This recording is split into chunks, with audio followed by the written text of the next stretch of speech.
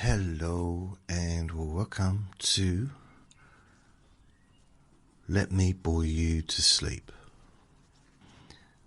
My name is Jason Newland. Please only listen when you can safely close your eyes. I have two websites, jasonnewland.com, which is my podcast website, and jasonnewland.store, where you can download my podcasts. I do 6 different versions of each recording, 3 without music, 3 with music, short, long and overnight. I've also got a Facebook group called Jason Newland's Boring Group. I've got a YouTube channel, Let Me Bore You to Sleep, Jason Newland, and I'm on most of the podcast apps. If you'd like to, I appreciate any PayPal gifts to support this free service. And I've got this weird thing happening. I'm not moaning about it. I find it very interesting. You know when things change, when something kind of changes on its own.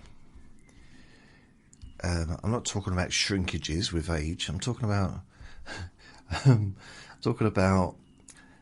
the stats. I know that word that not everybody enjoys hearing, but this is interesting, kind of. So it's supposed to be Monday's boring objects today. What better boring object than stats? It's a no, isn't it? It's a no. It's okay. What I thought I'd talk about today, well, I didn't think, I literally just this second thought about it. I'm going to talk about spring. But before I do that, just quickly go through the stats, just for today, okay? Today's stats so far. So it's only, 3:30 in the afternoon. And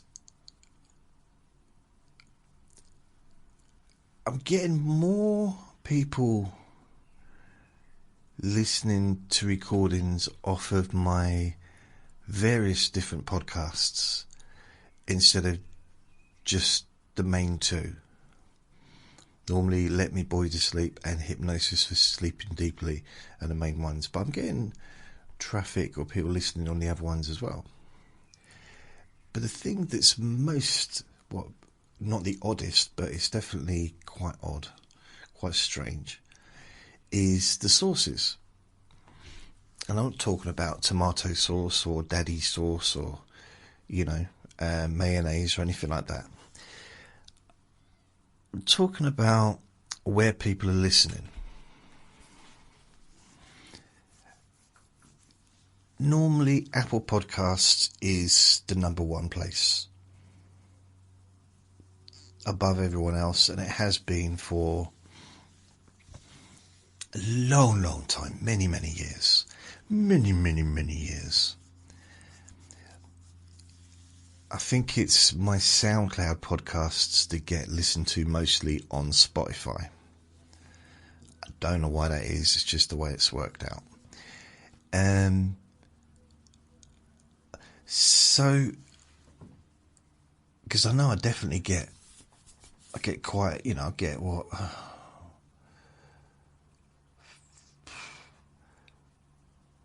Yeah, I get like a different audience on SoundCloud for some reason.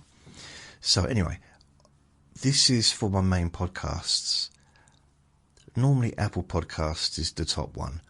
So today, and 3 days ago, it was the same situation. Edge, which is the browser, is it Microsoft Edge? 42.60%. 42.6% of the traffic is coming from Edge, which means people are listening directly on the browser. And I didn't think that was even a thing. So I'm thinking, are they going to my website? But then my website is coming up separate. According to this, I've had 5 people listen to my podcast on my website today. So I don't know. But then you've got Apple Podcast is 22.3%. Chrome, another search engine, or, another, what do they call Edge? A platform, isn't it? It's not an app. It's a, I don't know what you want to call it, like a search engine or a page where you use to search for stuff. So Chrome is coming up at 18.3%. Then we go to Podcast Addicts, then generic Android app, Pocket Casts, Spotify 0.89%, which is just ridiculous. So here's another weird thing, okay? This is just for today. Normally, the devices that people listen to me on is predominantly phone. It has been for a long time. But today, the phone, people listening on the phone is 37.5%. People listening via desktop is 61.24%. Now, normally, if I go for the last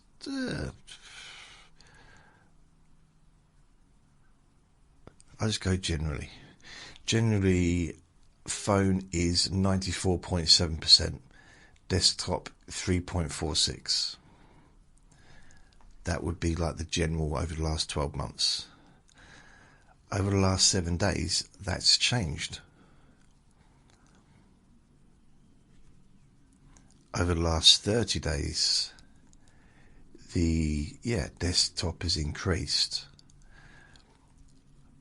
But today, desktop is number 1. And it's still the Mac OS operating system. So it is, and in iOS, I guess that's Apple, isn't it? So Macintosh, Apple, and then Windows, 18.34%. And you got Android and Roku and stuff. So that in itself, and then we go to geolocation, which is the countries where people are listening. It's pretty much been the same for 20 years. The 20 years I've been doing podcasts and doing recordings or making videos on YouTube, USA has always been at the top. Always. Occasionally, it's not, but overall, 99.9.9.9% it's at the top. So I get our most traffic from United States. And then United Kingdom, and then maybe some other, like Canada or Ireland or Australia. So today, Vietnam is atop at 23%. United States is second, 21.7%. Austria is third, 17%. United Kingdom is fourth at 6%. Then Canada, Australia, Bangladesh, Pakistan, Denmark, Iraq, Uzbekistan, Mexico, Kenya, South Africa, Chile, Czechia, Indonesia, Lebanon, Norway, Nepal, Oman, Portugal, Venezuela, Switzerland, Morocco, and 8.6% are others. And the Let Me Bore You to Sleep is the most popular podcast today. There's not a lot in it, really, between them and the Hypnosis of Sleeping Deeply. It's like 5. So, and then I click on Vietnam, and there's 1, 2, 3, 4, 5, 6, 7, 8, 9, 10, 11, 12 provinces or regions, plus another 35.9% others. So there's quite a lot of different places. We go to Austria, Vienna. So someone in Vienna has been listening. Good, thank you. But so who are you? Say hello to me. Say hi, JJ, if you're in Vienna and you've been listening to me. In Austria, or if you're in Vietnam. I used to have this work colleague in the 90s. His favourite phrase to say, and he used to laugh out loud every time he said it, and he said it about 50 times a day, and he'd say it to everyone every time he met someone for the first time. And then when he met them for the second time, and the third time, and the fourth time, it was his thing. He'd walk up to him and say, I'm from Nam, Dagenham. And then he'd laugh for about an hour. It was straining. It was very, it took a lot out of me, I'll be honest.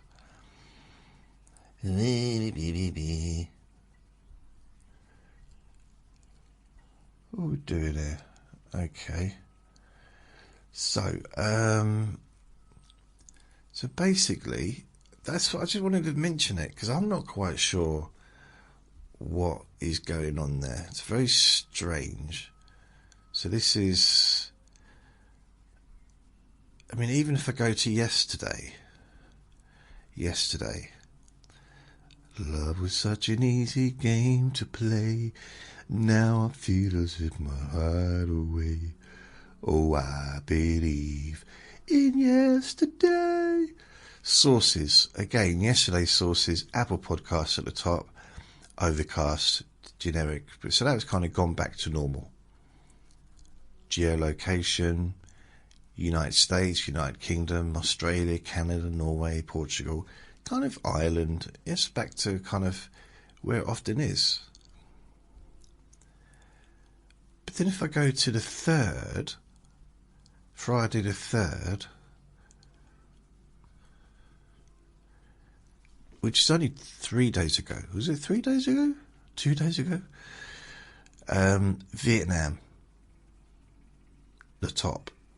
United States, United Kingdom, Australia, Iraq, Bangladesh, Pakistan, Kenya, Uzbekistan, Norway, Morocco, Ireland, Egypt, Colombia, Venezuela, Azerbaijan.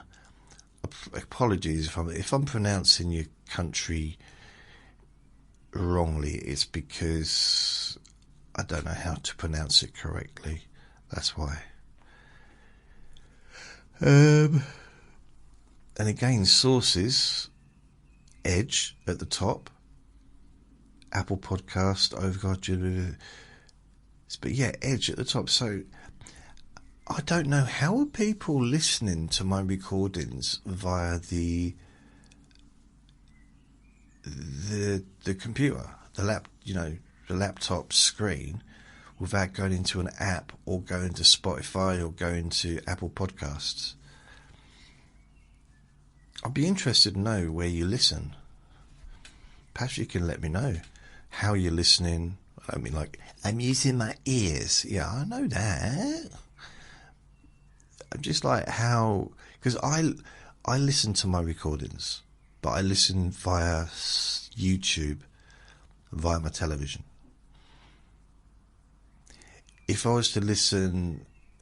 So if I was in bed to listen, and I want to listen to my recording, which I generally don't, not when I'm in bed, I would listen via my website.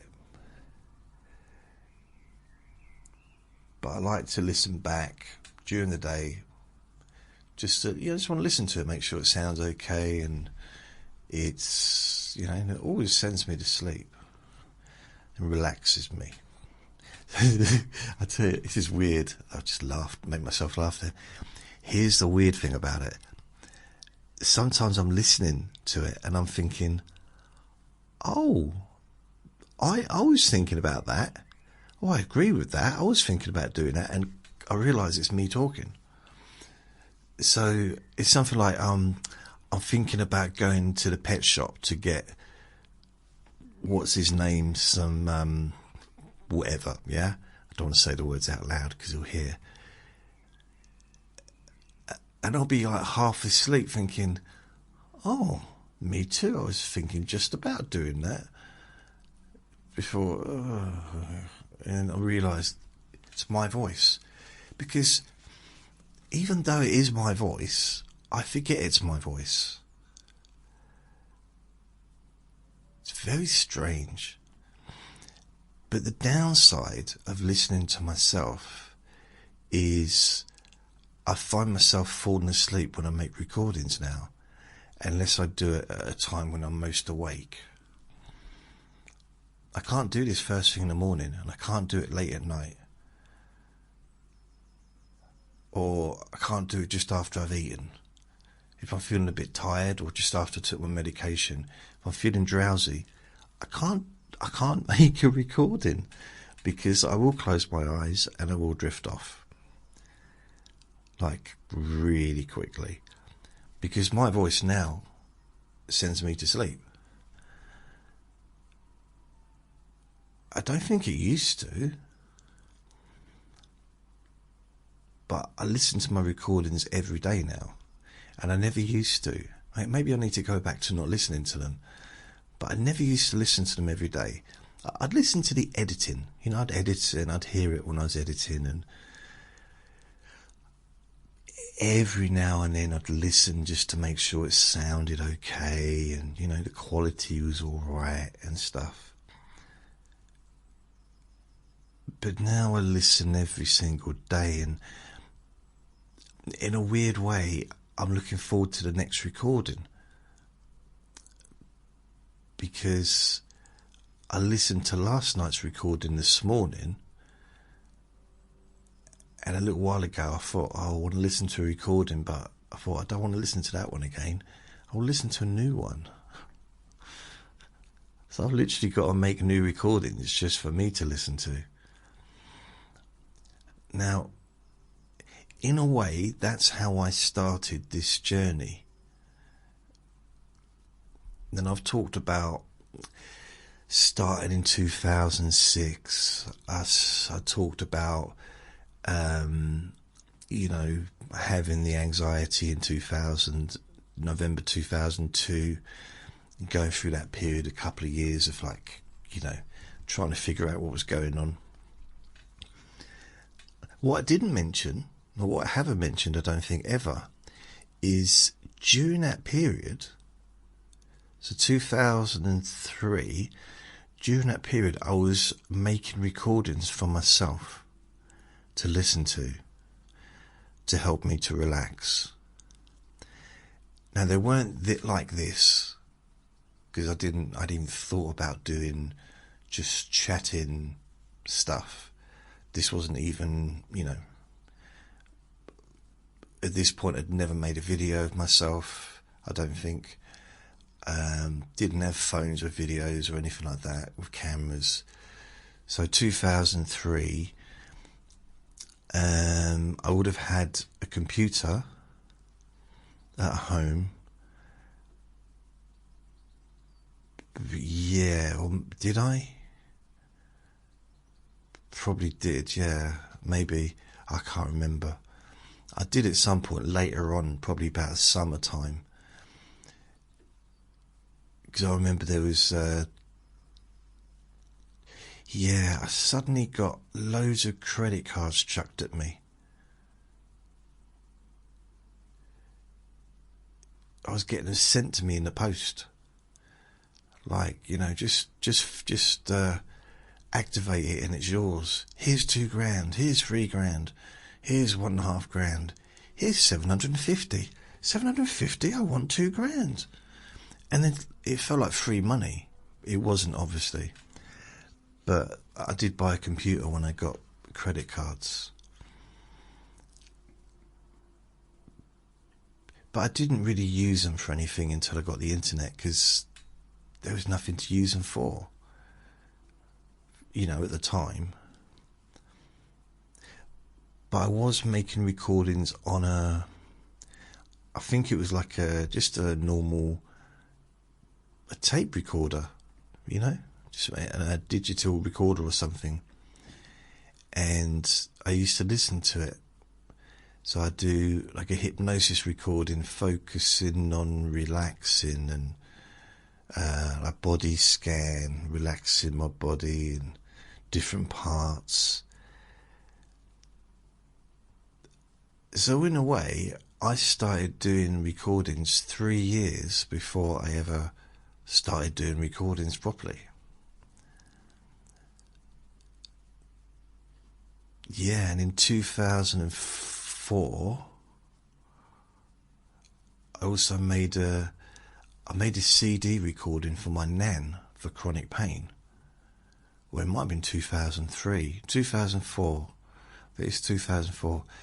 She had osteoporosis, so I made a recording for her, like as a CD. Also did one for my auntie as well, who has the same condition. And yeah, so that was before I started doing anything like making recordings. Oh, I'll tell you once, right? I was doing hypnosis sessions with friends and stuff. Again, this is something I don't normally talk about, but I did a hypnosis session. The first ever hypnosis session I ever did was with my cousin, and we're talking about 2000, maybe 1999, probably, maybe 2000. It's around that time. And she was sitting the other side of the room, and I was just talking to her, and I said, well, because she wasn't in a very good space, so I said, well, why don't you move to a different chair then? Mentally she wasn't in a good space. And I must have been talking to her for about an hour and a half, 2 hours, and just bombarding her with positive suggestions and stuff like that. I don't think I really knew what I was doing. I knew what I wanted to do. I knew what my intention was, as far as her feeling more positive and clearing that blockage of negativity that was there, and helping her to get in touch with her normal, the way she normally is. She's quite a bubbly person, and helping to release that tension, and that was kind of the aim. And she fell asleep, and I ended up just like, I couldn't wake her up. Well, I kind of said, hello, and she was gone. So I just left and went home. And the next time I saw her, she was so happy. I think she'd completely forgotten about me doing that session with her, because we were just hanging out, we were watching telly, and I think she forgot, because she fell asleep while I was talking. That's another reason I realised that maybe I was a little bit boring voice.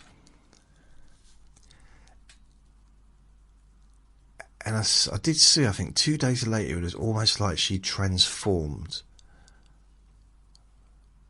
because she'd been miserable for quite a while, and she didn't know why. She said she didn't know why. And I didn't remind her, because I thought, well, no, it's fine. But I felt like, okay, maybe this stuff works. Maybe. But then I remember I went to my nan's, and it's about 2004, and I did I took this CD round, but then I thought, well, I actually do a hypnosis session with my nan. It might have been 2003. I'm not 100%. So she's sitting in a kitchen, and I'm sitting with her. I'm sitting opposite her. I'm just talking to her, and initially she keeps answering me, and I had to kind of point out that it wasn't a conversation. But then we'd never not had a conversation, the whole time we'd ever seen each other. It'd be I talk, she talks, I never had that situation where I just talked at her for an hour. So it was very weird to start with, because she kept answering, and then gradually she went down, and she was more relaxed, and I guess in hypnosis, whatever you want to call it. And I focused on her shoulder, because she had crumbling bones basically, and I focused on her whole body, but mainly on her back, but definitely predominantly on her, I think it was her right shoulder. And like melting like butter in the sun and all that stuff. And it was a sunny day. And when we finished, she opened her eyes, looked in her handbag to make sure I hadn't stolen anything, and she put her arm above her head, which she wouldn't normally be able to do.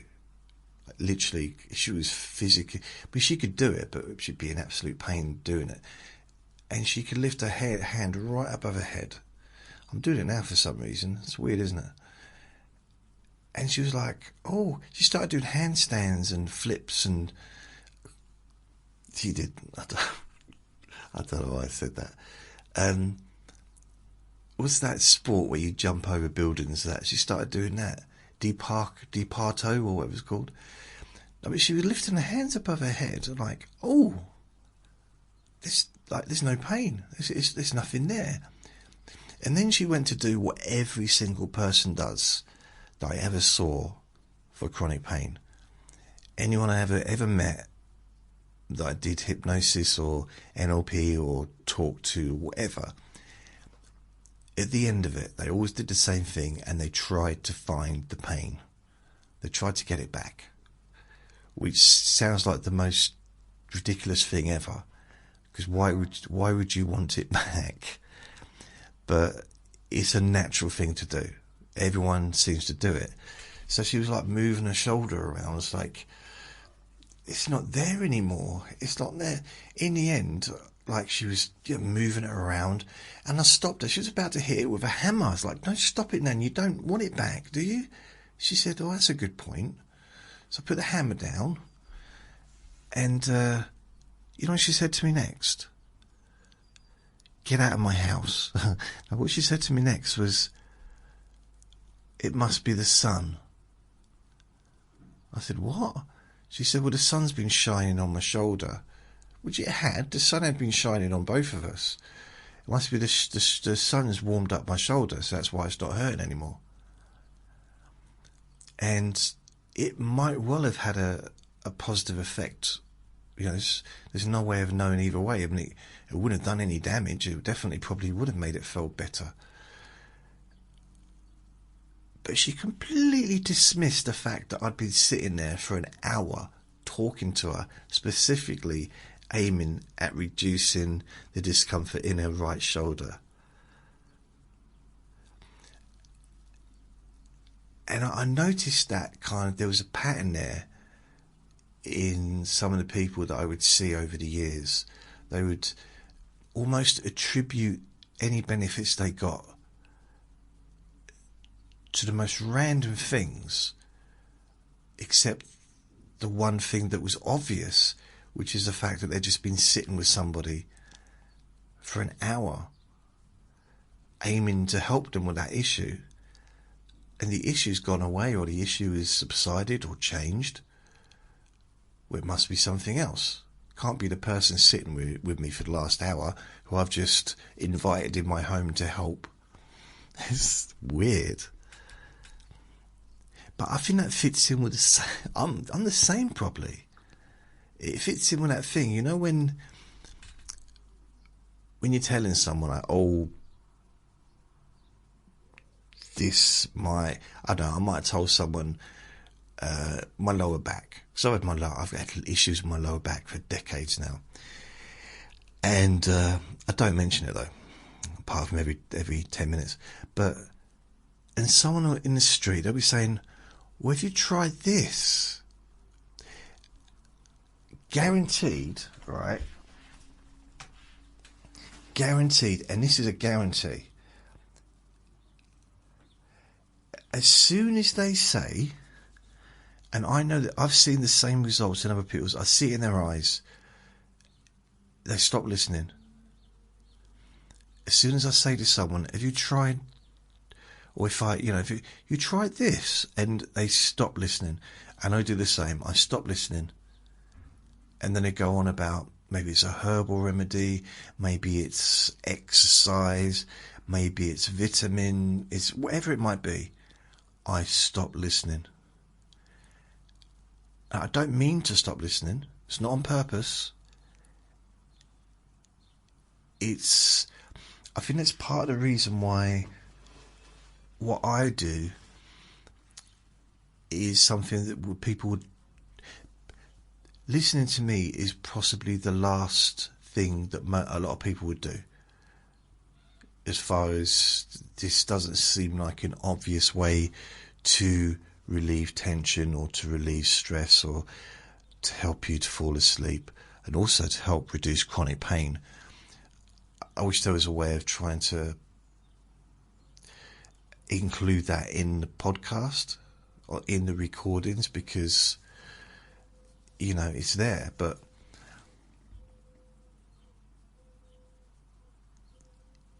it's something. I think it's about,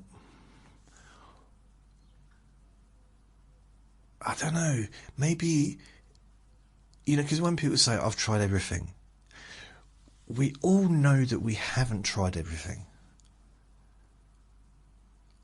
We might have tried a huge amount of different things to help us, but no one's tried everything, because that would be impossible, because there's so many different things that could be tried, some that would be absolutely pointless, some that might actually be useful, some that might be harmful, when it comes to drugs and stuff like that. But there's that kind of mentality of, I've tried everything. So why do you think listening to this boring man is going to help? Or why do you think that acupuncture is going to stick needles in my ears, is going to be useful? When actually, acupuncture in your ears might be the best thing that you'll ever do for your health. Listening to me might be the best thing ever for falling asleep or relaxing. Just listen to my boring voice.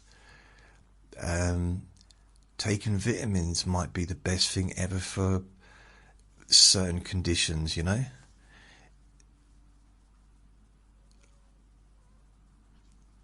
So I don't take it as an offence in a way that... Because there was a time, when I'm talking like 20 odd years ago, maybe 50, okay, last week, when I really thought, well, why don't you listen to me? I've got thousands and thousands of recordings, thousands and thousands of hours of me talking, being boring, and helping people to relax. And it's kind of a tried and tested procedure as well, based on the fact that people listen to me from all over the world. It's not a huge audience, to be honest, but It was much bigger during 2020, 21, but I had a captive audience back then. That was when I was at my top. I was getting like 4,000 to 5,000 downloads a day back then. More sometimes, blimey. I think I got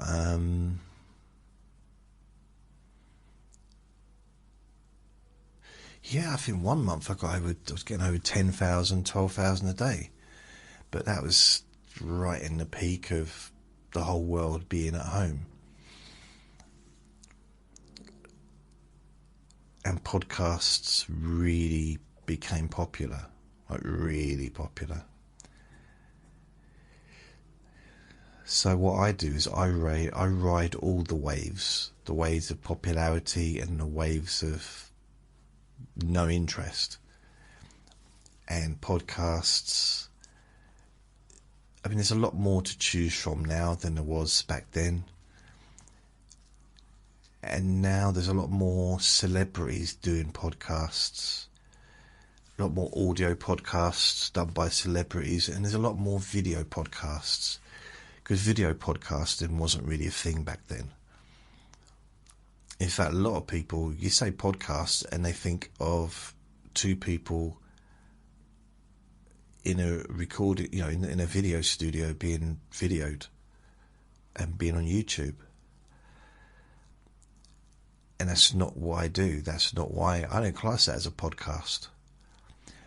But that's really because of what's his name, who he got paid, didn't need to transfer to Spotify his audio podcast, and then he started filming it. I think that's what happened there. What's his name? The MMA bloke who has he did have the biggest podcast in the world. He gets paid like 300 million a year or something. I mean, I only get like 10% of that, but it's livable. 30 million a year. I get by.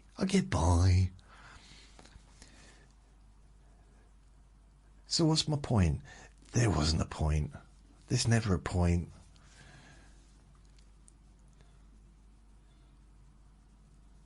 Yeah, see, I live in a little village, and occasionally, I think it's because I'm fairly easy to talk to, and people will tell me stuff, like personal stuff sometimes. So in those situations, I offer my services for free. I just say, look, there's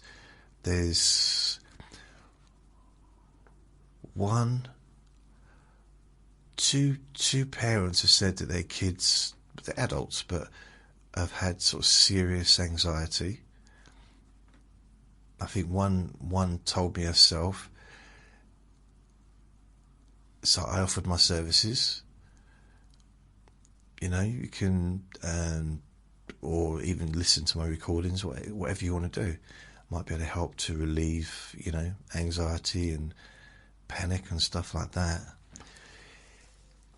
And there's another that grandparents with their grandchild, I offered help there. More recently, there's a lady that's going through treatment for a serious condition, offered help there with like pain relief. Not one person's taken me up on it. If anything, I think they feel embarrassed, and then they kind of avoid seeing me. When they see me, they walk the other way, I think. I'm not sure if it's because they've opened up and they feel a bit embarrassed that they've opened up and they've shown their vulnerability, or it's because I don't wear pants. I'm not sure. But I've even said to them, like, I can do a session with you to help with the pain relief, or, for example, or whatever. You can have someone in the room with you. I come into your house. You can have You have your whole family sitting there with you if you want, as long as they shut up. You know, I don't need to have you in a room on my own. There's nothing weird, you know. And maybe if I wore trousers, maybe that would be... And the high heels. See, the thing is, if you're short, I'm not very tall, you see, and high heels, it feels nice. It's weird, though, because I'm not into the high heels that make you like about to fall over forward. They have to be high at the front as well. You know? I don't wear high heels. I have. Everybody's put on... Look, any man that's dated a female has at some time tried on some clothing. Doesn't mean anything. Doesn't you know? It just means sometimes it's fun to just do dress up. It's just dress up, isn't it? That's what we do when we're kids. We like to dress up. I used to like to dress up as a cowboy. I think I dressed up as Spider-Man once. You know, it's dress up. And I did drama at school, so I always chose the female part if I could. Wore dresses and high heels and makeup and wigs and stuff. Brilliant, loved it. Perhaps a bit too much, but so it's fun. It's dress up.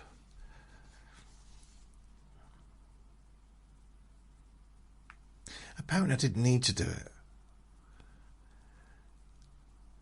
Remember once I was in class and we got to do like a test. Oh, okay. I did a test and why are you dressed up? Why are you all dressed up? I said, well, that's what I always do. And the teacher said, Jason, this is geography. You're in the wrong class. So, okay. But no one ever gave me a hassle because I used to walk home and I didn't have time to get the grease off my face, you know, because it was like stage, wasn't normal makeup. It was like stage makeup. So it's very kind of a bit exaggerated, you know. I looked like a clown, basically. Yeah, I like dressing up. I remember in drama I asked this girl out. It was a Friday for some reason, because we had a double episode on a Friday in that year. So, and then we'd go home. Now, for some reason, me and her were getting on quite well. So I thought, well, maybe we can get married. I was probably 14 at the time, 15, 14. And I thought, maybe we'll get married, because, you know, we're getting on quite well. She acknowledged my existence. And I asked her out, and the worst thing about it is she said, I'll tell you after half term.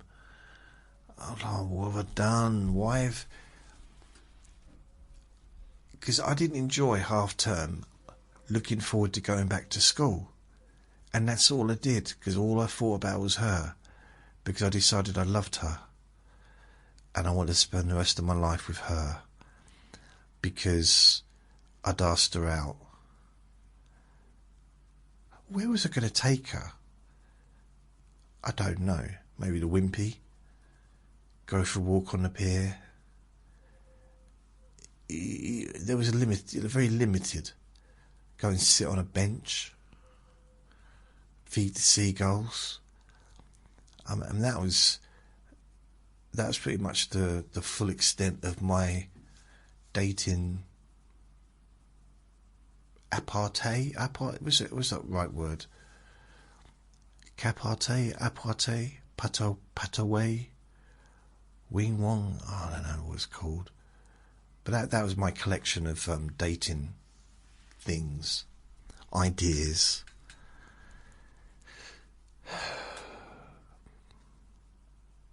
And then I saw her through half term holding hands with some boy. And the boy said to me, and she said hello to me and my friend who was walking, and the boy looked at me and said, "Who are you looking at?" And he swore at me. And I ran off hiding and hid and crying. And I knew right then that obviously, I figured that maybe there was a chance that she was going to say no to me and her being together. There was a clue. And I also realised that I was not her type, because she was dating a bad boy, being expelled from multiple schools, and he was only just joining our school in our year. And he'd been travelling around like he kept getting expelled.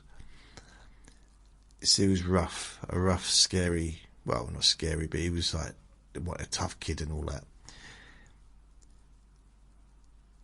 And he came up to me, and I thought, well, here we go. Because, he was giving it all a big one to all these other kids that were in my year. And then he saw me and he came over to me, and I thought, oh, here we go, what's going to happen here? And he apologised to me. He said, I didn't realise you was friends with, what's the name? I'm sorry for what I said. I thought, what? After that, we was friends? Strange, isn't it? And then I wanted to say to him,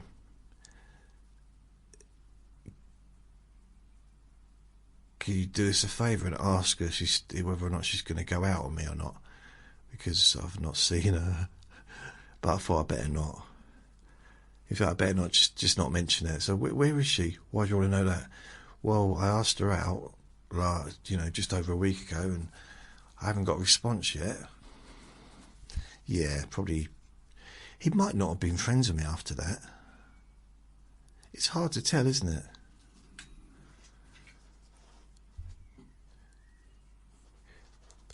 This definitely is Monday's Boring Objects. This is me just talking about boring stuff. But it's not a specific thing, is it?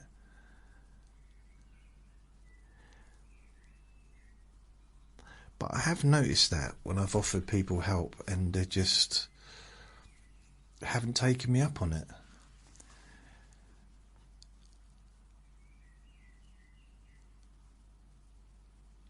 Yet people that I've kind of offered and I didn't really want to offer, I didn't want to help.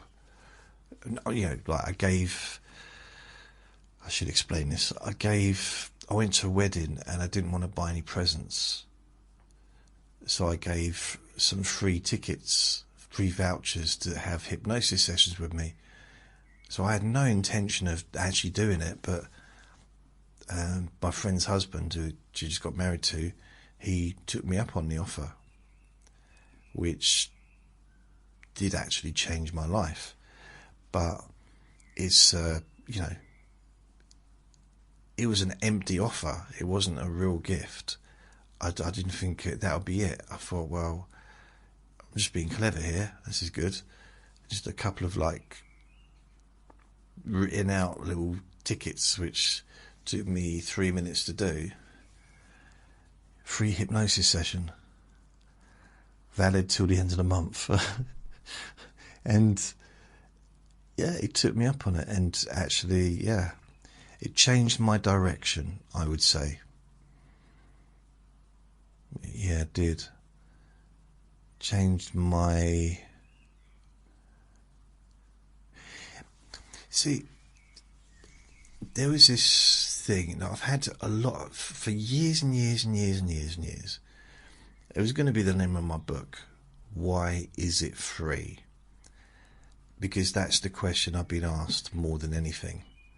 Other than, what are you doing in my loft? Get out of my loft. That's another question.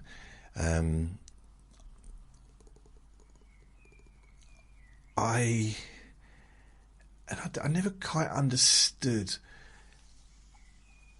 how it could be such a confusing idea of helping people for free. Why is it free? Why is it free? And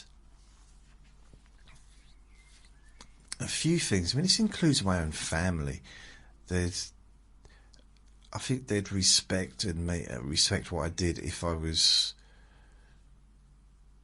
earning, really good money and driving around in a nice car and living in a big house, and it was all because of what I do online.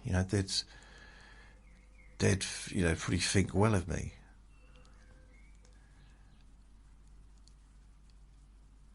So I think Vinny's got something coming his way.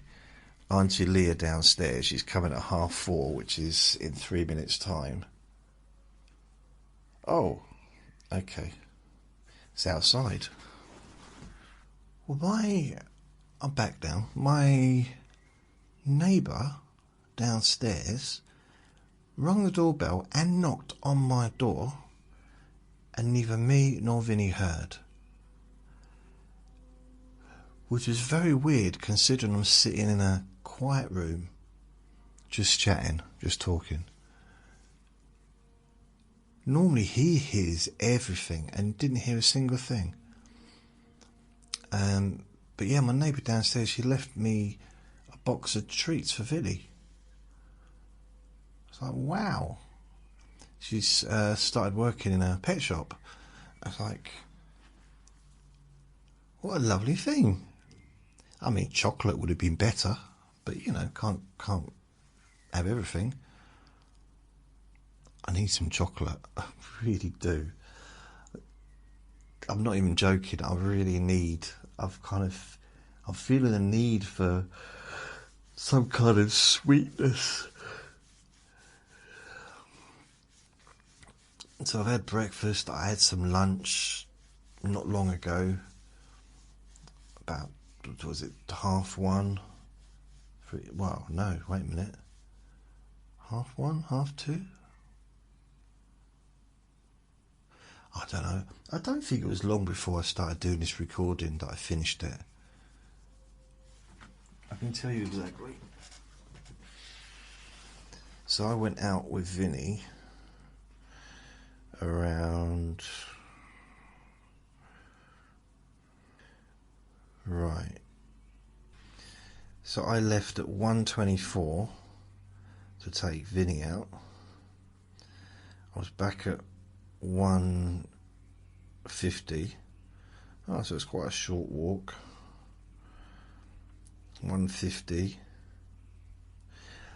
That's why, because my neighbour came up at 4:15, and she said 4:30. That's why.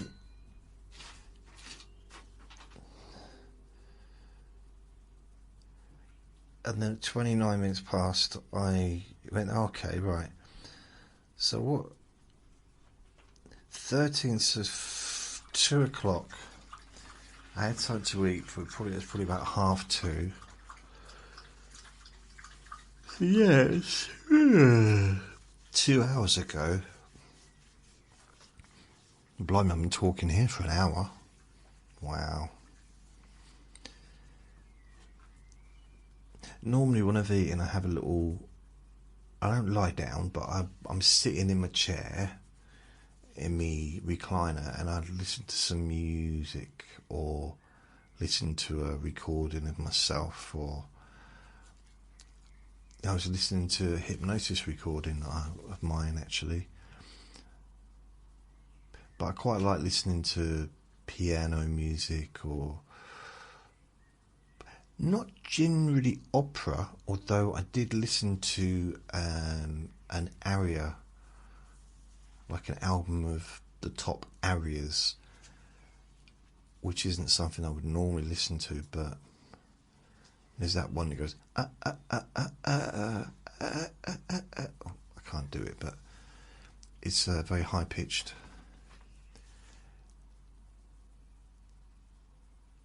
it's impressive, like vocally, like wow. I do quite like choir music. There's one particular one I really, really like, but I don't know what it's called. But it is a very famous piece of music. And it's like a choir, like a church choir.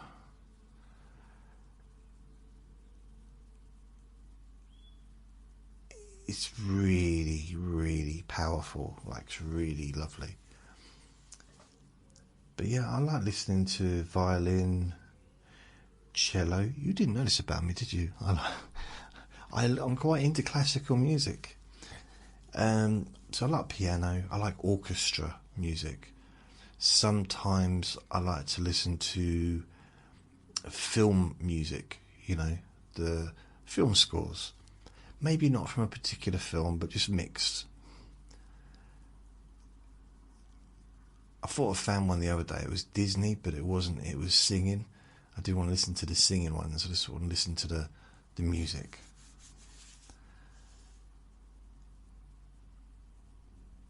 Yeah.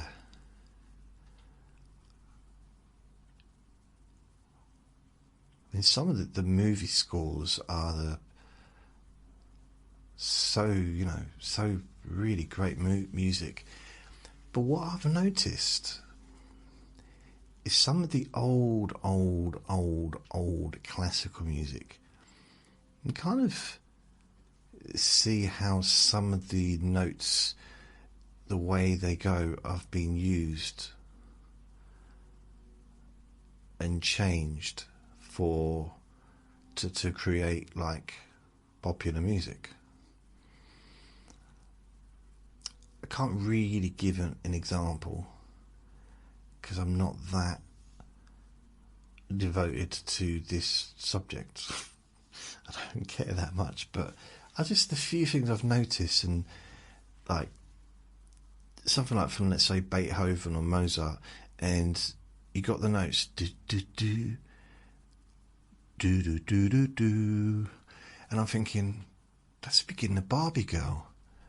I'm a Barbie girl in a Bob, and I'm thinking Mozart wrote Barbie Girl. Who'd have thought that? And you know what I mean? There's like few notes that's like, oh, okay. Because you think about it, everything's come from something else. Like a different version, a redone, a reimagining of something previous. And we're always going to be influenced by what we've heard before. So the Beatles, Beethoven, Mozart, Amadeus. Is it Amadeus Mozart? I don't know.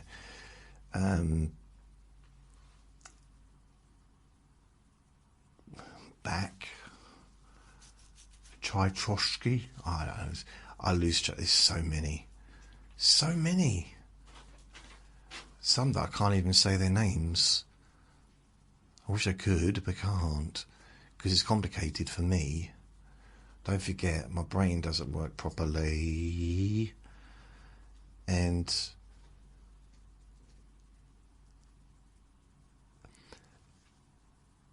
so Beethoven would have been influenced heavily by what came before him. Even though he was original, he still would have, even by accident, borrowed from someone else along the way. And I've noticed that with the classical music, some of them, there's a crossover. You can hear there's similarities between some of the songs. But I guess that's just music, isn't it? Because if you've got a chord, it goes A, D down to B minus. I've no idea what I'm talking about now, by the way. And then go up to, let's say, C sharp, okay? I don't know what that would sound like. But those three sounds those three notes would be potentially, not necessarily those, but like a succession of three different notes would be spanned across hundreds of years of music, would have been used at different times with different songs, at different parts in the songs. So those three keys or those three notes used in succession is not an original thing, if you break it down. I'd love to be talking about this as if I really know what I'm talking about, but I don't. I'm just making it up as I go along. But it really sounds like I could have a grasp, just a small grasp, to anyone that's not into music. Anyone that's like knows their music would probably be thinking, what? But because I used to play the music, I used to be able to read music. I used to play the violin when I was 9 and 10. That was the most musical I ever was, really. I played the bugle, but I didn't need a music book for that. That was just copying sounds. So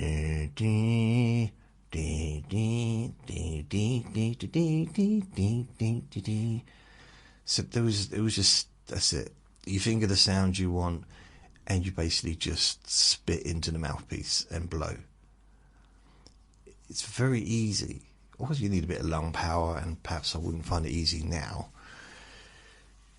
But you just have to have a good ear in order to kind of get the right note. The drums, again, just copy. There was no music for me to read for the drums. It's just one drum. You know,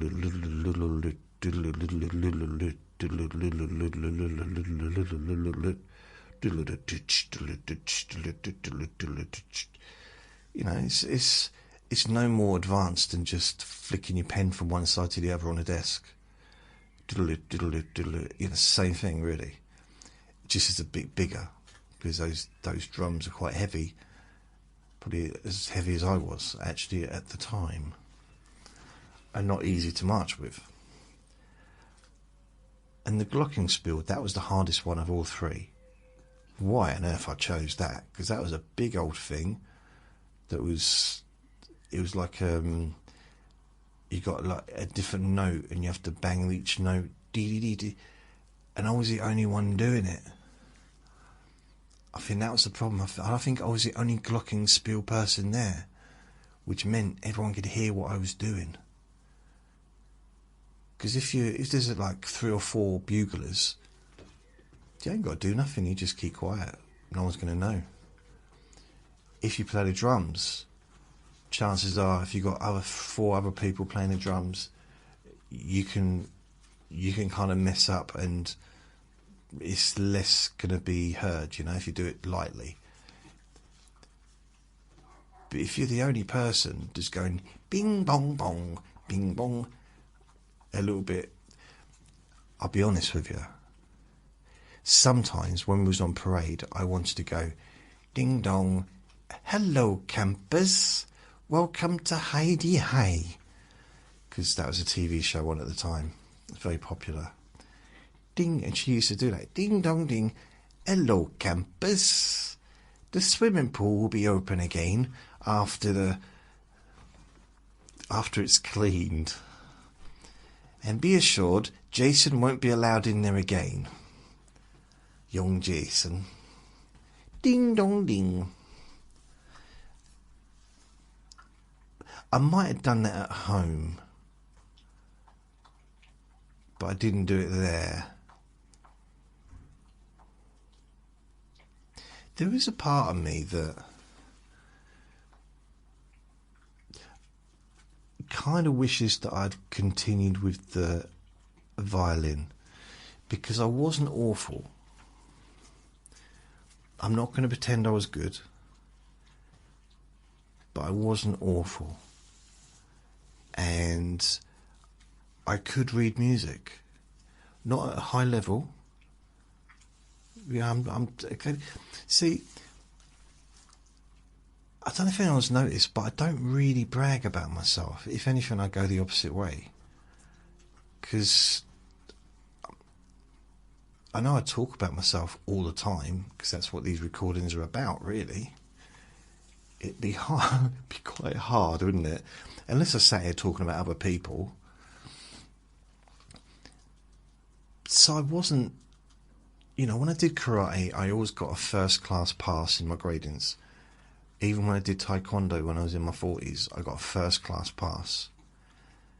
Now, I'm not sure how much of that was pity, seeing this old fat man trying to kick. I don't know. It could have been, he might have just been kind to me. Which is fine. I prefer not. I prefer to kind of have got the first class pass on merit.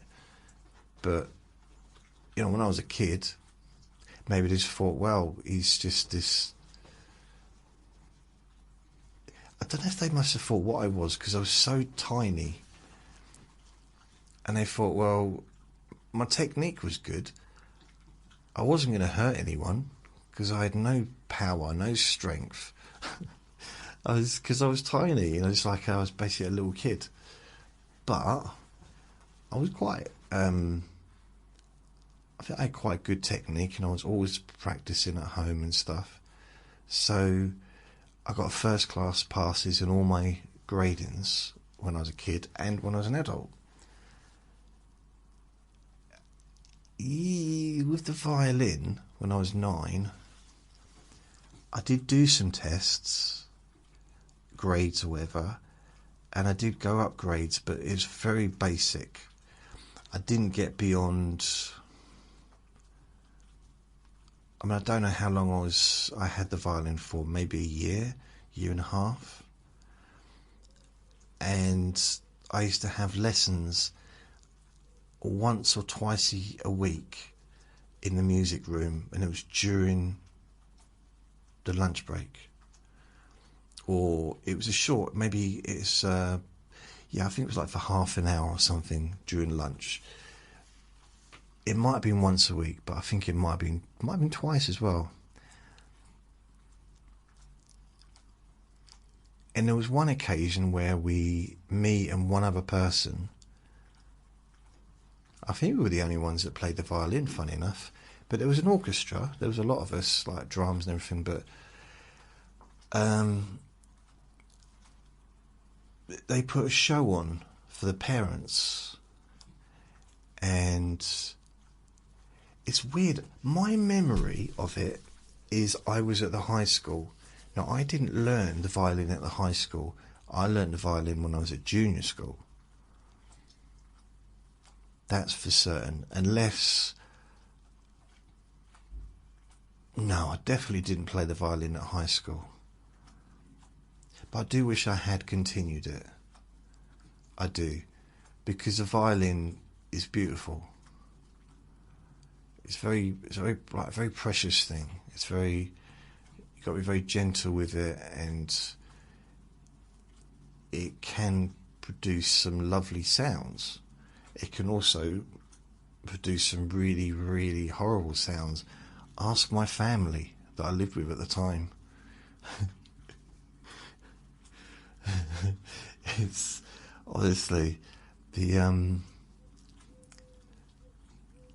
I think my mum the whole family used to go downstairs and turn the waste disposal on in the kitchen and just pour stuff down it.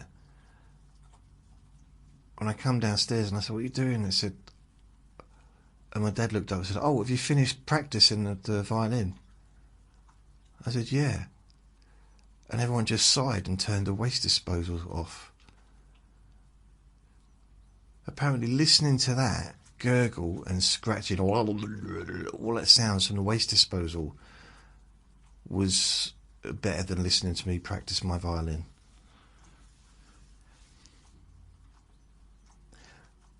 Part of me was a little bit sad, but part of me felt a bit left out. Like, why didn't they invite me to listen to the waste disposal? I could have made a recorded myself on tape practicing and just played that while I was downstairs listening to the waste disposal with my family, being part of an occasion instead of being left out. Maybe then I'd have appreciated how bad my violin playing was. I don't know. Regardless of that, I ended up getting on stage on an evening, and it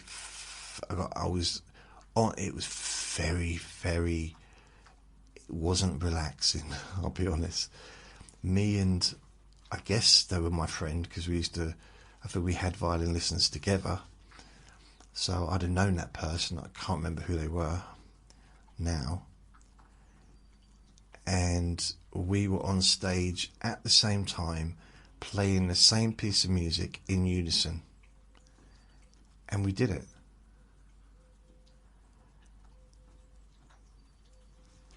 We accomplished it. We succeeded. And we had music on a stand and had to turn the thing off. And I think there was other music being played behind us. Probably, but I can't remember. But I know that me and that person was standing right at the front of the stage with, I don't know how many parents, 200 parents, all just sitting on chairs, looking in disbelief.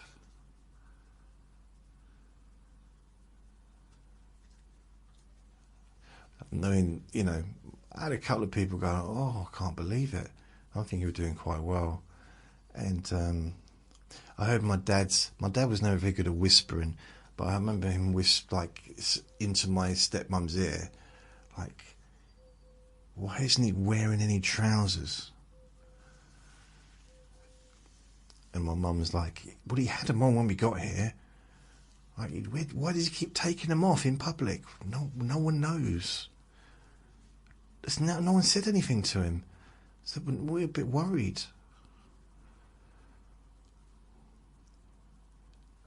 But then I just focused on the violin, and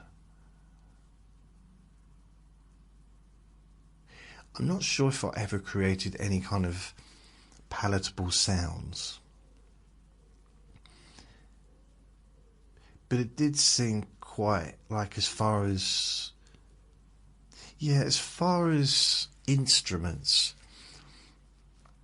I think the violin was quite a nice one to have, to choose. Like, I like the cello. I like the sound of a cello, but just not the size. It was bigger than me. No way I'm going to lug that thing around. Not when I was like 9. Piano, how am I going to get that to school? Back and forward from, that's an impossibility. And my dad had a trailer, but it wasn't that big.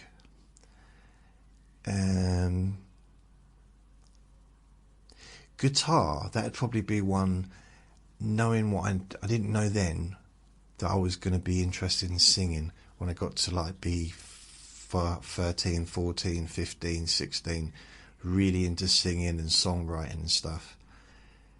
Being able to play guitar would have really helped. It just would have helped me to create some songs, regardless if they were good or not. It would have just helped.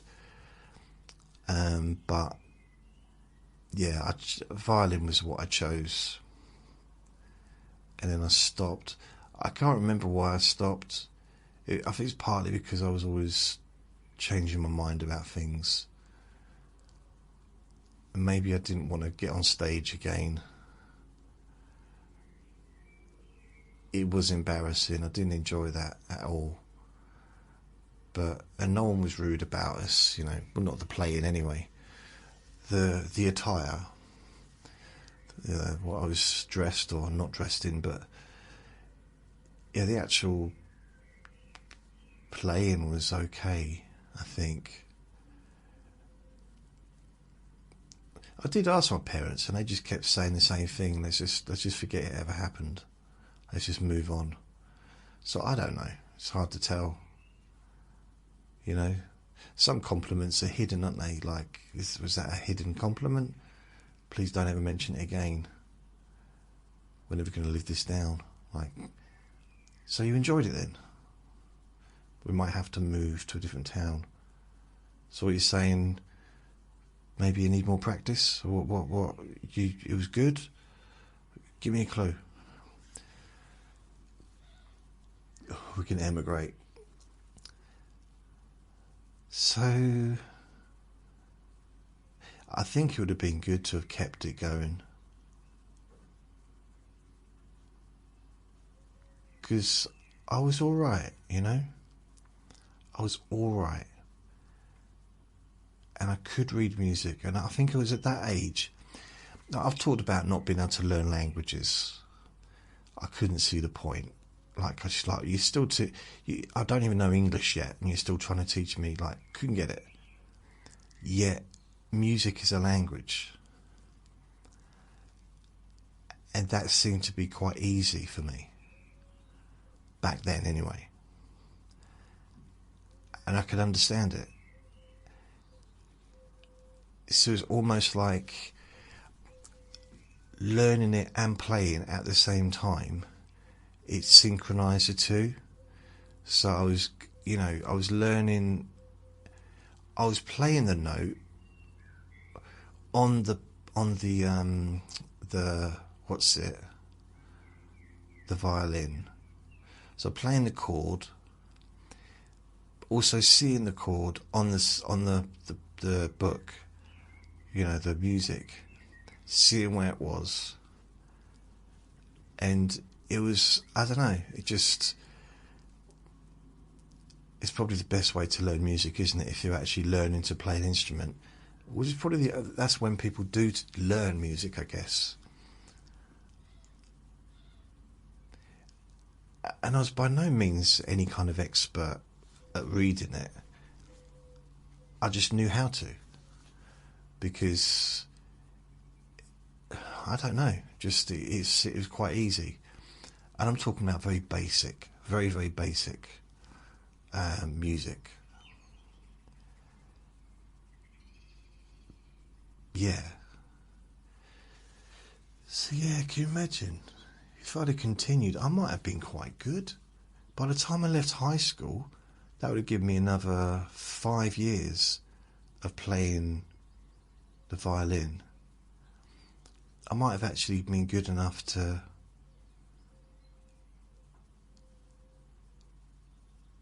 I don't know, what would I do with that? Go to music school? Because really, I suppose it's well, I don't want to say limitations, but I don't know what I would have done. I suppose if I really loved it and managed to get into an orchestra, you know, if you do really well and you get the right breaks and everything, you could end up travelling the world, I suppose. So yeah, I suppose it could have been really good.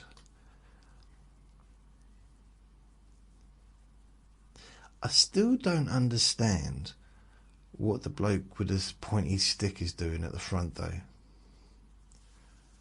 The orchestrator bloke. Generally, like with a little wand, Harry Potter's wand. What's he doing? I mean, I can understand if he's going to point at someone, saying it's time to start singing or start playing the music, and if he's moving the wand up and down for the rhythm, then yeah, you know, that can kind of, like, fair enough. Or he's pointing to a section, now you, then pointing to the other section, now you, and yeah, I can kind of see. But other than that, I'm like a little bit lost, and they seem to get most of the credit above the people playing the actual instruments.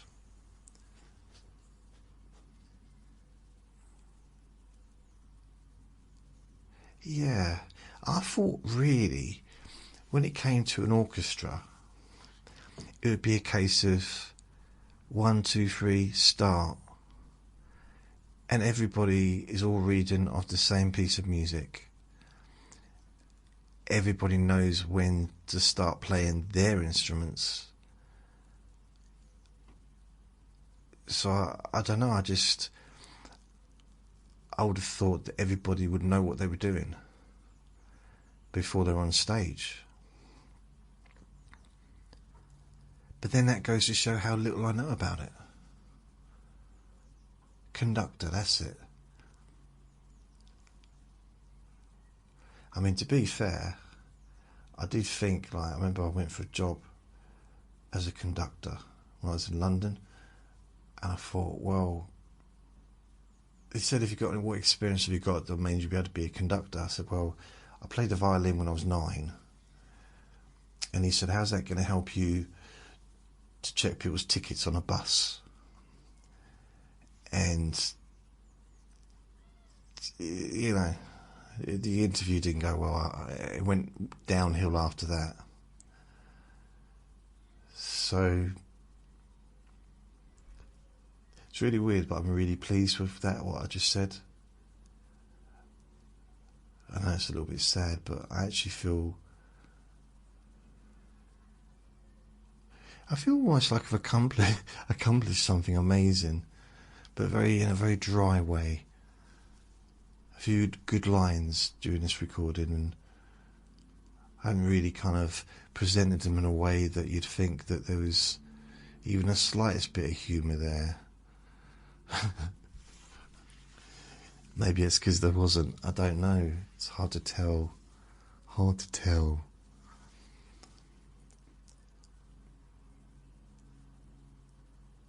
So this was supposed to be Monday's boring objects, and I don't really think that I have talked about any particular boring object other than just speaking about, it was about school, really, wasn't it? Well, I mean, started off talking about hypnosis, or started off talking about stats, then hypnosis, then helping people, then how I got onto the subject of playing musical instruments, playing the violin, I don't know. Yeah.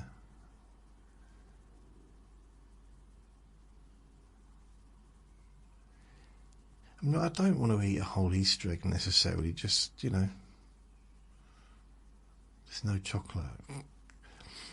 I almost feel like I want to get a delivery, but it might be a case of going into, I mean, the petrol station, they had Easter eggs yesterday. If they still have Easter eggs today, they might have them marked down. I might be able to get like a half-price Easter egg. Ooh. You never know. I mean, it's possible, isn't it? Ooh.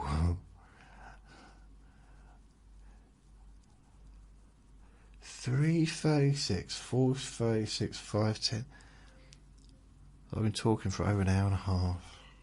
Wow. I mean, I didn't get anything yesterday. I was in there and I thought, should I get a chocolate bar? And I didn't. Didn't get anything. I looked at the Easter eggs. One was £9, one was £6. I think there was 2 for £6, 1 for £9. And I thought, no. Unless they were all £6, but one was upside down, or they were all £9 and 2 were upside down.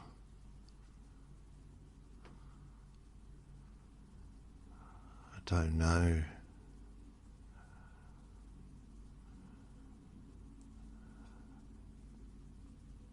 Yeah, there was 2 sections where there was a couple of eggs.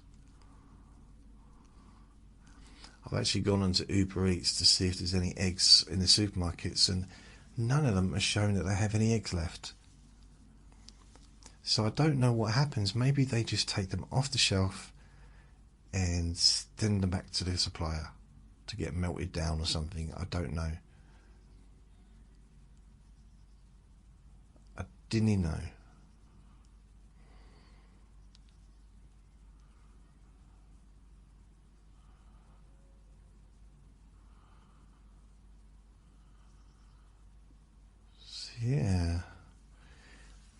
So that's the end of this recording. So I'm going to go. Let me have a look at the stats, see if it's changed at all. Well, changed a little bit, not much. Pretty much the same as before. Yeah. Press and refresh isn't really making too much difference. So it's Monday, Sunday, Saturday, Friday. Yeah, Friday was a really busy one. But again, it was from Vietnam was like the main place. So it's just, yeah, I find that interesting. I mean, if you look in the last 7 days, Vietnam is number 2. In the last 7 days, Vietnam is number 2, below United States and just above United Kingdom. Then you've got Canada, Austria, Philippines quite high, Norway, Denmark, Bangladesh, India, Iraq, Pakistan, Mexico, Kenya. So I don't know, I think it's quite exciting. The last 12 months has basically been United States, United Kingdom, Canada, Australia, Ireland, and then all the others after that. So I'm going to go. Thank you for listening. Remember to be kind to yourself because you deserve to be happy, and be gentle with yourself. You deserve to feel safe. Lots of love. Bye.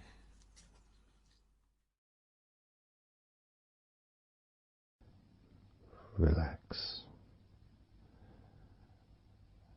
in a more deep and meaningful way. Maybe in a way that can not just allow you to feel calmer now and throughout the time we spend together here, not just relaxed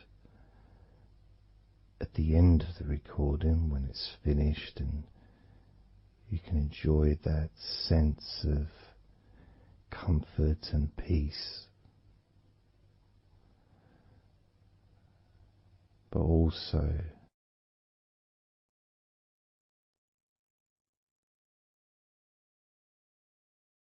I think it would be nice to have those feelings of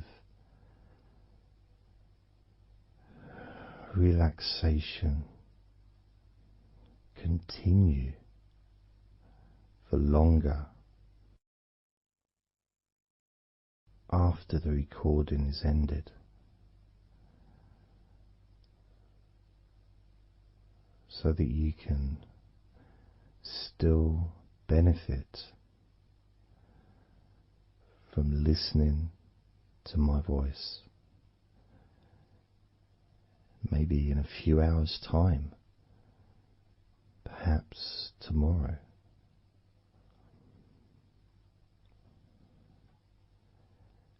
And then by listening regularly, especially if you find, like some people do, and myself as well, sometimes I find one particular recording that really resonates with me, and I just listen to it over and over again, like every morning, every evening.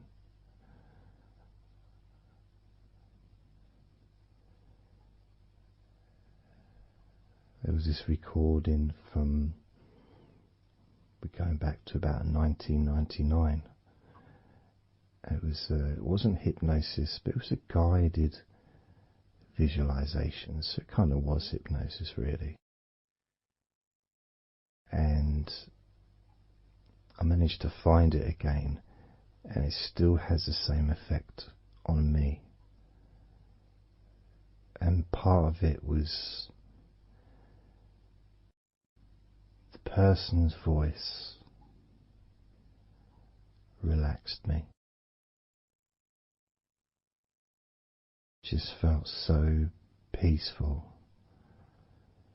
and I'd look forward to listening to her in the morning and in the evening.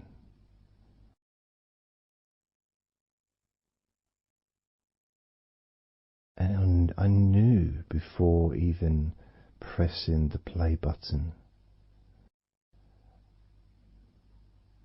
that as soon as I'd done that, pressed the play button, this was in the days of CD players, pressed the play button. In fact, it might have even been a tape recorder. I'd lie down on the bed, and then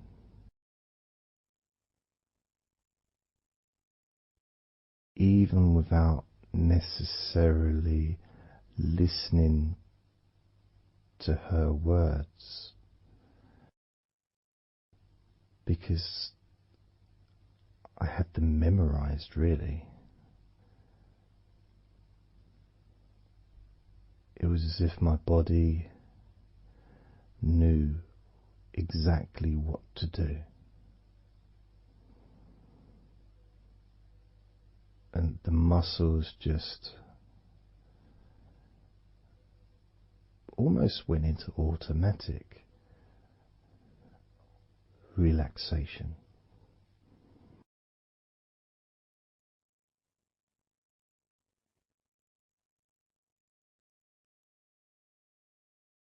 And I remember my mind would slow down.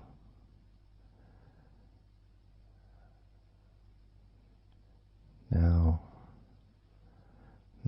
I was listening to this recording in the early days of learning hypnosis, and long before I ever made any videos or audio recordings myself, because I didn't start doing that till 2006.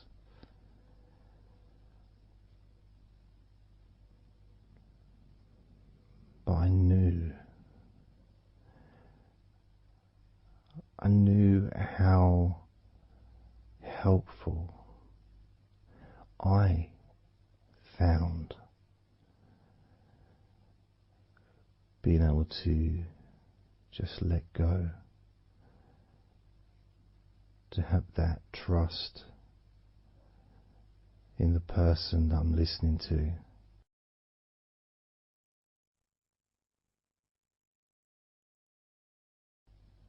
Knowing that it's going to be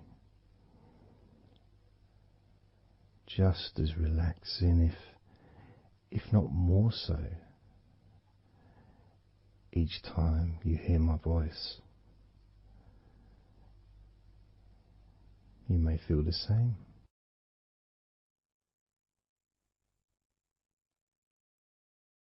Some people have been listening to me for over a decade.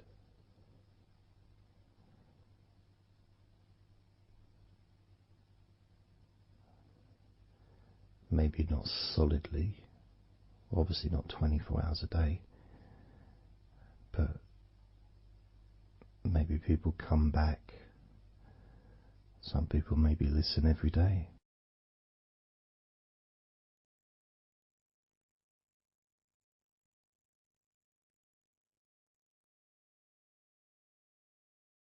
And something that I do, which you may not realize by listening, is when I record these recordings, Now, for example, I also am affected by the words that I say.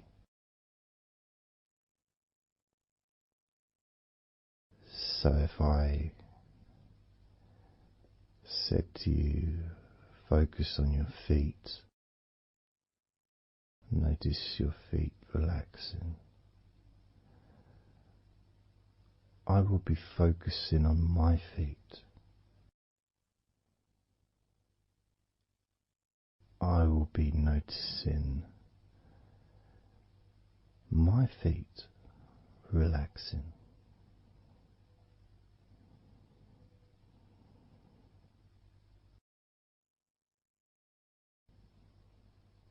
If I said focus on your hands, and maybe notice the difference between each hand. Perhaps notice the air in the room, the temperature of the room on the backs of your hands.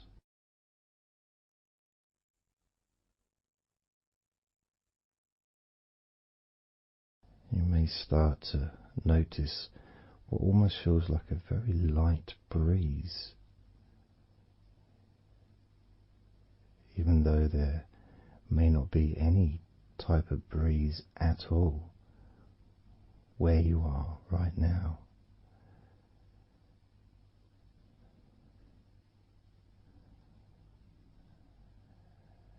And as you become aware of your hands, I'm also aware of how relaxed my hands are feeling now.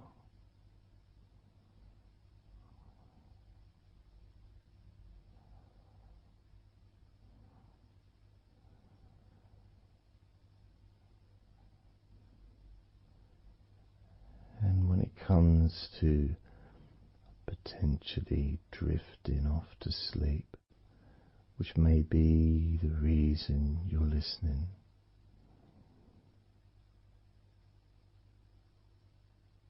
I also feel drowsy when I make these recordings. I also notice my mind drifting.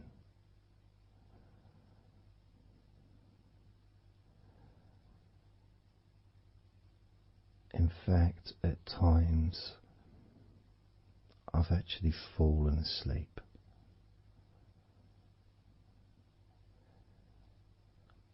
without even noticing. And then I carry on talking.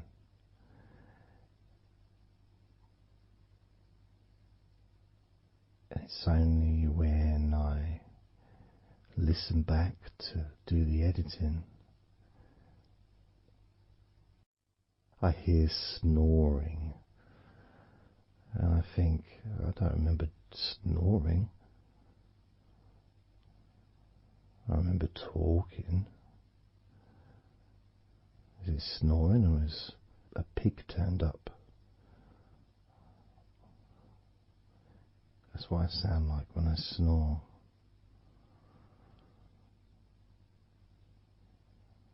And I get really into the whole experience.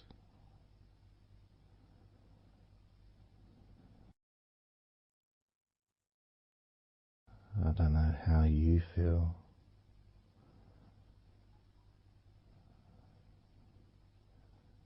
How relaxed you feel in your feet. How relaxed you feel in your hands.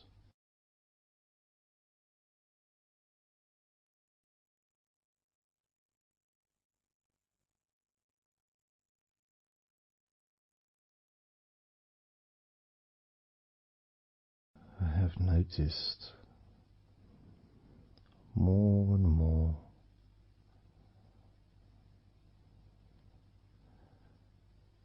that the more relaxed, deeper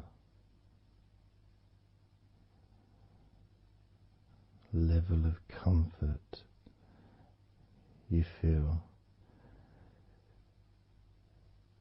the easier your breathing becomes.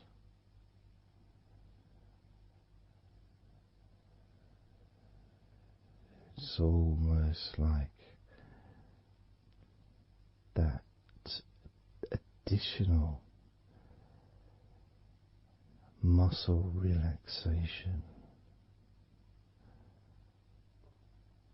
So this allows you to breathe easier,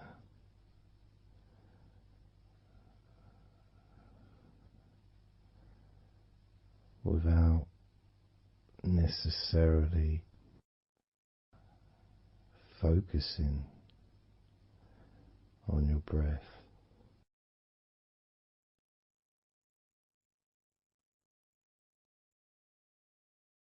However, being able to notice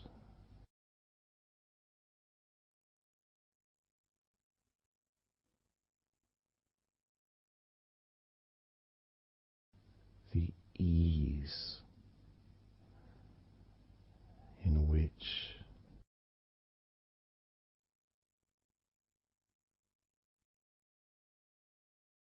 you breathe so naturally.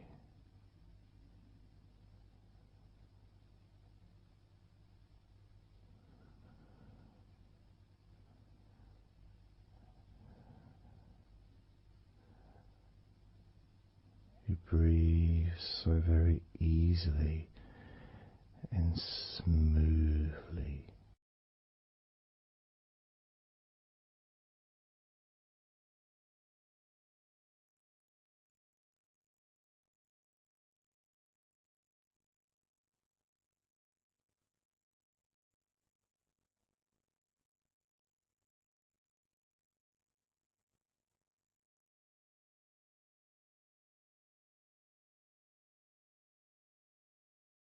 Whenever I imagine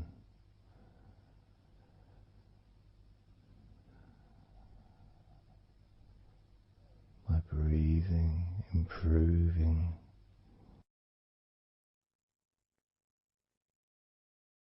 when I've got my eyes closed,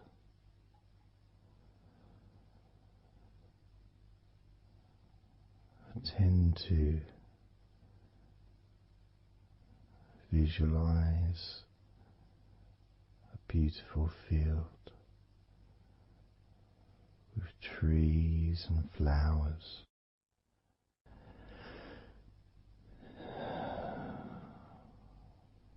producing all that life-giving oxygen.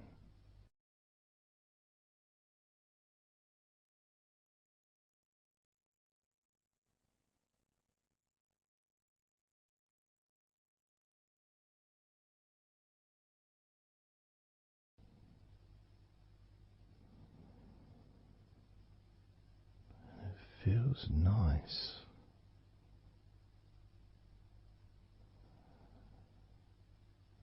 to, if nothing else, just taking some time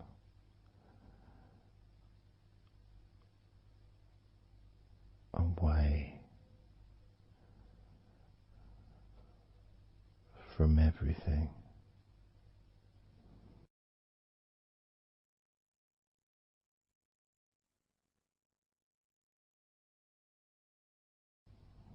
Enjoying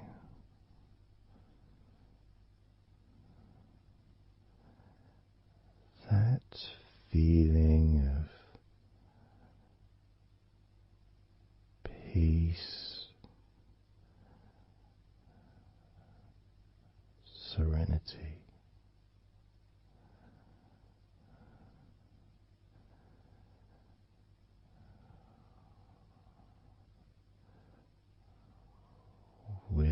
joyful heart.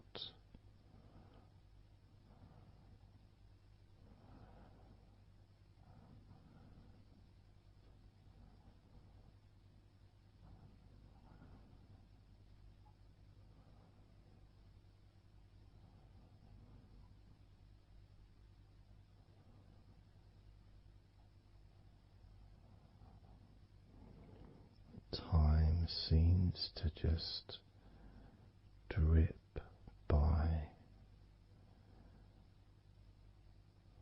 so very slowly.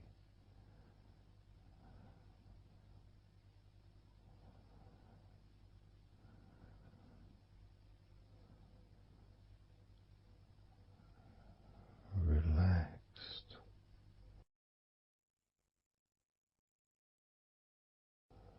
so deeply peaceful,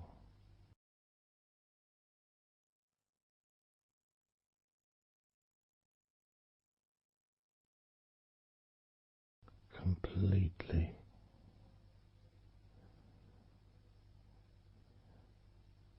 unattached to any thoughts whatsoever in this moment.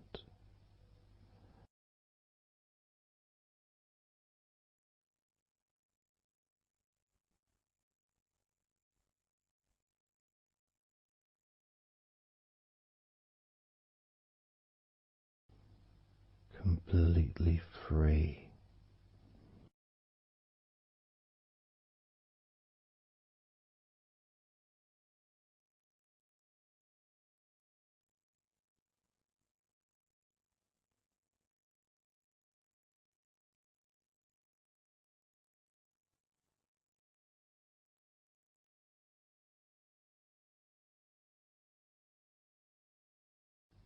noticing that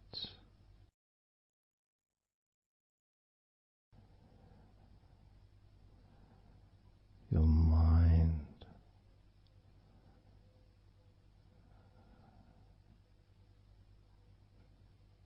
has slowed down,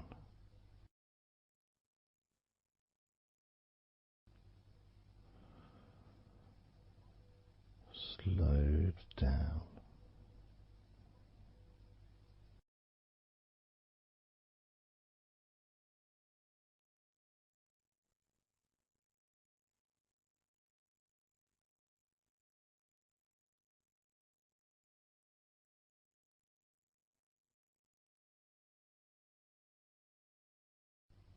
because nothing really requires your attention.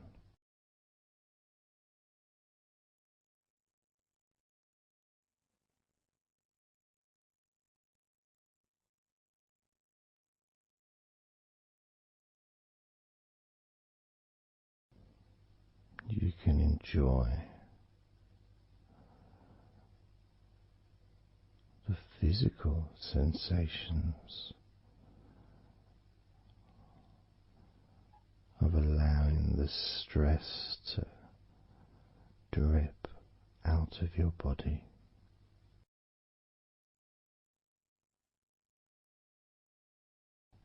drip in out of every part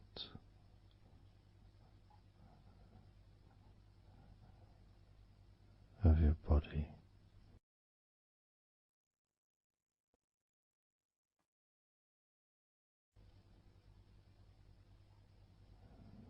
And being released from your brain and your mind.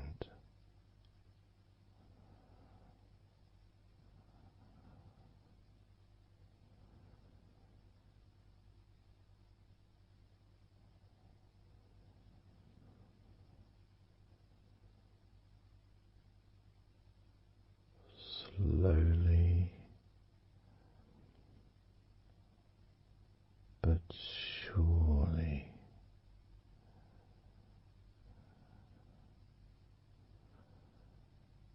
the muscles in your legs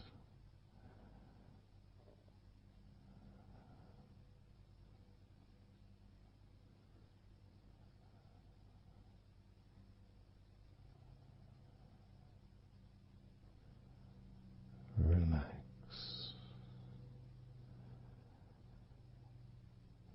relax,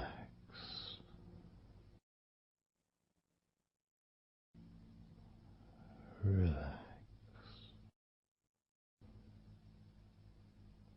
so very deeply.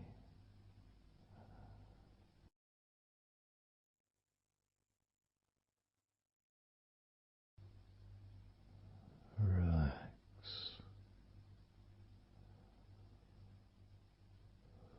so deeply.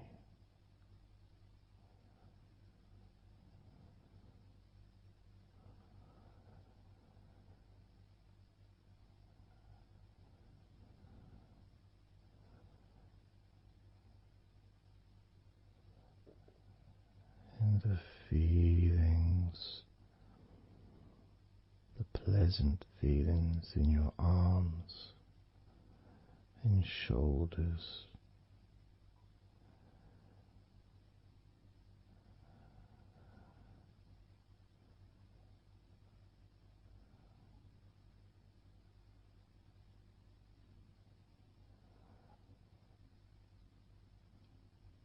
deepening each part of your body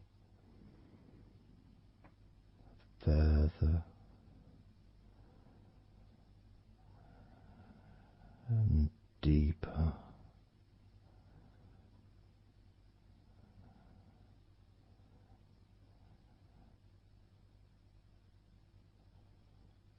and deeper.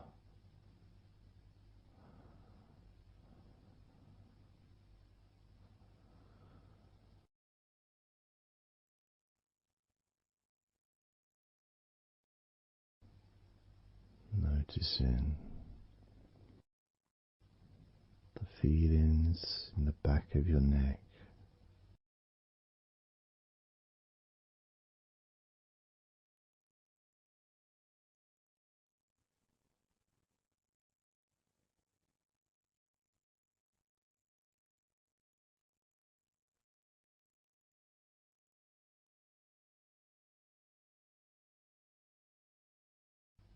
the feelings in your wrists,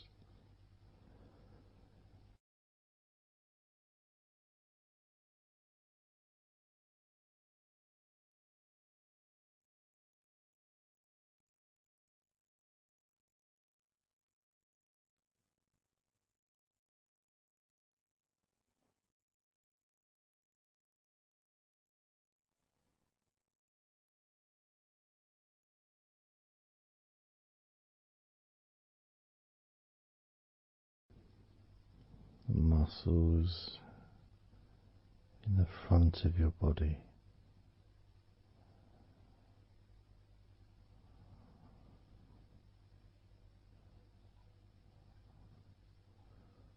are also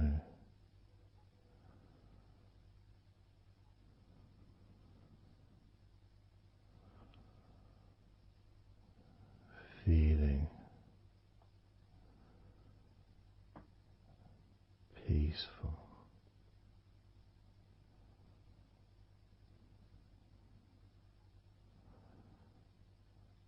deeply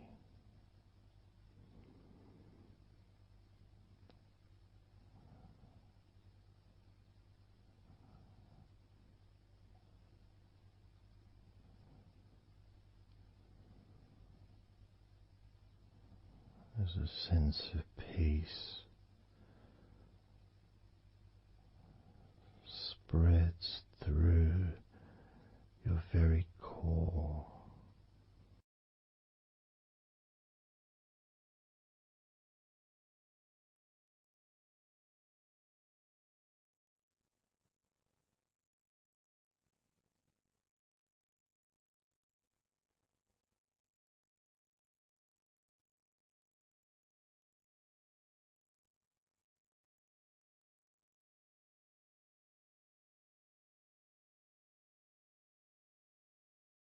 Even when you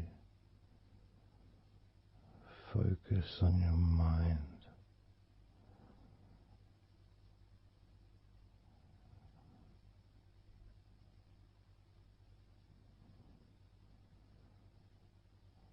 your mind becomes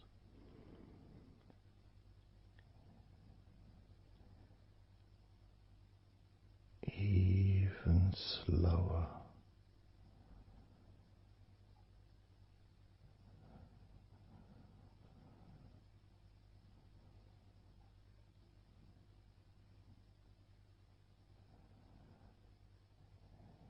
Even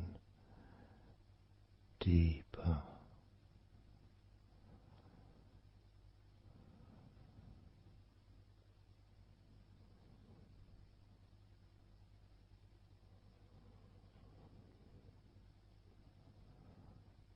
Relaxing.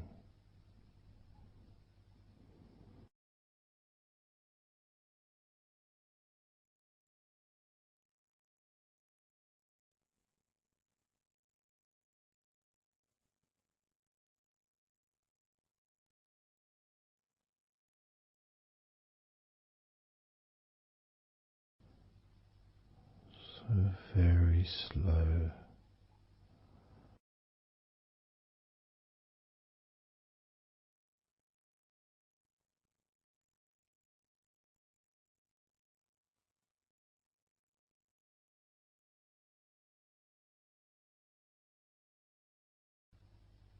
Your stomach.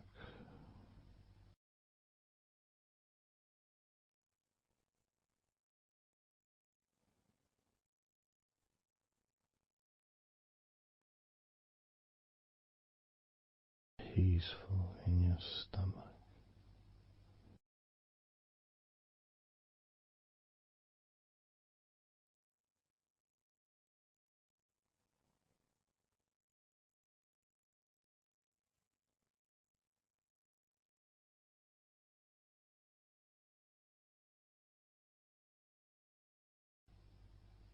Your back.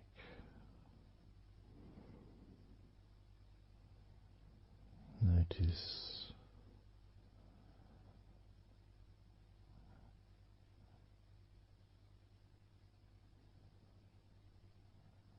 Notice how relaxed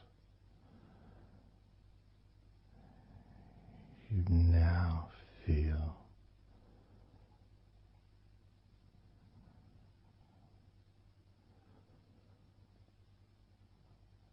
In the whole of your back.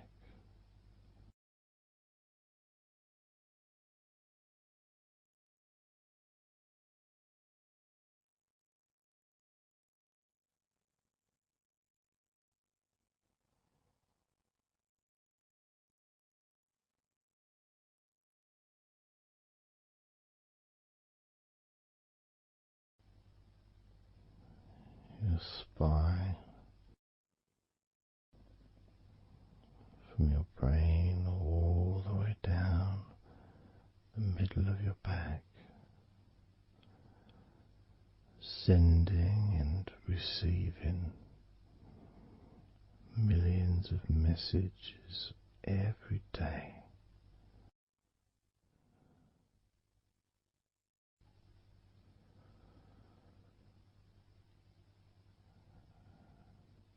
Deep comfort increasing.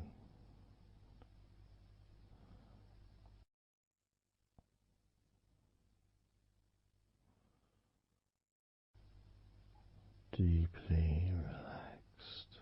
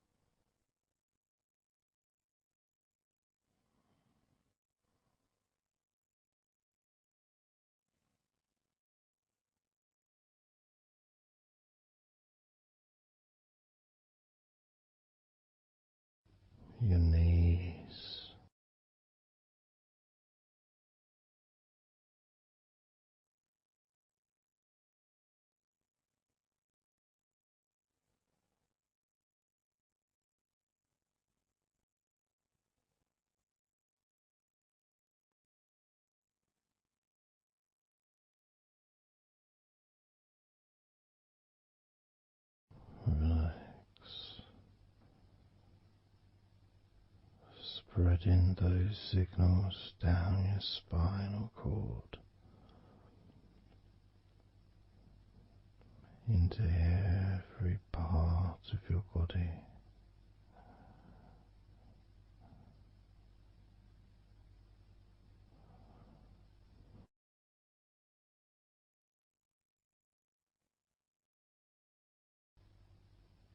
Your shins and your calf muscles.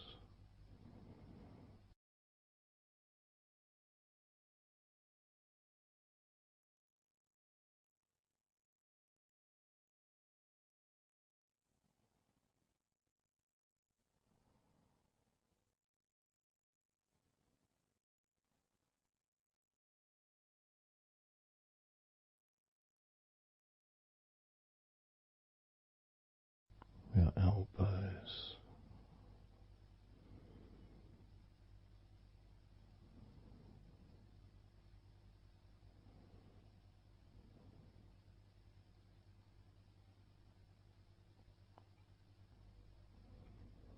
feelings of peace and tranquility spreading through your body.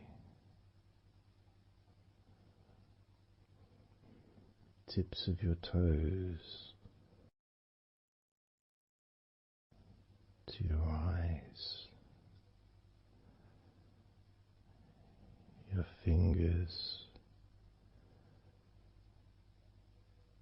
all the way to your lower back.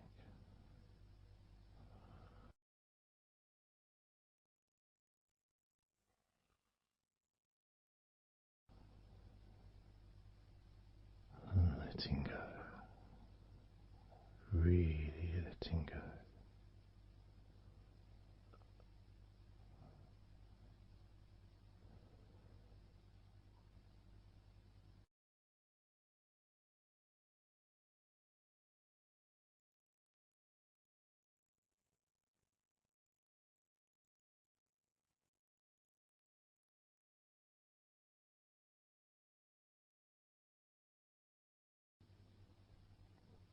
Peace.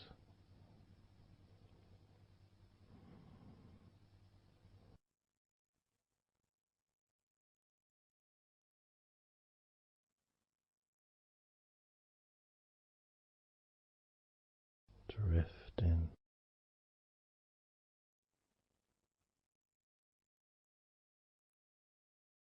Mind just wandering away.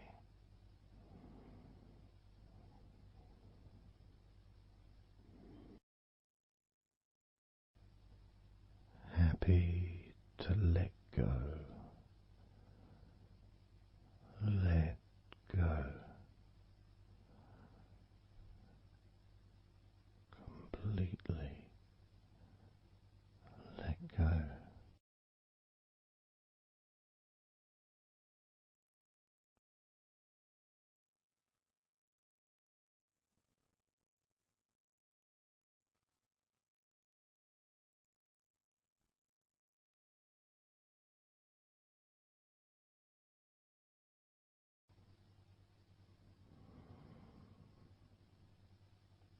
So tranquil.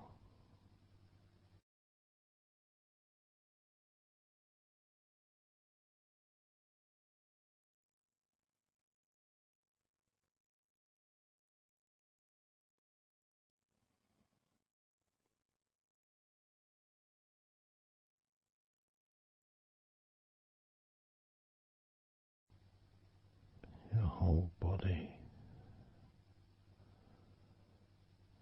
enjoying a sense of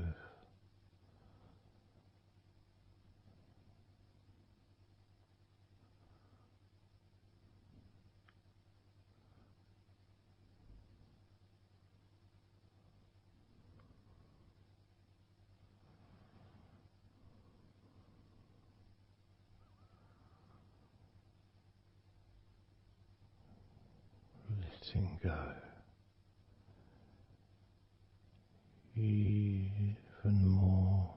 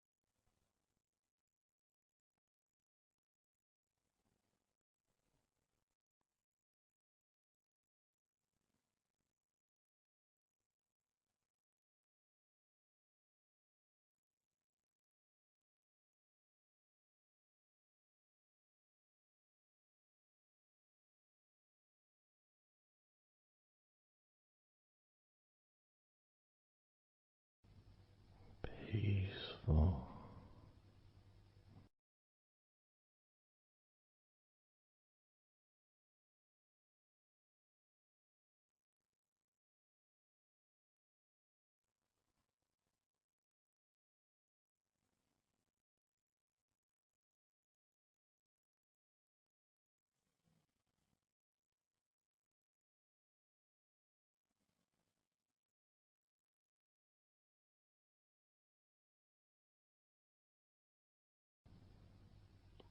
Enjoying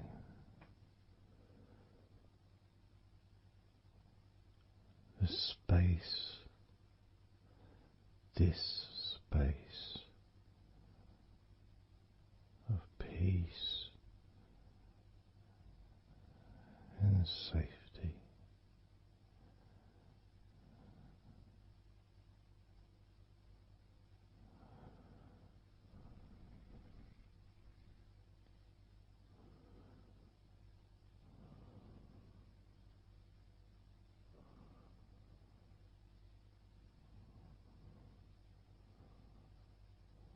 So very, very relaxed.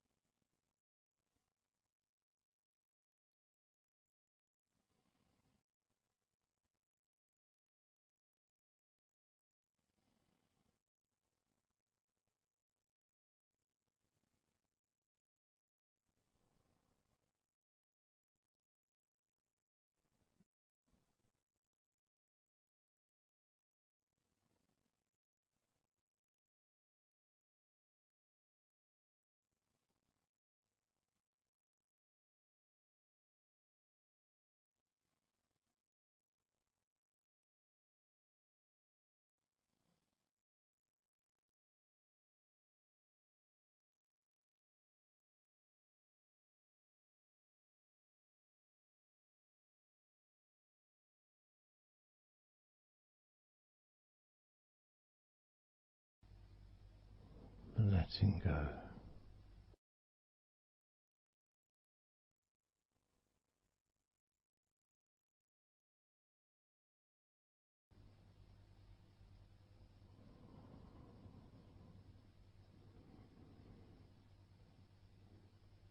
Maybe we can just focus on the different parts of your body, just to notice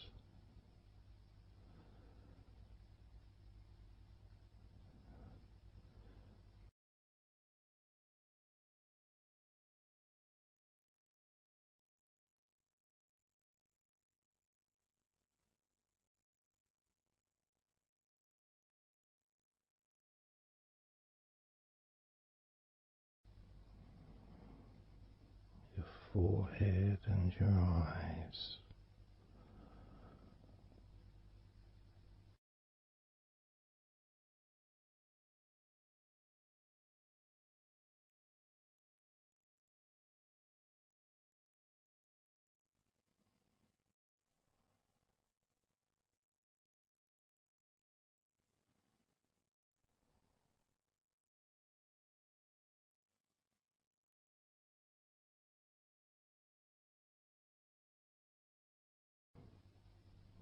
Your jaw,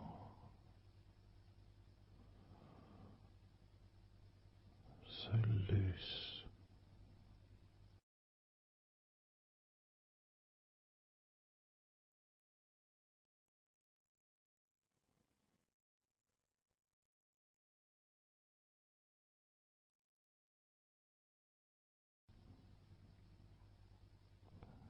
Noticing a sense of complete freedom.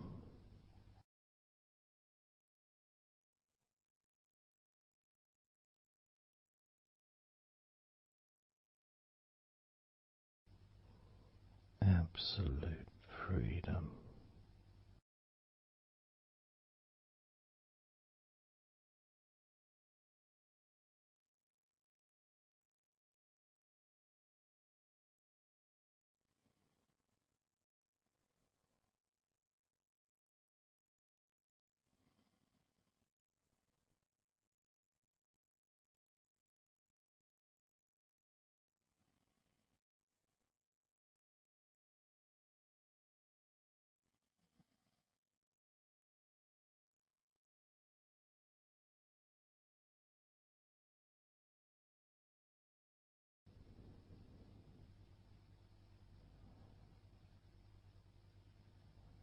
Drifting.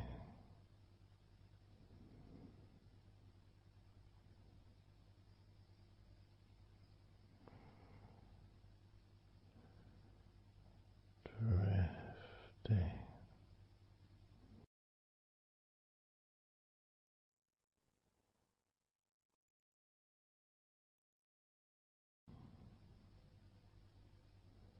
Peaceful energy.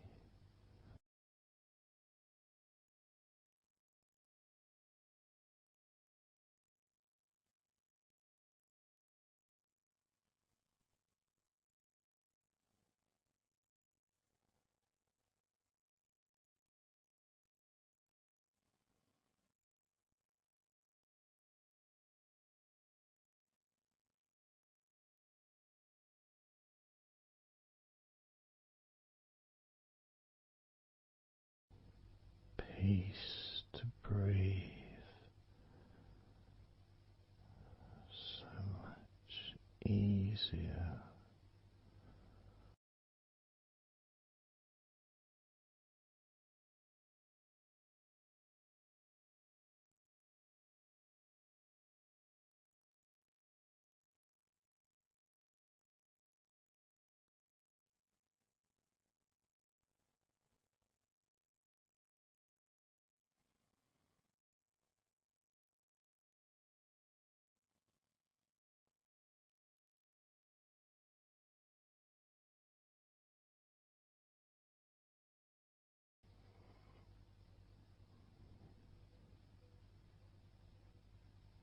Loose.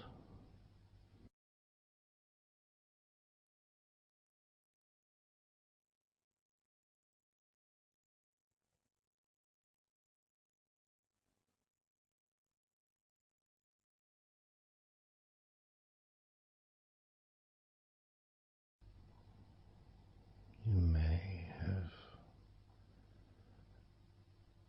or may not have noticed your mind drifting.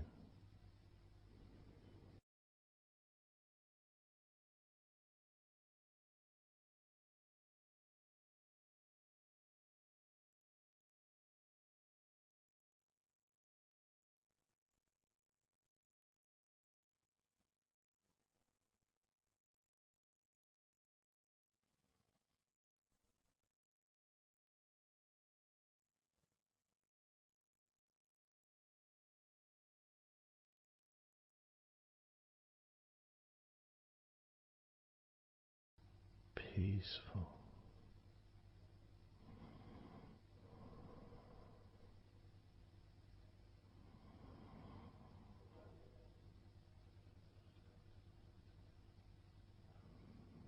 Moving even more deeply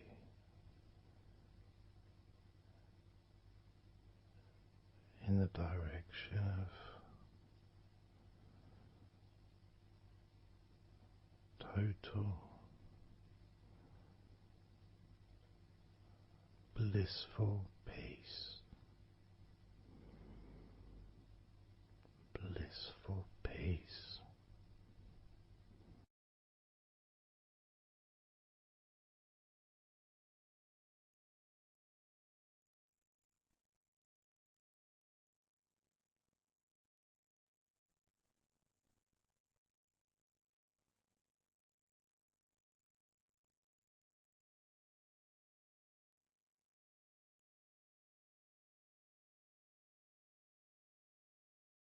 drifting.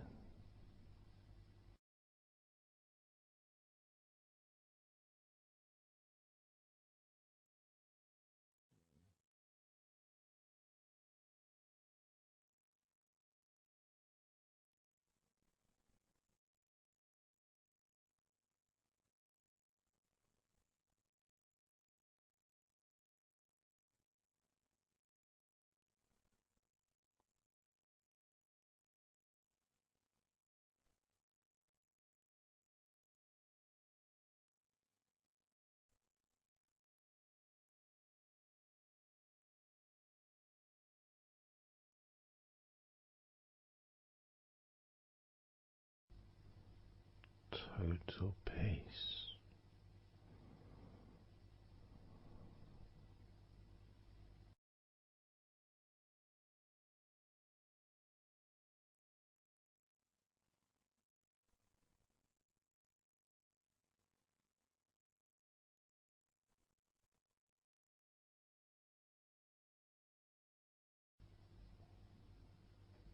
Calm. So calm.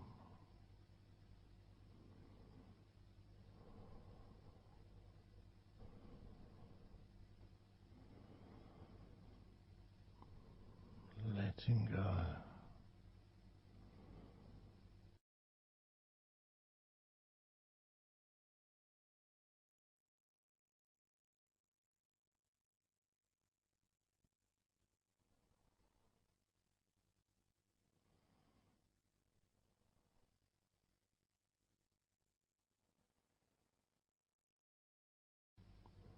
Peace of mind.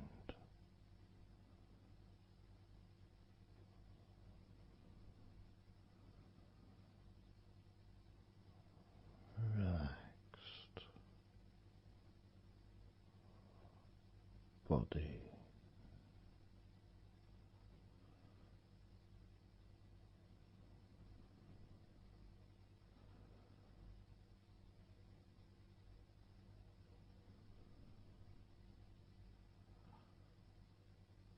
So relaxed.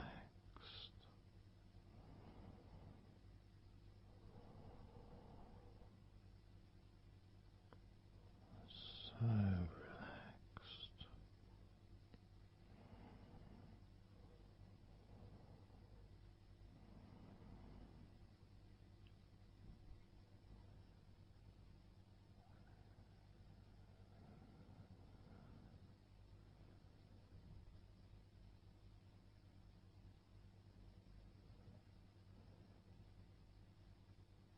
Your body feels almost invisible.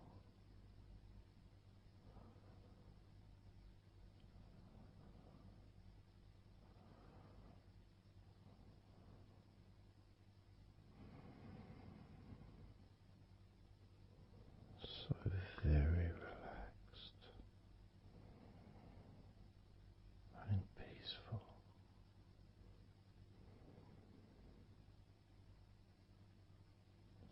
So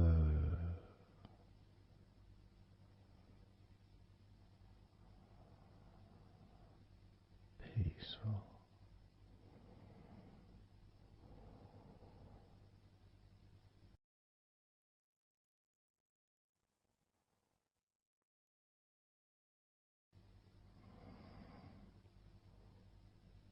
Relax.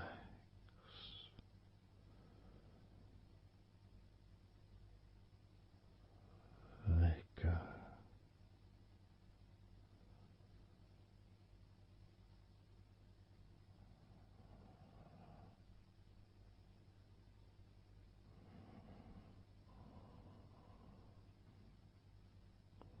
So peaceful.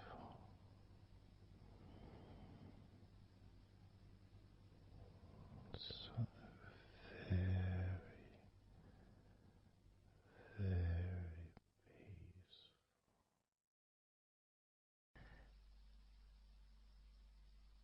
And you could start to notice that you are feeling more relaxed even though I've not purposely focused your mind upon that sense of physical comfort that is growing within you throughout your body, and your mind starts to slow down.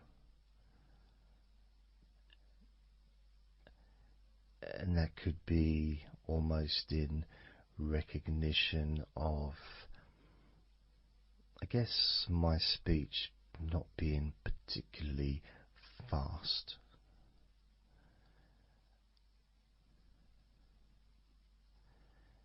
And things just generally feel calmer just by listening to my voice. You give yourself an opportunity to take a break from the day, take a break from your life as it is, and to give yourself a rest, giving yourself permission to take some time off and to allow your body to relax and allow your mind to slow down, which in turn releases the tension, any stresses that you had in your body.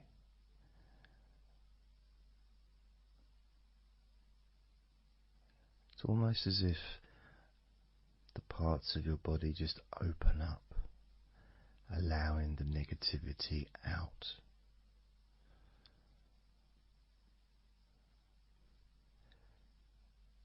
And at the same time, replacing that negativity with positive, healing energy,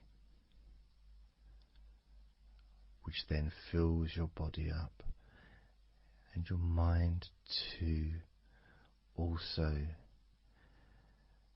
starts to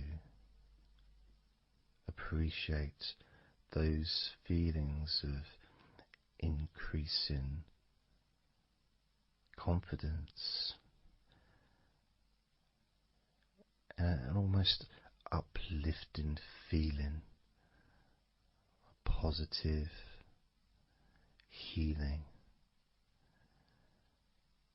an energy that spreads through your body like a wave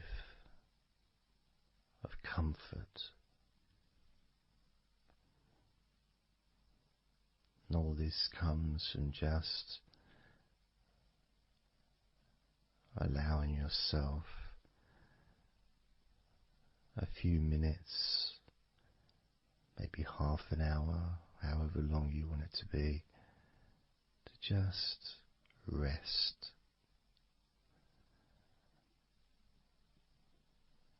And allow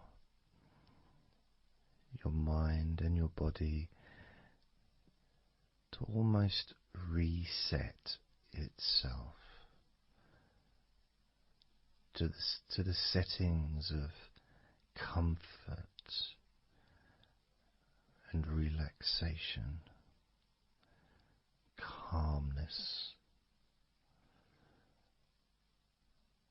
which allows more room for feelings of pleasure and happiness to move around your body and into your mind, almost as if your mind and your body are sinking together, almost mirroring each other with that growing positivity and calmness. And it feels nice. It really does feel nice. to know that you are the one that has allowed yourself to feel more comfort and to experience more of this deep relaxation spreading throughout your body.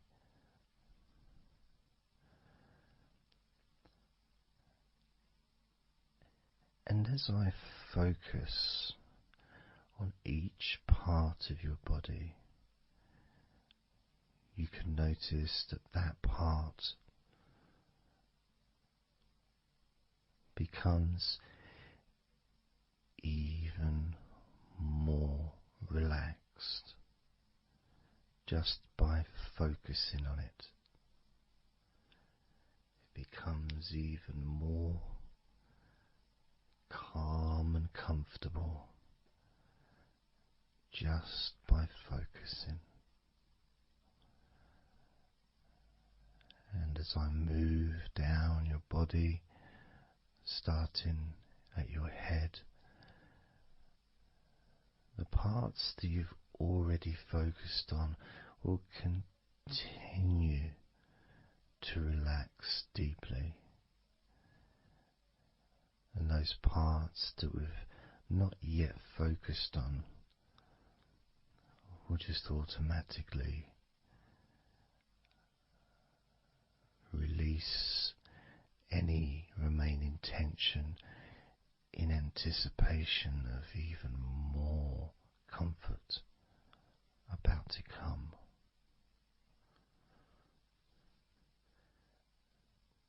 Now,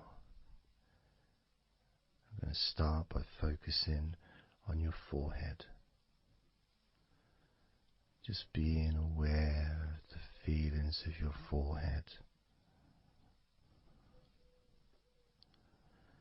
And any background sounds, like Mr. Herbert the pigeon, can just allow you to feel even more relaxed. It just means you're in the moment. This isn't a sterile environment. This is the world. I live in the countryside, so there's lots of nature sounds around.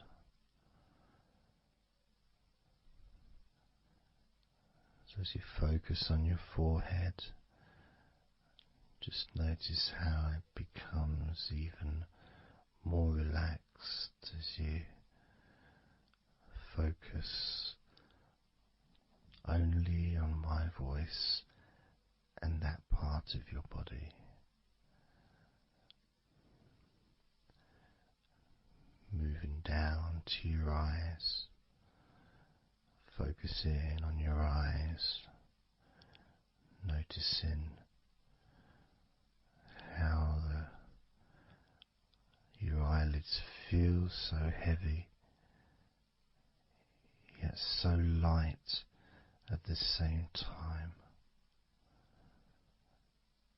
And all the muscles around your eyes relaxing completely. Moving your focus down to your mouth, your lips, your tongue, your teeth and your gums, and the whole of your mouth relaxing, calm and loose. As you focus now on your jaw,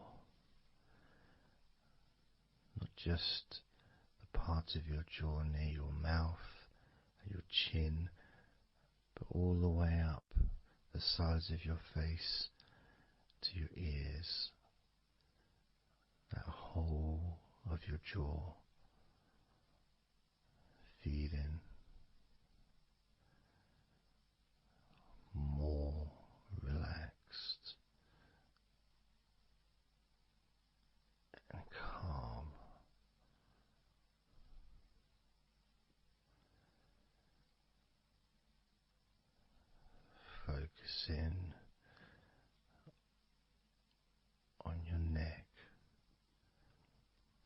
the front of your neck and your throat. Relaxing and loose and calm. The sides of your neck, the right and left side of your neck, relaxed and loose and calm.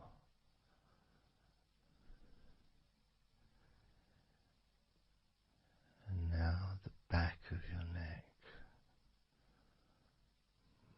focusing on the back of your neck,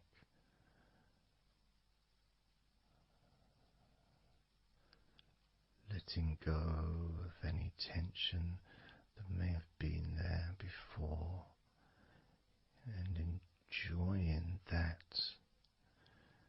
sense of increasing comfort and release that you can experience in the back of your neck.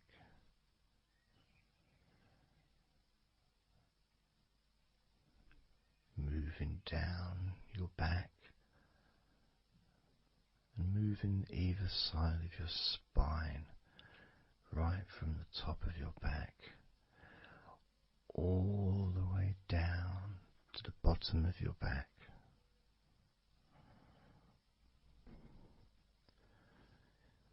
Down to your lower back.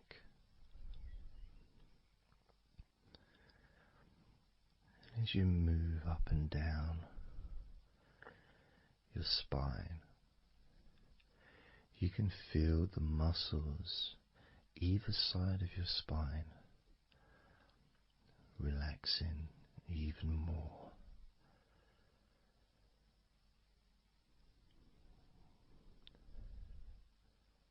And as those muscles relax, that sense of comfort starts to spread outwards from your spine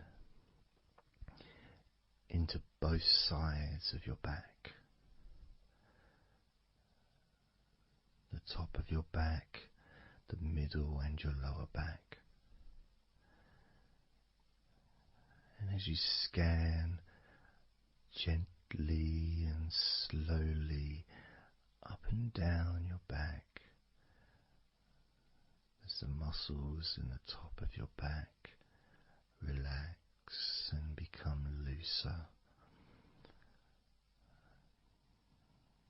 the muscles in the middle of your back also seem to just almost divide from each other, separating and almost melting.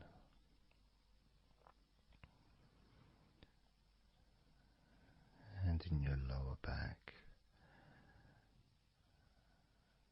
there seems to be an extra special feeling of comfort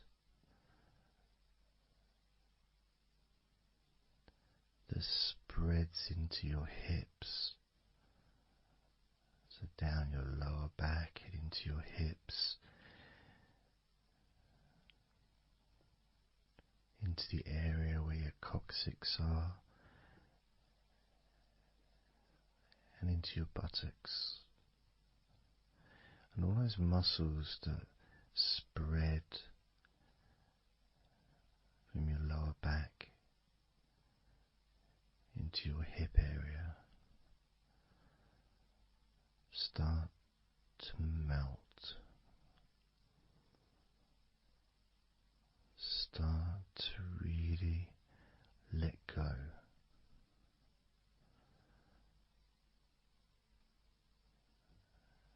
And even though we're about to focus on your shoulders, your back and your spine will continue to let go. Continue to relax,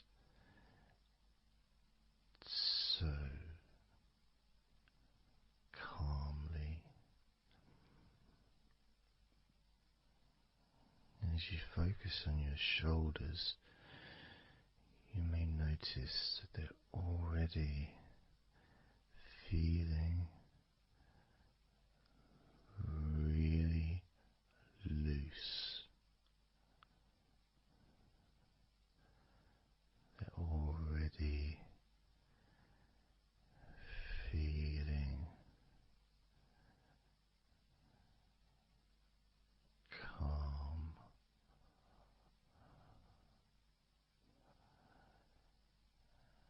And that feeling of those muscles that move from your neck into your shoulders.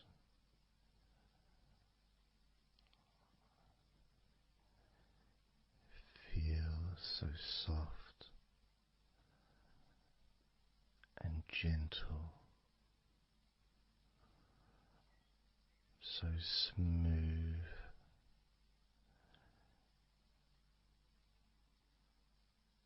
and calm.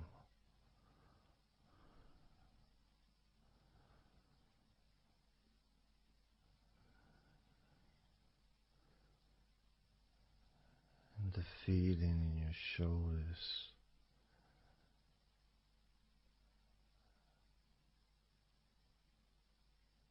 seems to spread deep into your shoulders. That sense of relaxation, not just traveling deeply into your muscles, but also relaxing the bones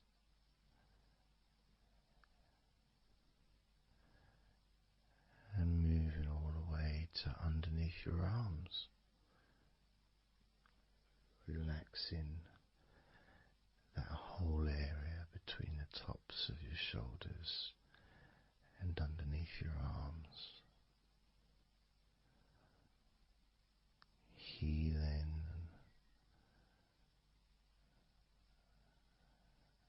You feel so relaxed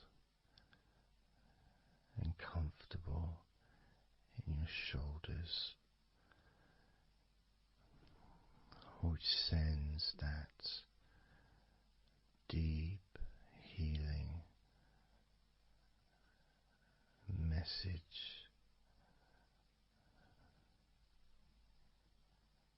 into your arms.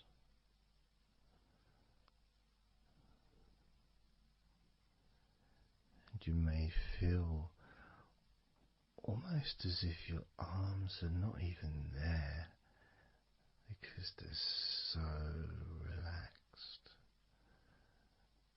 so deeply relaxed.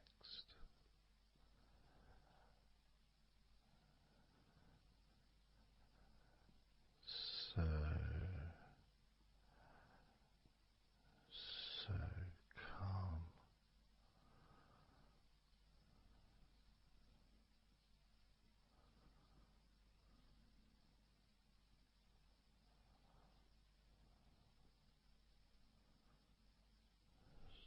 So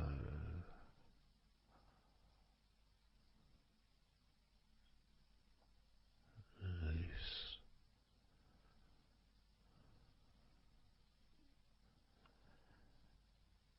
That feeling spreading all the way down your arms to your elbows, including your elbows.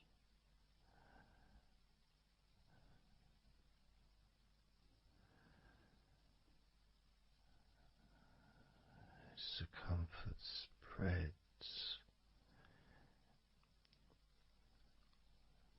all the way into your wrists, your forearms and your wrists,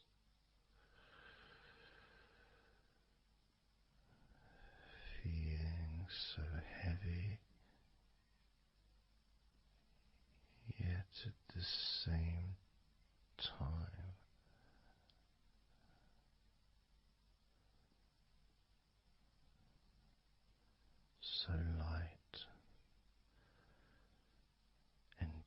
gentle.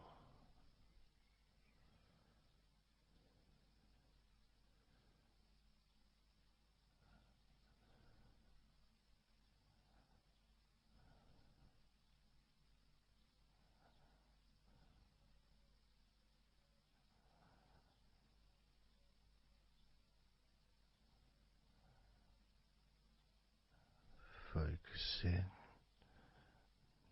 now on your hands.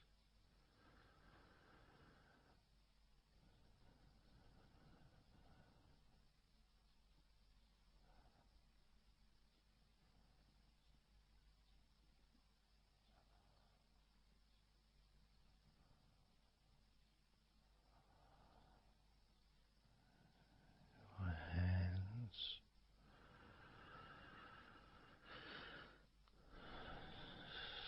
so peaceful in your hands.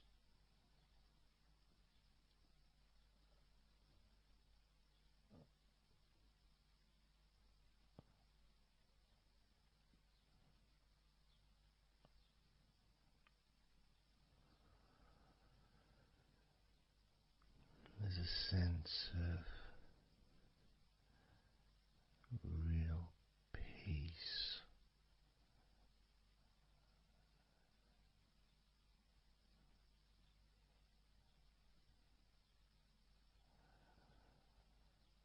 It just seems to feel so familiar when your hands relax deeply.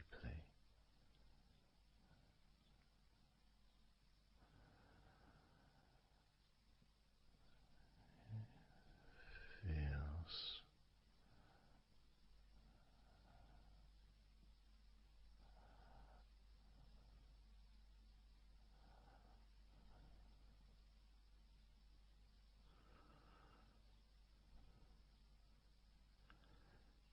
your fingers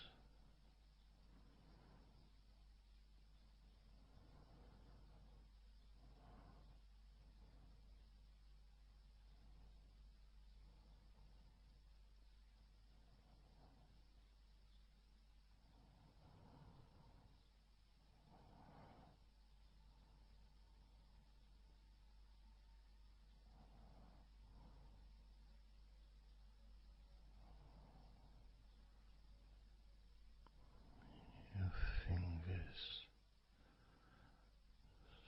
so loose.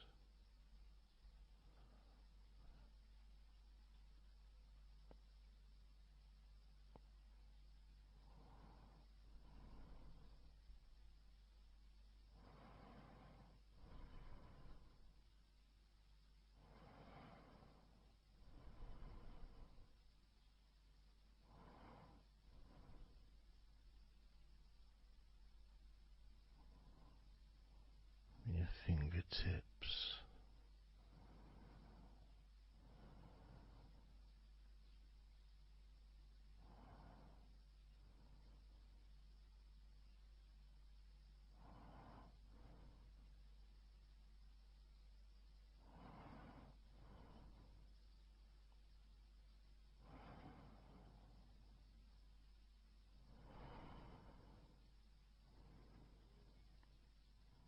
moving your attention to the front of your body.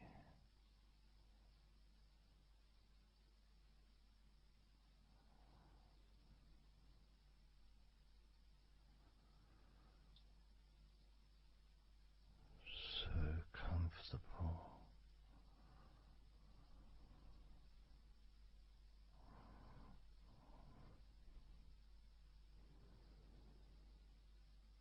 Moving your focus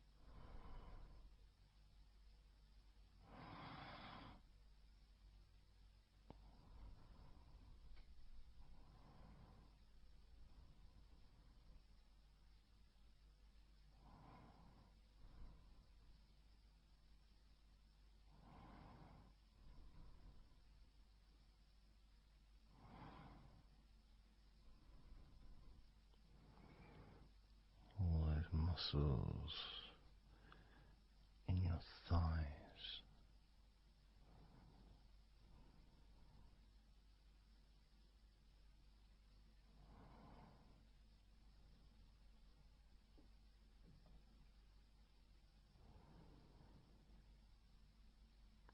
Your knees, so relaxed.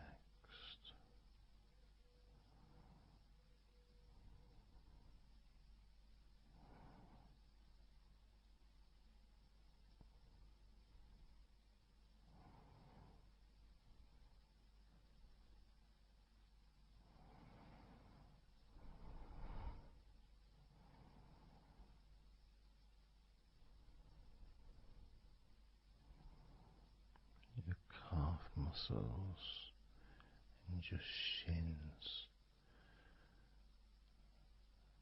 completely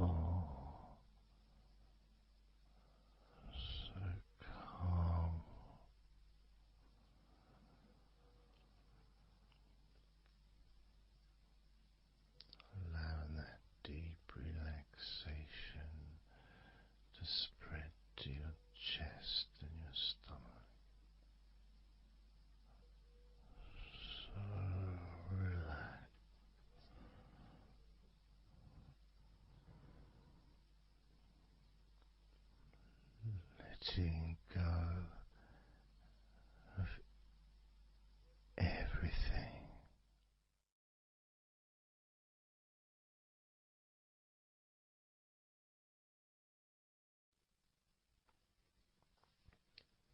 So I'm going to start counting down now from 20 down to 1.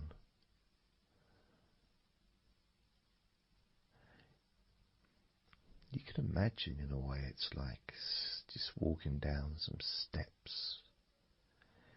And each step, all 20 steps, and each step represents a level of comfort. Each step represents a deepening of that comfort.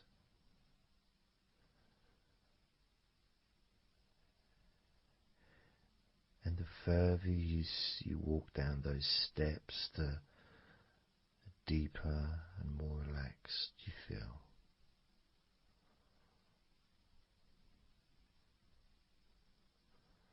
So, starting with number 20.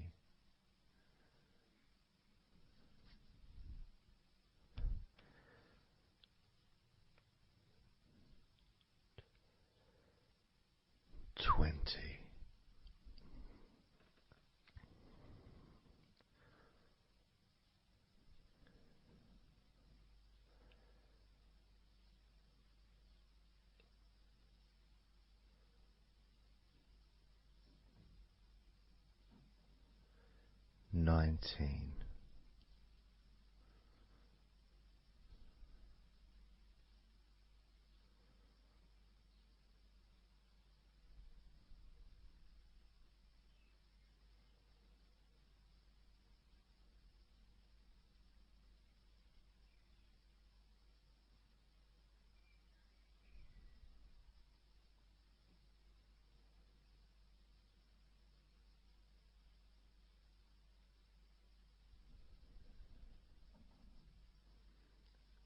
18.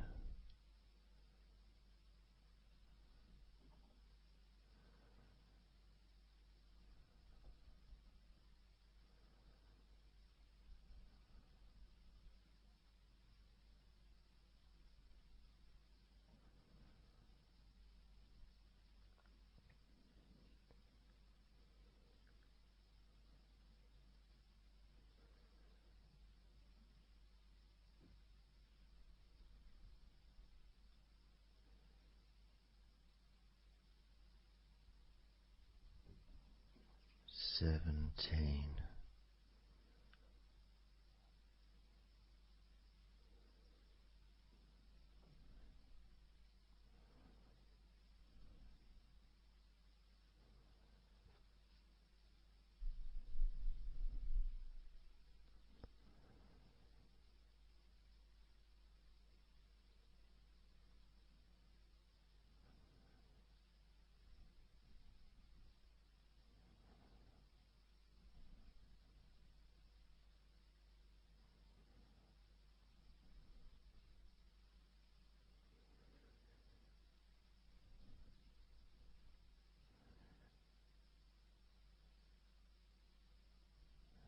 16. 15.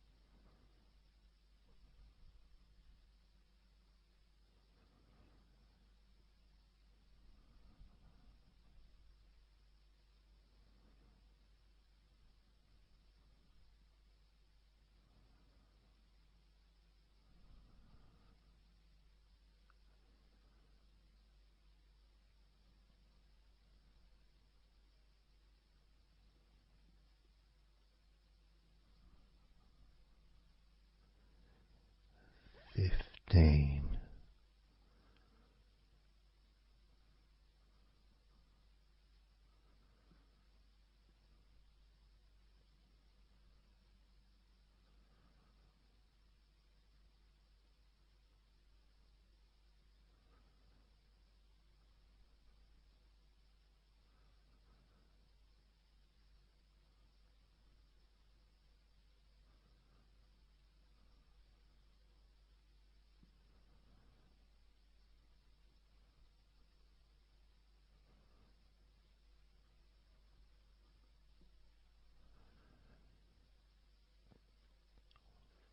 14.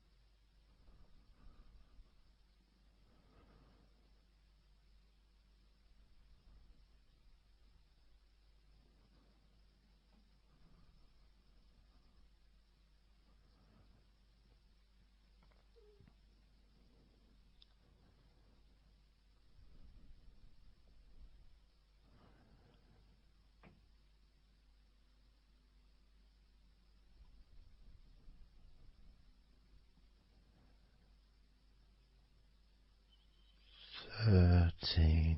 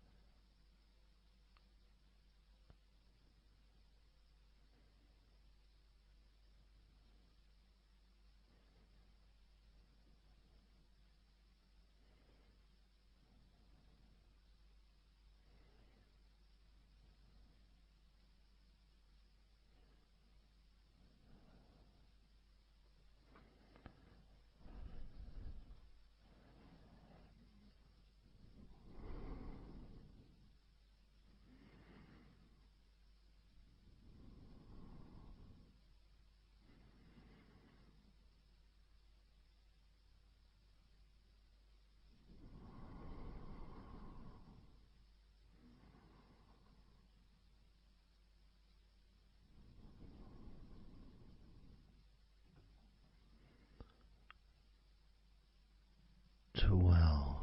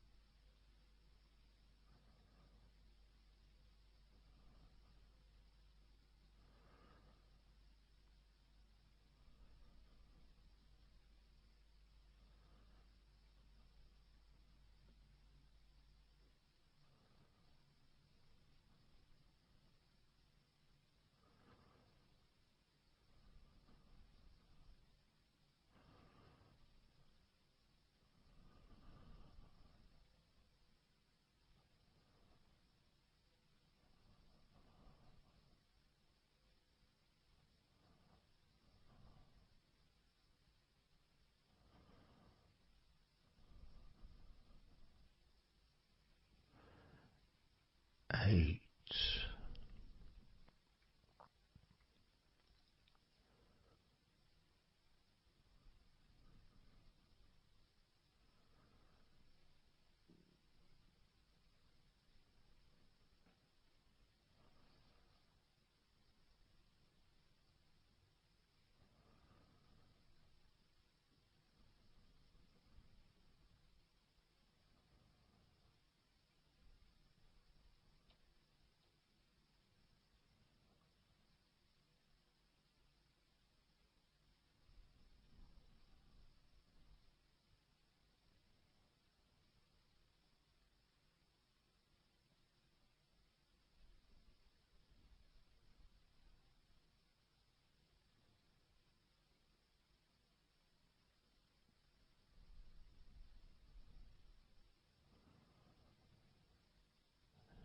7.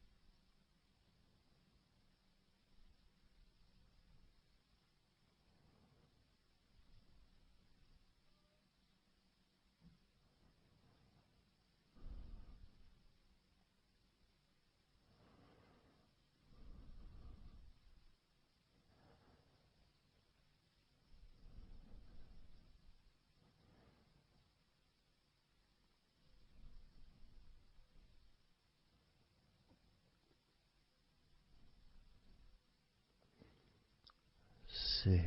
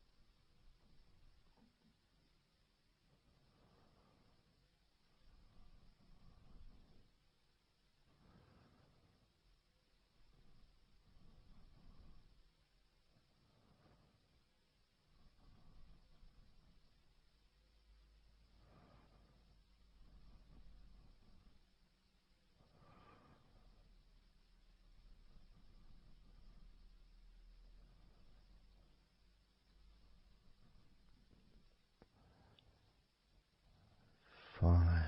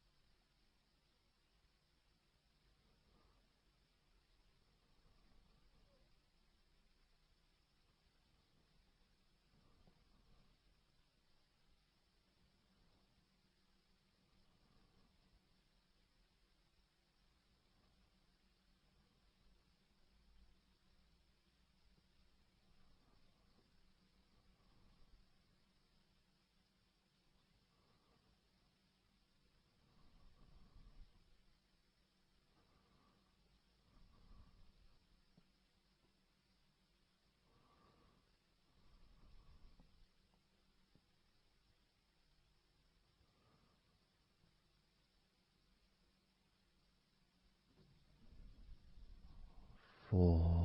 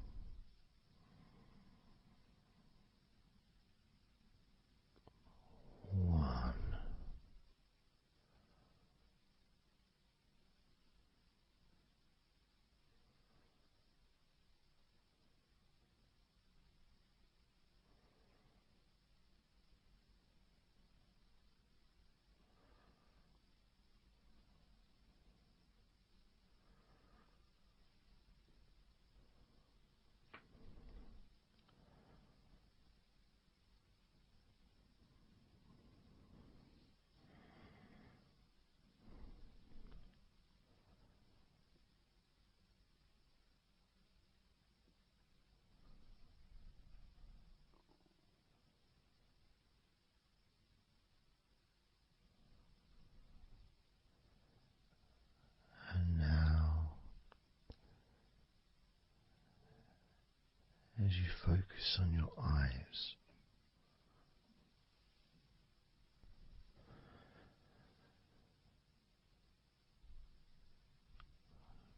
we're going to count down from 10 down to 1.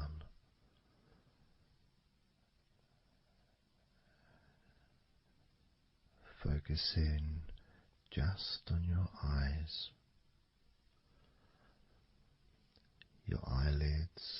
muscles around your eyes,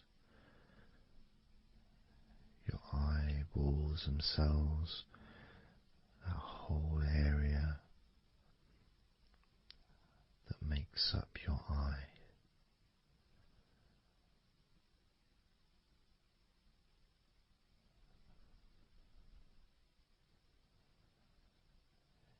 And as we count down from 10 down to 1,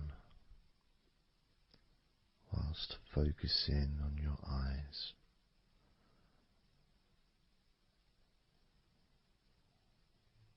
you will become twice as relaxed with each number counting down.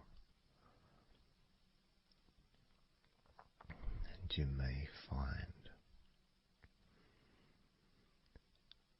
that all you want to do is just drift off to sleep. And if that's what you want, then just allow yourself to do that.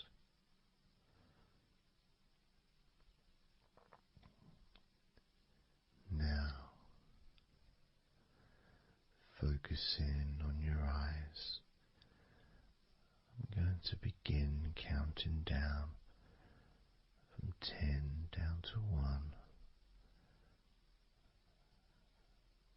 right now.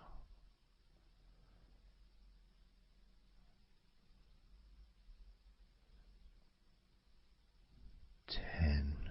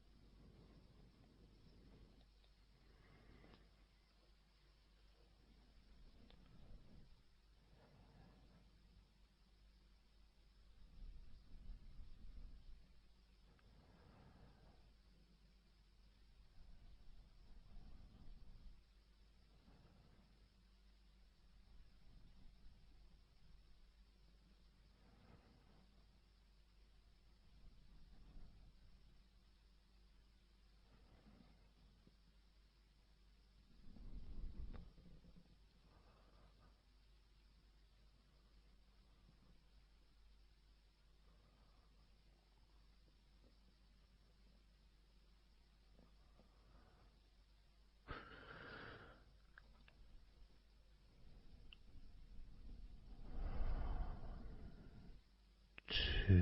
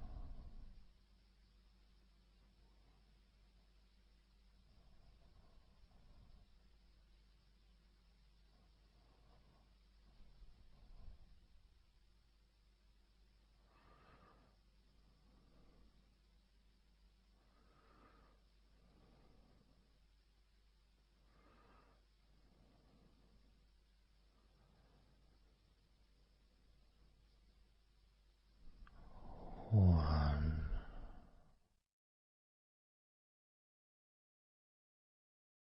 So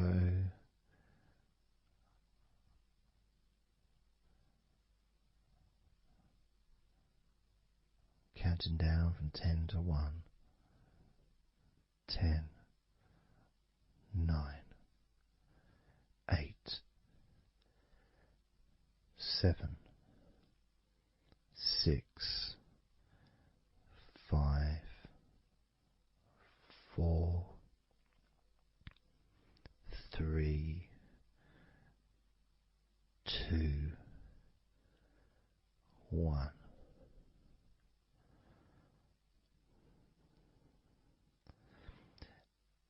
And maybe that was a bit too quick in order to relax. Maybe it's a bit too fast for you to notice the calming of your body. Maybe even a little bit of pressure there, like you're counting down from 10 to 1. What do you expect me to do, man? You expect me just to go all floppy just because you're counting down?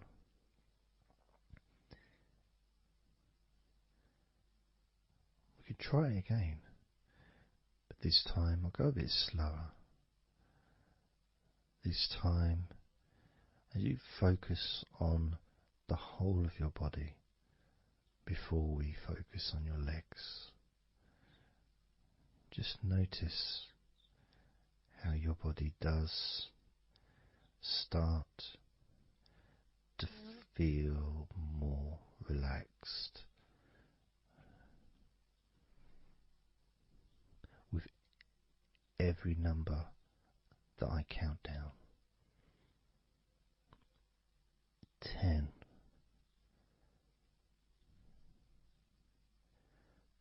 9,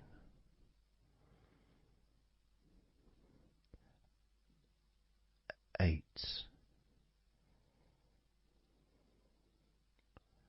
7,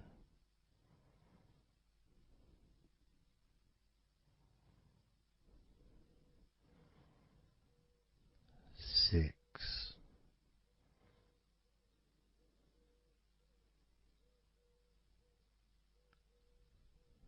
5,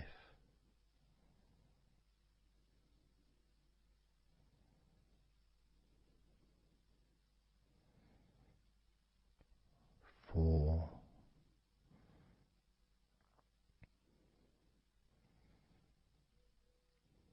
3,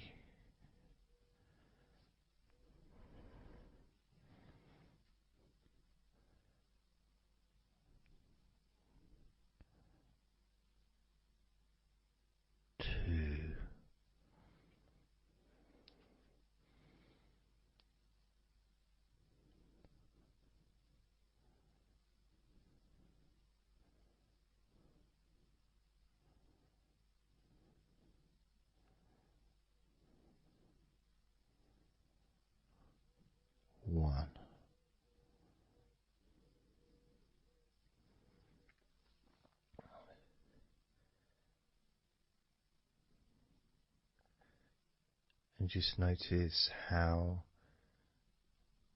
you feel generally, how your body feels.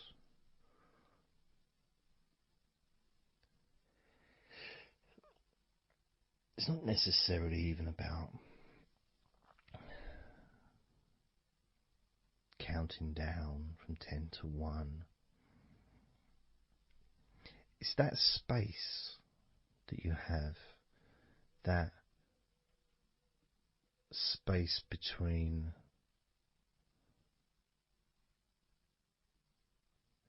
being active physically or mentally to just sitting or lying down, just being there, not doing anything, not saying anything, not needing to think about anything. So it opens up a space, a bit of a space, a gap.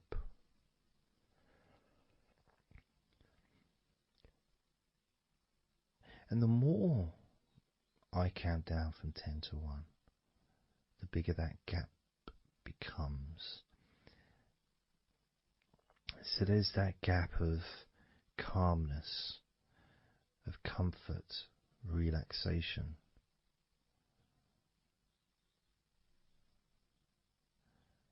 It's a nice feeling.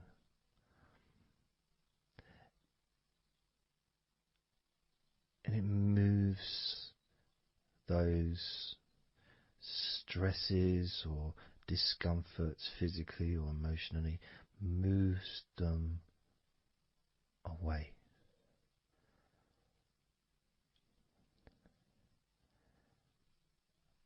Allows you to just slow down. So I'm going to count again from 10 down to 1 and notice that gap widening. The gap. And as it widens, it's almost like the stress and attention falls into the gap.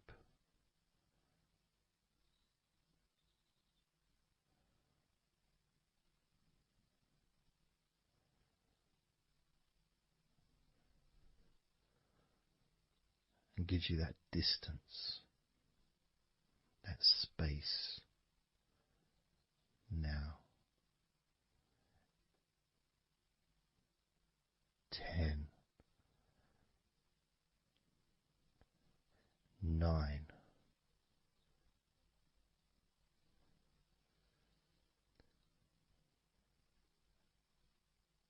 8,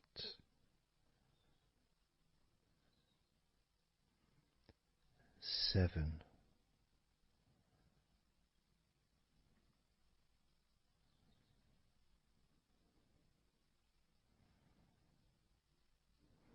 6,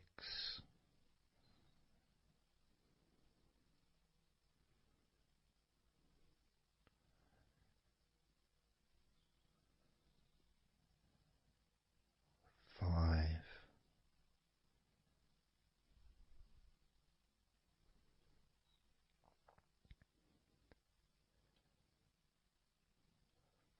4,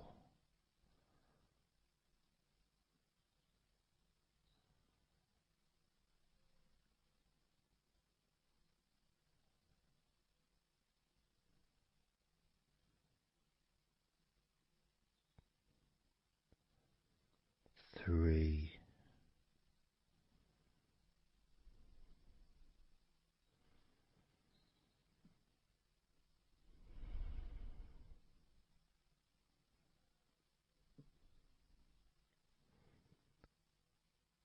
2,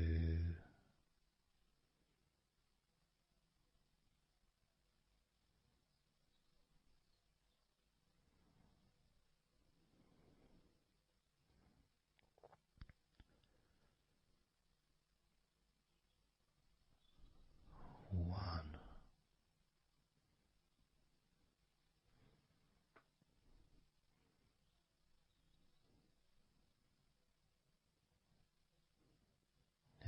does your body feel now?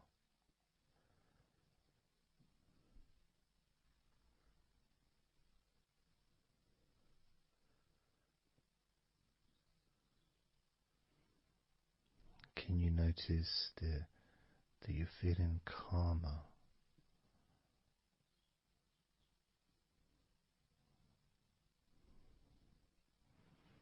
That you're feeling more relaxed?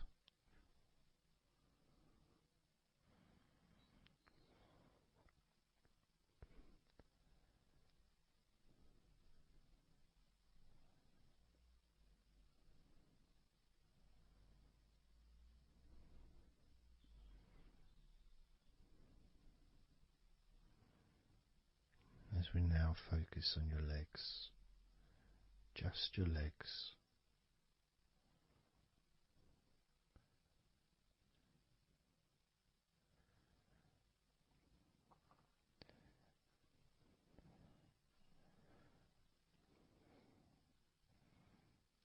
And we're just going to start with focusing on your thighs.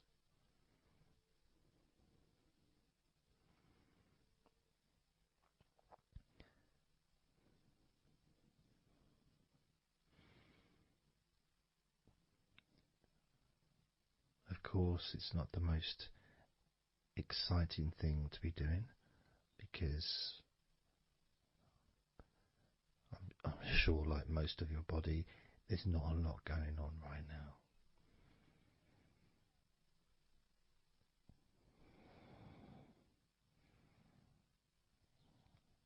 Just focusing on the whole of your thighs, the tops of your thighs, the sides of your thighs, the bottoms of your thighs, your outer thighs and your inner thighs. Basically, the whole of your thigh that leads into your hip and then goes down to your knee joint.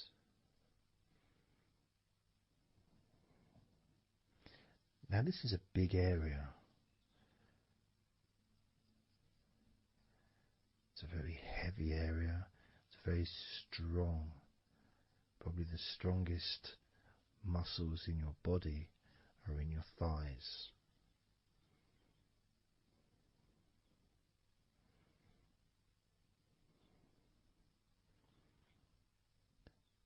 But I don't think we perhaps give enough attention to our thighs.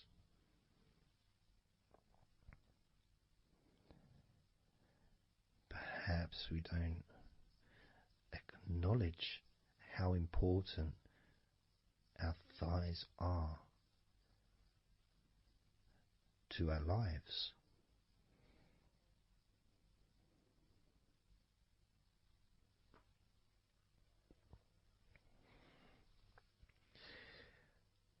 How much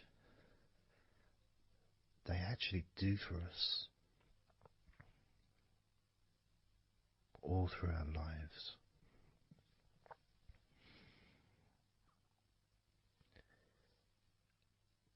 And it may sound really weird, but I think that all of our body parts, especially our thighs, need some TLC. A bit of love shown, a bit of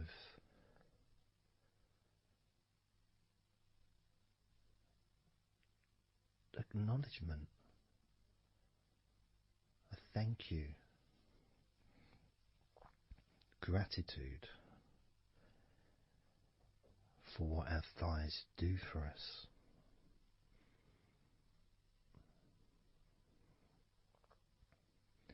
And I know this may sound a bit strange. Maybe you think, why am I? Surely I should be out in the garden hugging a tree or something. Well, it's hard to set a microphone up on a tree. That's why I'm doing this indoors, otherwise I would be outside hugging a tree. No, I can't see the television from the tree.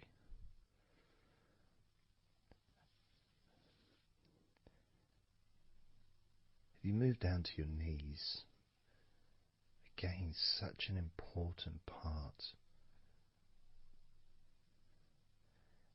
And I think we don't necessarily, I'll speak for myself here, I don't necessarily appreciate all that my knees do for me until I have a problem with my knee. So occasionally if I have maybe I bash it or it's aching for some reason, it's then that I realise how much it does. You know, the benefit of being able to use my legs without any kind of physical discomfort is a beautiful thing that's possibly not appreciated until it's temporarily removed, you know, that comfort. But as you focus on your knees, regardless of how your knees feel, you can add that sense of gratitude and love to your knees for all that they do for you.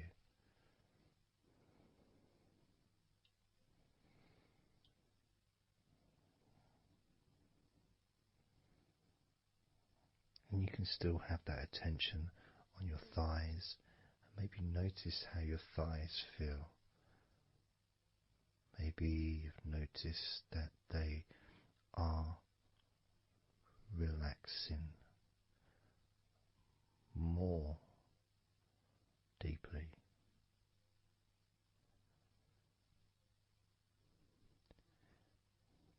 As you focus now on the bottoms of your legs, your shins and your calf muscles, and the bones between your knees and your feet, incorporating of course your ankles. So important.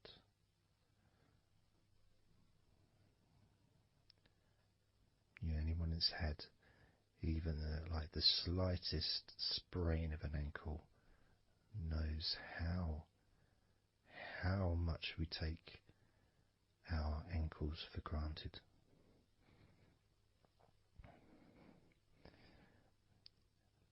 And it's kind of strange in a way when you think that,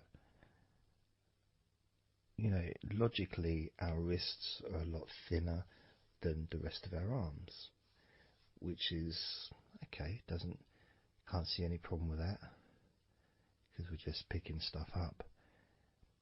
But our ankles are so much thinner than the rest of our legs.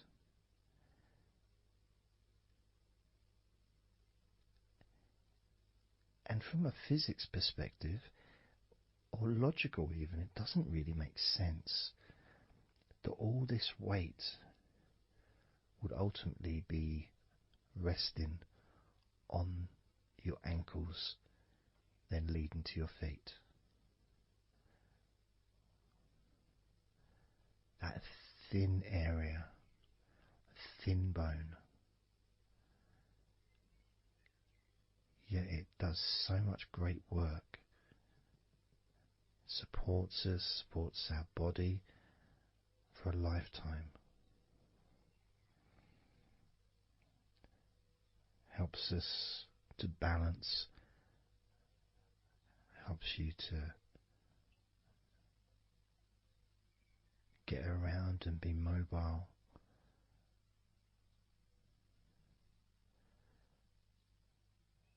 And there's the calf muscles, of course. When I was younger, I couldn't see the point in calf muscles. It didn't seem to do anything. Okay, if I walked around on tiptoes, then my calf muscles get some work. But of course, that's not true. The calf muscles are being used whenever we use our legs.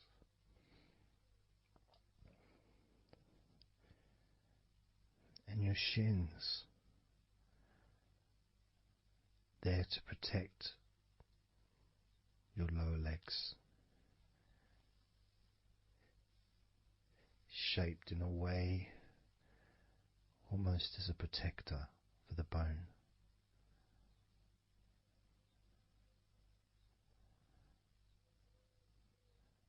Leading, of course, to your ankles and your feet. But we're not going to focus on your feet, we're just going to focus on the legs. I realise that now that I've mentioned your feet, you're probably focusing on them anyway, so maybe I should focus on your feet a little bit.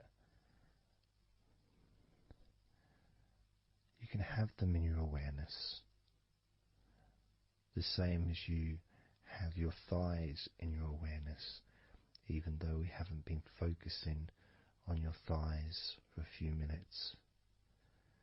We've been focusing on your ankles,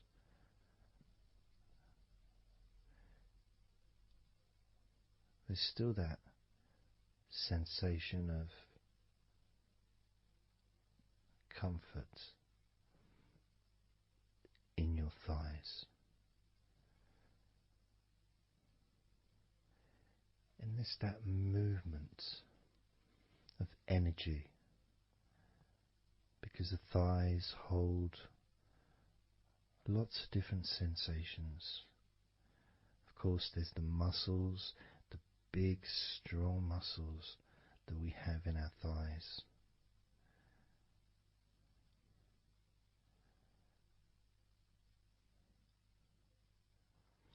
But the skin on the outside of the thighs, as in the outside of all of our body, can be very sensitive. Sensitive to the touch, sensitive to temperature.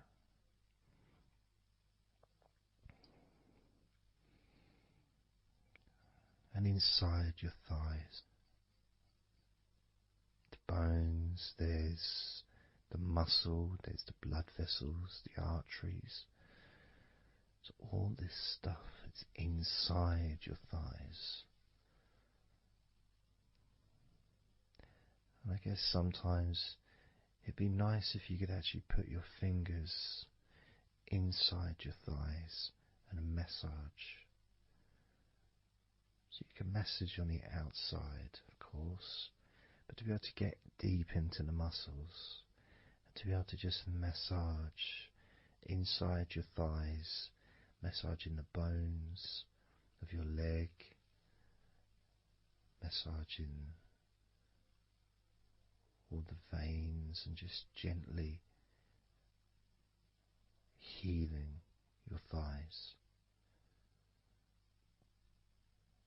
And you could move down, massaging inside your knees, just massaging those bones, but with healing fingertips, spreading that healing energy deep into the joints of your knees.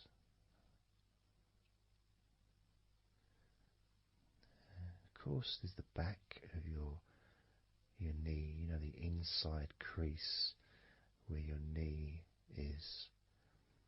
It's a very sensitive area. Feels very nice when you stroke it. That might be because it's an area that's not really touched very often. It's almost like a hidden part, that crease in your legs. It's almost like a part that has a sensitivity which is a little bit different.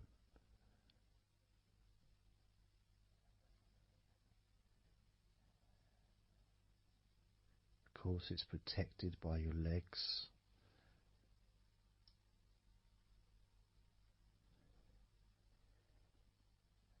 you can imagine putting your fingers into that crease in your legs.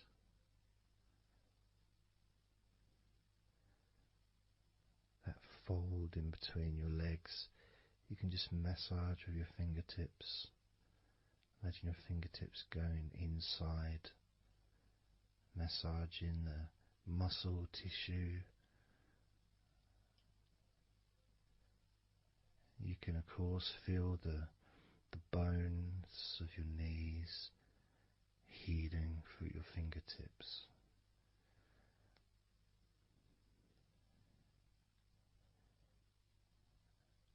And then as you go down to your calf muscles, now that's a part I'd like to be able to really put my fingertips deep inside my calf muscles, massaging every single tissue of that muscle, healing every part.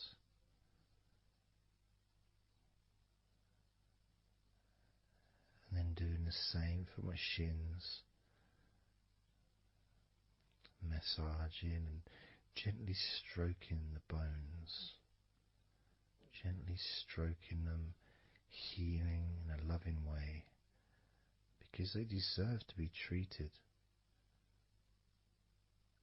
as the precious bones that they are, because our legs are so precious, as in all the other parts of our body.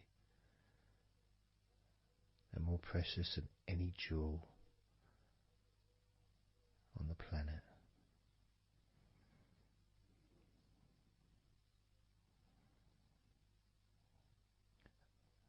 And when you start to think about your legs in this way, it can change your perspective. It might sound a bit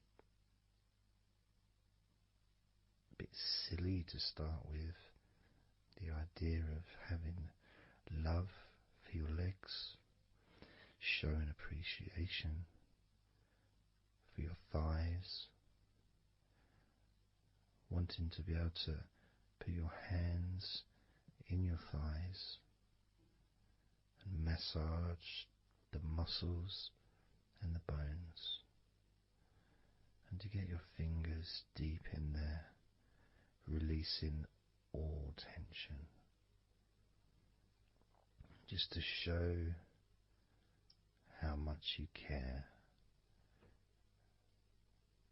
about your legs, how much you care for what your legs do for you regularly. Your knees, your calves, your ankles. The strength of your ankles, considering how thin they are compared to the rest of your legs, especially your thighs. Yet they're so strong, so flexible. Absolutely amazing things your ankles are. Truly a gift because of what they do for you.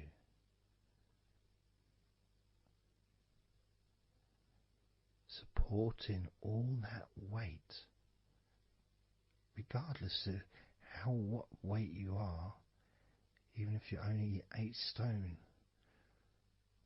it's still a lot of weight for these little ankles. Now I'm a lot heavier than 8 stone, double that. Yet my ankles support my body all the time. Although they do give off a sigh of relief when I sit down. As in fact my whole legs do. My feet also go whew, and my toes clap They're so happy.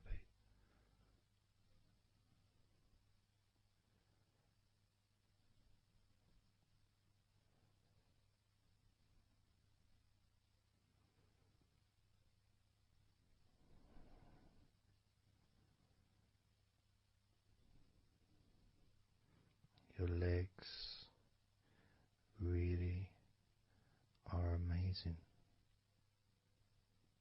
And I know that talking about your legs is probably possibly among the most boring things you've ever heard anyone say, possibly. But boring or not, everything I said is true. Your legs are amazing.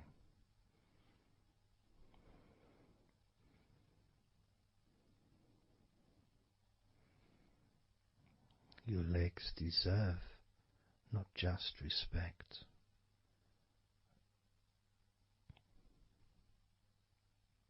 they deserve to relax deeply.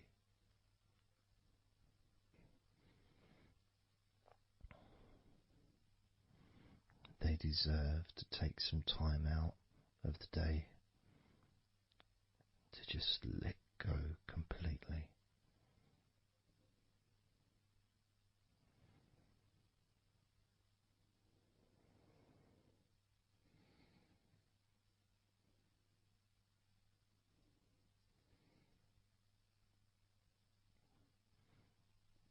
Your legs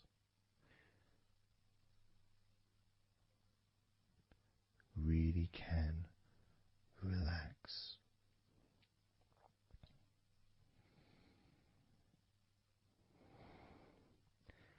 And because the legs are such a very important part of your body, when you relax your legs, the rest of your body also naturally follows in that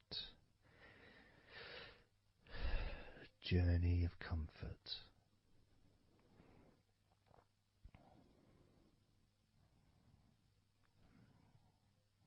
I can feel it in my hips. My hips feel really loose. And also my lower back as well. My lower back really feels stretched, even though I'm just sitting in a chair and there's no stretching as far as I'm aware that I'm doing. It's almost as if the muscles are just relaxed so much that there is a natural stretch as the tension has reduced a lot.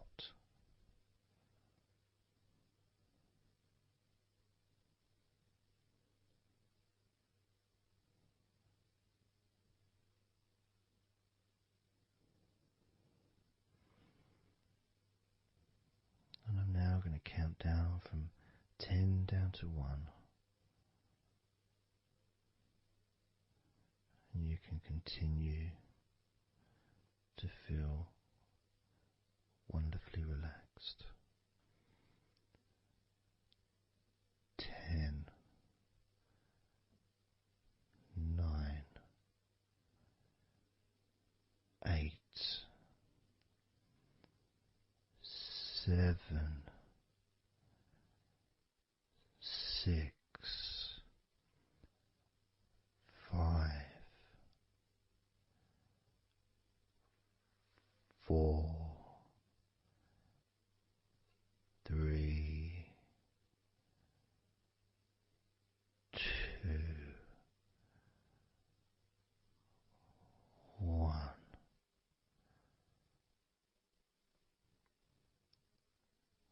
Relax.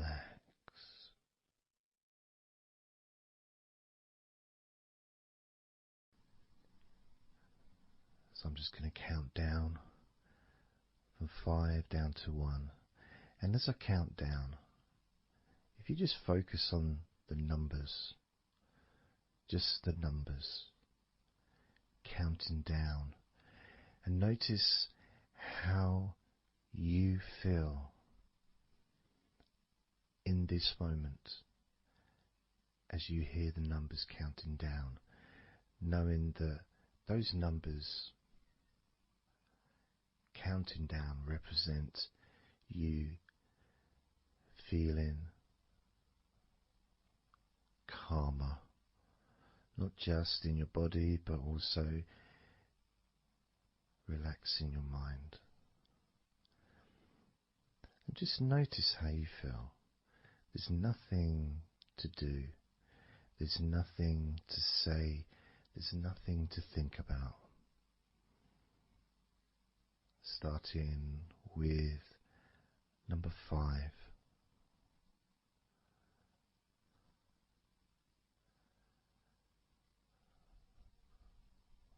4.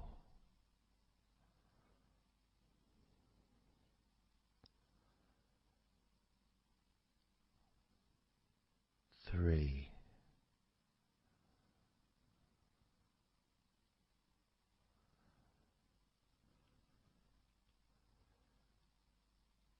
2.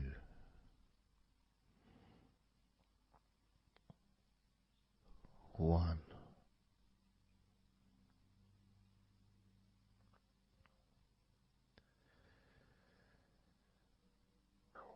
As you notice the gradual letting go of the tension in your body,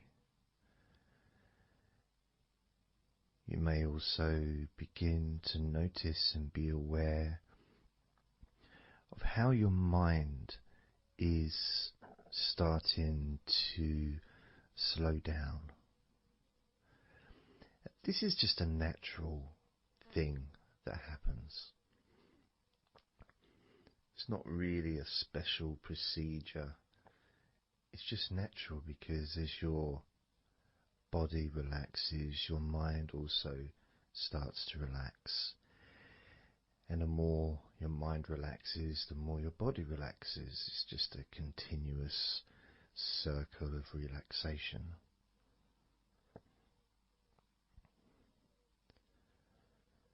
And there's that calmness that comes from relative quietness. You know, even if there's background sounds, either your side or mine, it's still going to be quite calm. You know, you haven't got the television on, there's no music in the background unless you're listening to the recording with music, of course. You're very likely not going to be sitting in a room with other people. Of course you might be, but generally it's more ideal if you can do this on your own. So no distractions.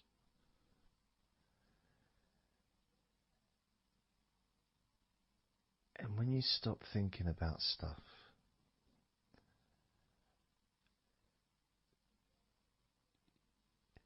relaxation automatically rises. A sense of comfort starts to grow. And without trying to build it up into something fantastical or something magical, this is just a natural process, something that's easy to accomplish. In fact, it's almost, the sense of relaxing completely happens really when you put no effort into it. It's not something that you can really force. It's something that happens naturally. And part of the process of this recording and others is simply to allow you to take advantage of this space, this time, to just let go, to just be here, to be in tune with how you feel.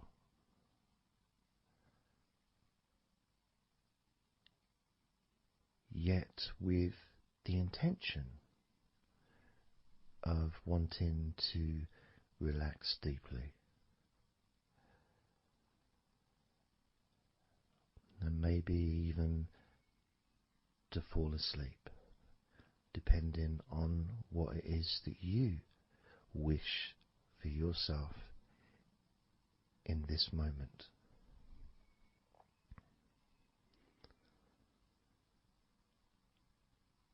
As we know, relaxing is the majority of the process of falling asleep. The actual falling asleep part is the tiny bit at the end. The deeper relaxed you become, the easier you find yourself drifting.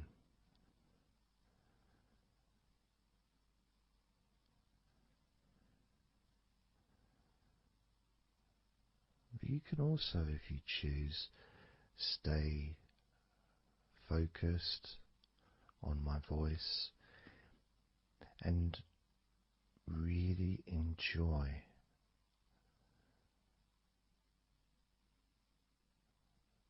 the process of gradually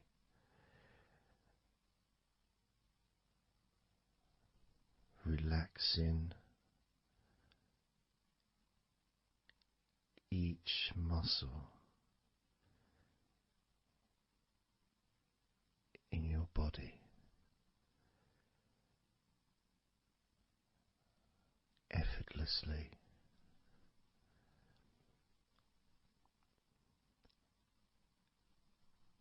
And just observing the sensation of letting go.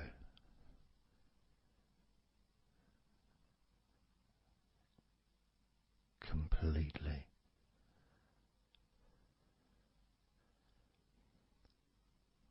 This time I'm going to count from 6 down to 1. And you can notice your mind calming down more with each number that you hear me say. Naturally feeling calm and slow and peaceful.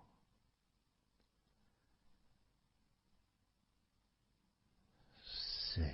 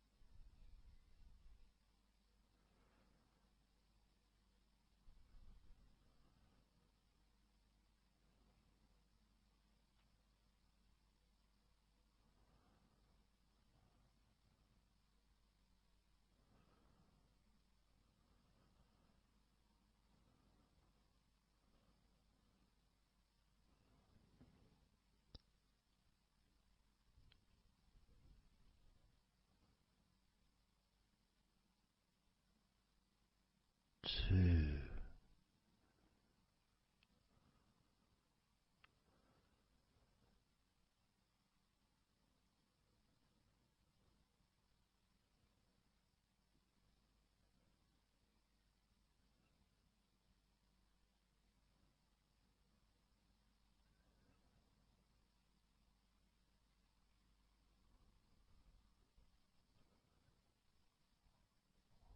One.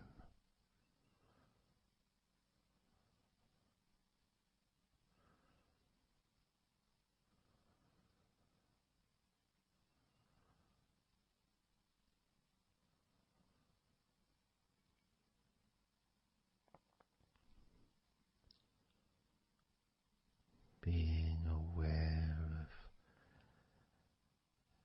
how your mind has slowed right down, sink in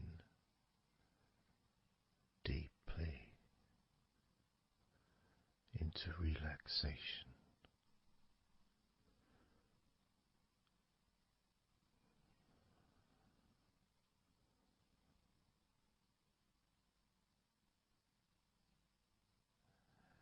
And as you focus on your mind, you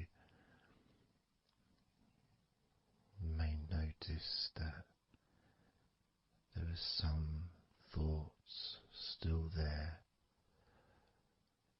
maybe some stubborn thoughts that for some reason perhaps need your attention.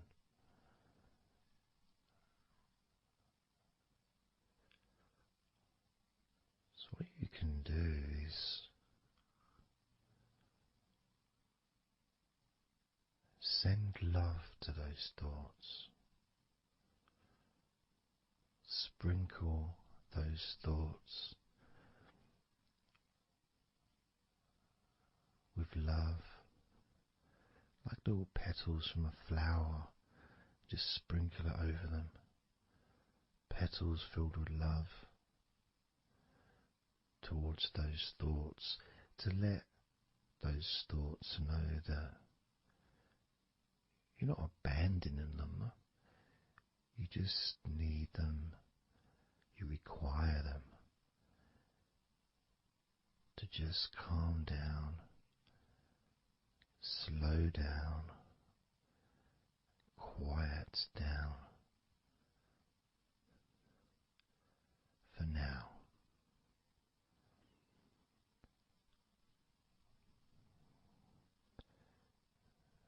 So as you focus on those remaining thoughts, as we count down this time from 7 down to 1, with each number,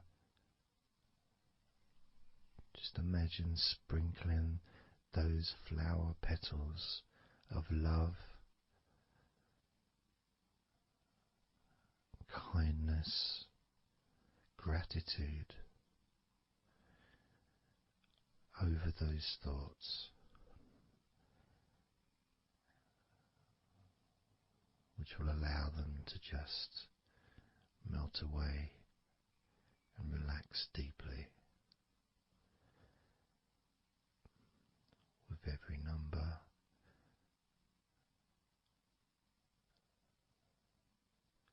those thoughts will become more and more relaxed.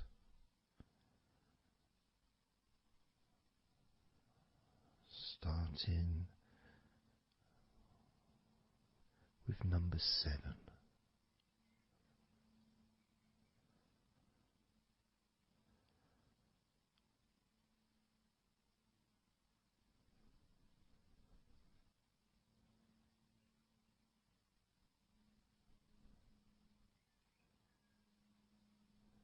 6. 5.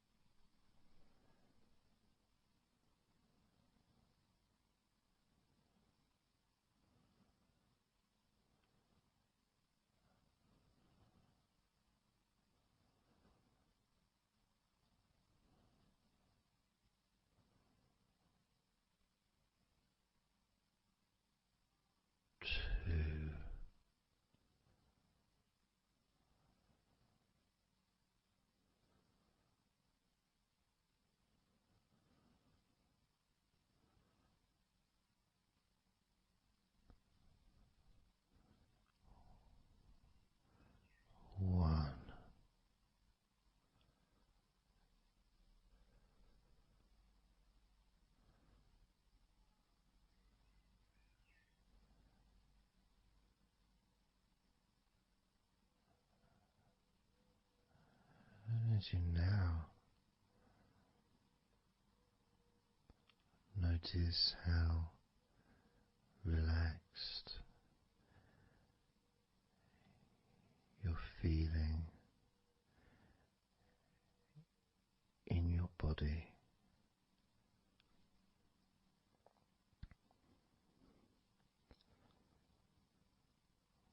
We're going to focus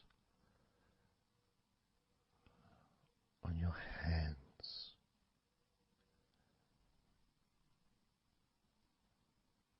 Because the more relaxed your hands are,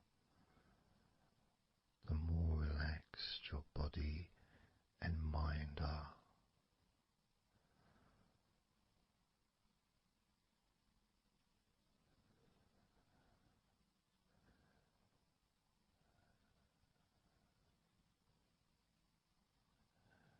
And as you focus on your hands and your fingers,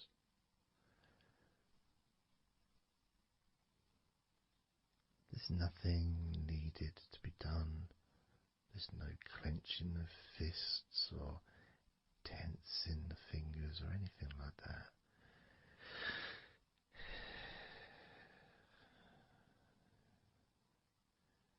It's just noticing and focusing on your hands.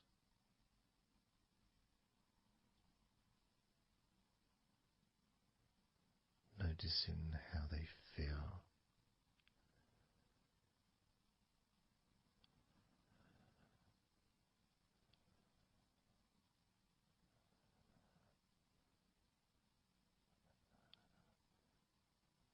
Because the more relaxed your hands feel, the calmer your mind feels, and the more comfort you feel throughout your body.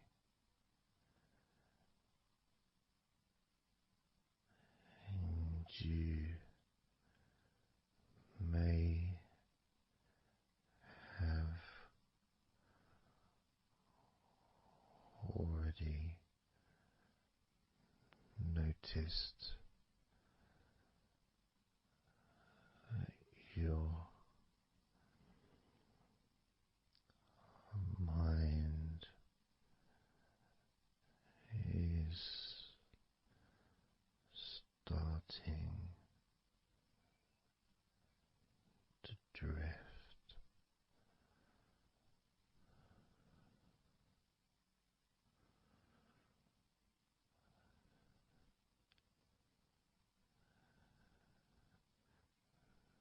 Focusing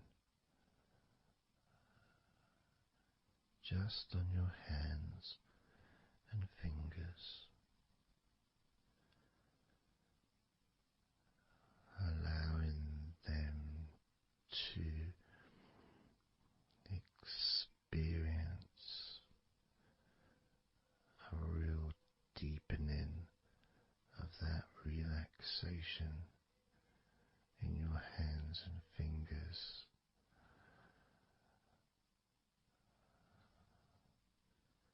More and more relaxed with each number.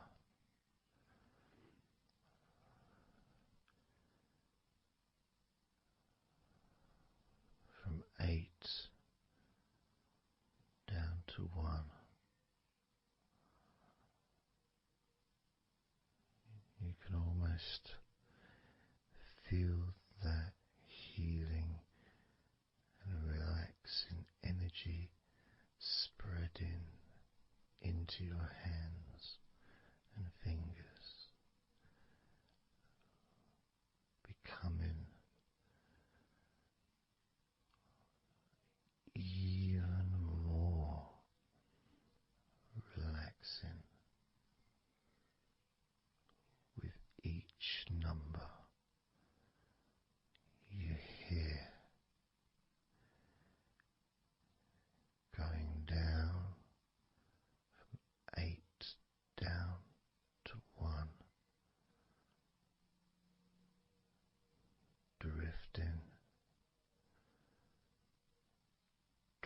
Starting again.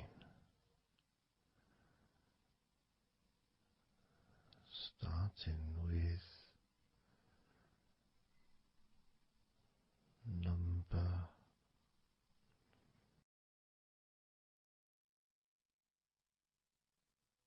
8.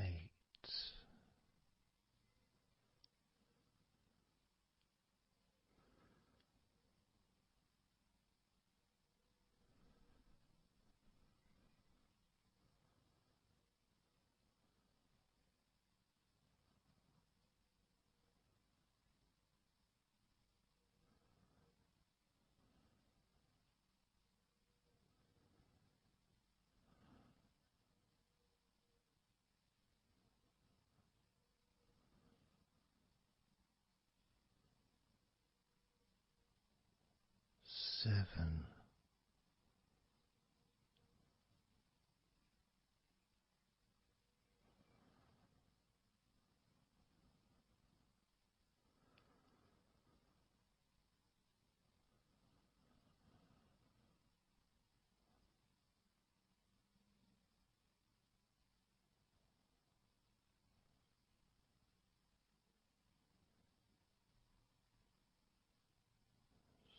6.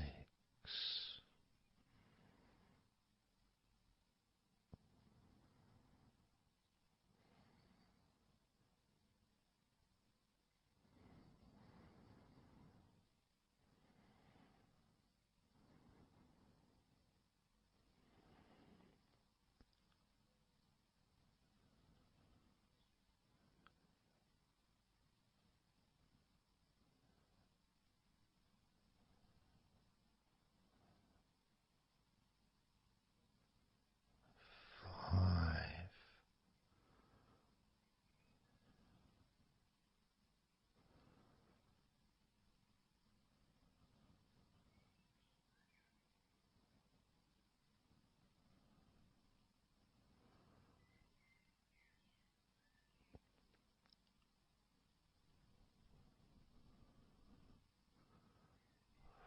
4.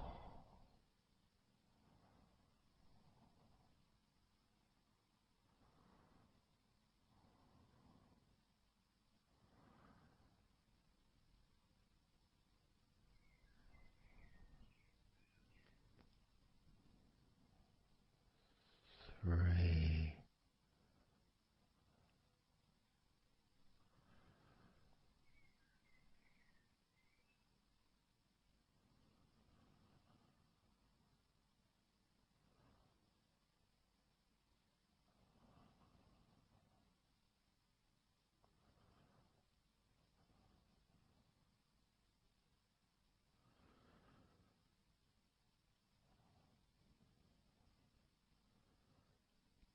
2. 1.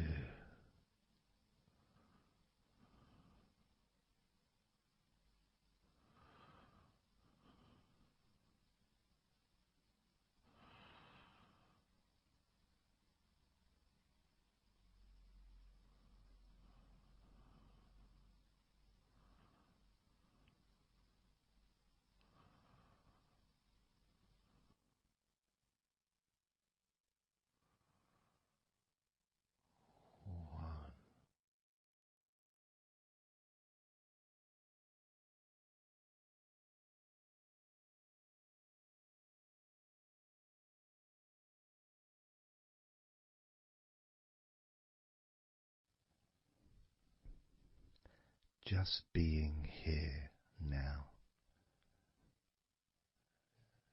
Nothing to think about, nothing to do, nothing to say. And everything just feels calmer. And this is your natural state of being. This is how you just normally feel when you take away all of that other stuff that we add. You know, things like stress and worrying and overthinking and anxiety, tension,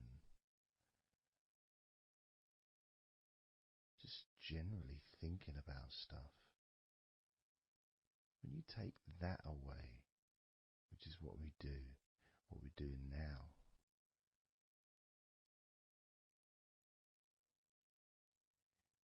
you're left with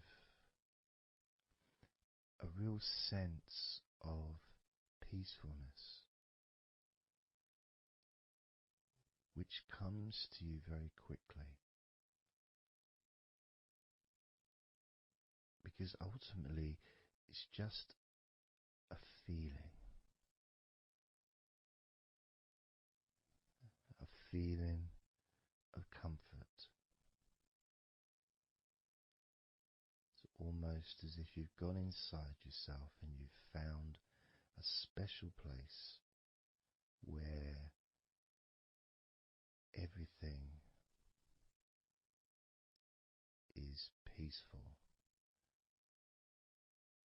A place where you can feel relaxed and your natural sense of comfort. A place where you can be you.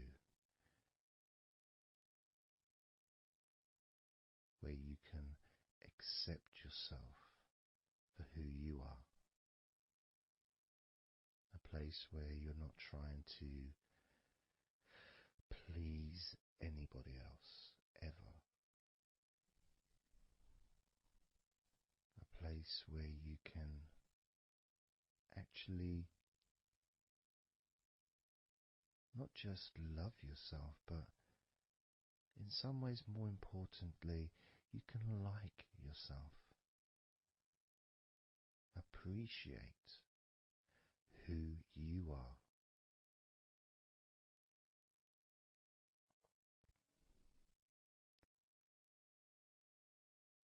And that sense of gratitude is in the air all around you.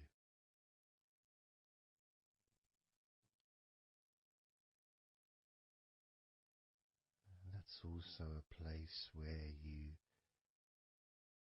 can actually feel the healing energy soaking into your body.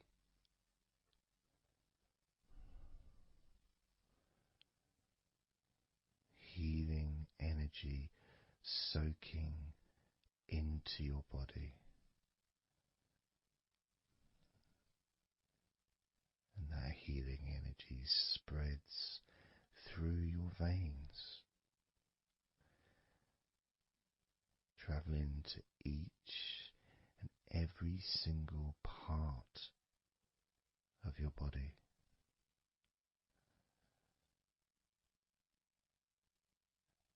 And you start to realize that actually that healing energy has not just entered into your brain, it's become part of your brain. And that spinal fluid is now mixed with healing energy.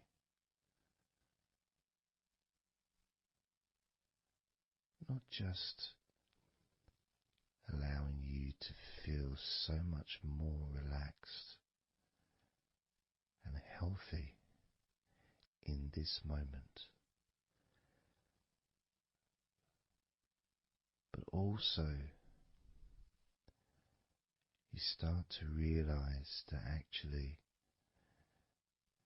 what's happening now with that healing, relaxing energy spreading through your body is actually changing your life. It's actually changing the way you're going to feel, not just now, but tomorrow and the next day, as your health improves. Not just your physical health, but your mental health. things that used to bother you in the past, for some reason, no longer have the effect that they used to, because something has changed deep within you. Maybe things that used to cause you to feel anger no longer have that power to control you the way they seemed to be able to before. As you realize that you're the one who decides what affects you.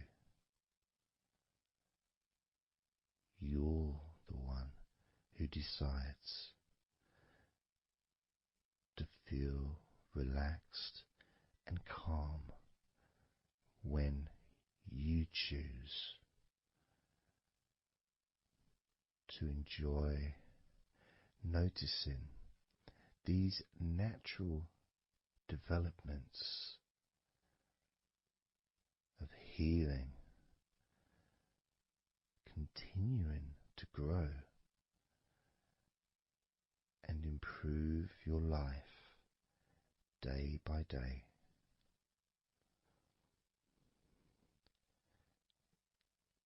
Including, of course, your ability to relax so much easier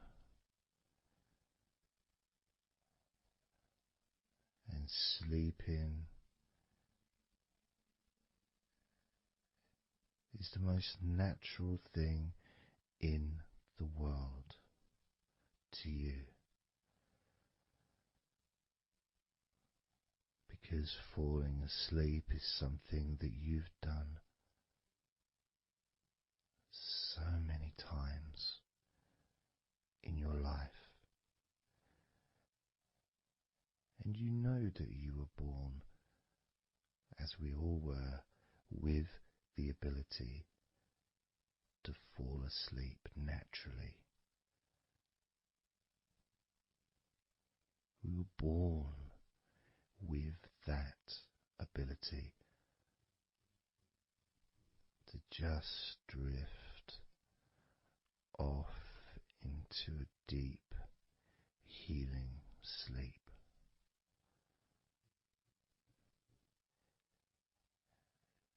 Even when we're kids, sometimes we'll fall asleep when we don't even want to. We try to stay awake. Maybe it's a birthday in the morning, or it's Christmas or holiday or something we look forward to. We don't want to go to sleep. But the more we want to stay awake, the more we just start to drift. And the more you fight drifting, the more you try and stop yourself from drifting asleep, the deeper and stronger that drifting becomes.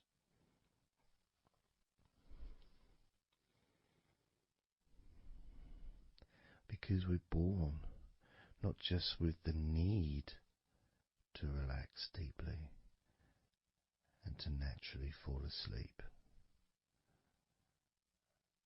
but it's our birthright. It's part of our DNA.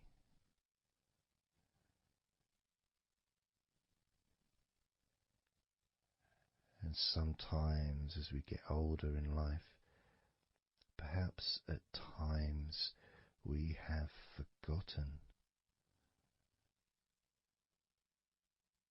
that relaxing completely is not only a wonderfully pleasant experience,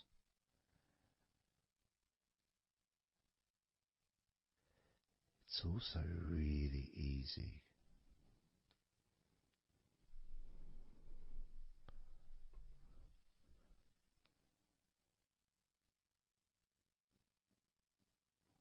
very, very easy to let go, because that's all it is. It's just deciding to let go.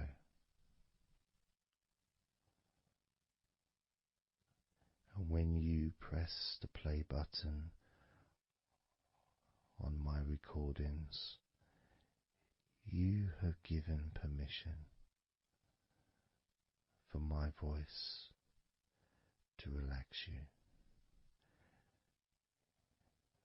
When you press that play button, you have given me permission for my words to affect you in a positive, only a positive way, opening up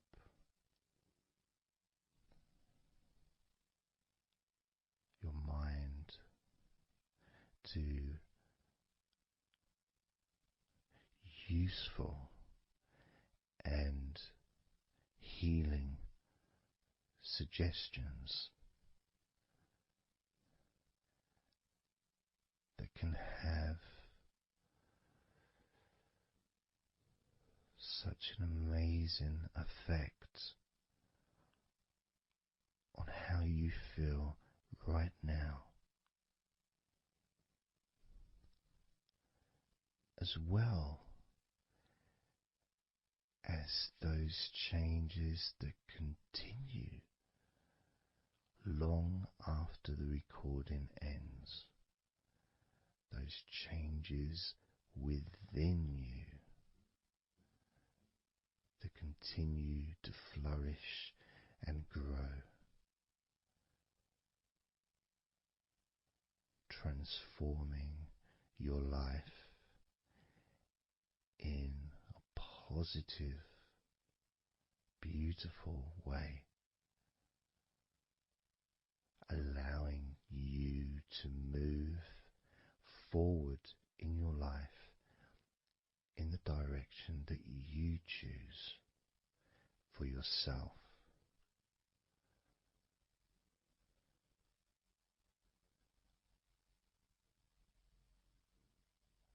And this feeling that you can experience of safety, comfort, calmness,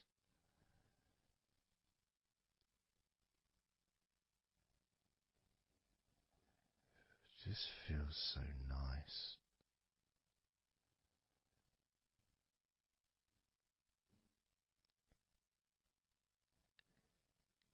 It's such a healthy place to be.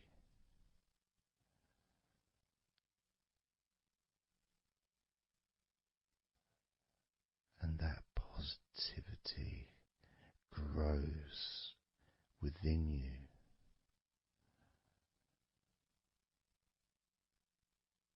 Each and every day, moving forward, you're going to find that you're more relaxed physically and in your mind is more relaxed.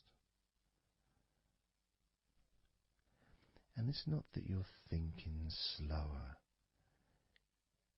it's just that your mind will be less clogged up with unnecessary negativity. Because from now on, your mind rejects negativity. From now on, you're going to start noticing when negativity arises, and you can just say stop. Stop. And that negativity will turn around and leave you alone.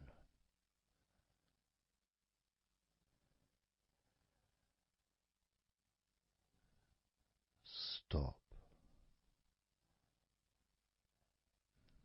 and that negativity will disappear.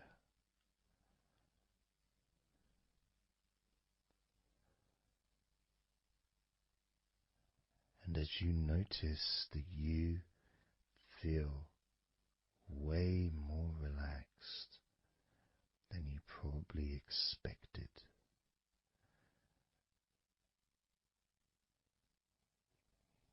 you can now congratulate yourself because you're the person that has done this. You are the one that has opened your mind up to the simple facts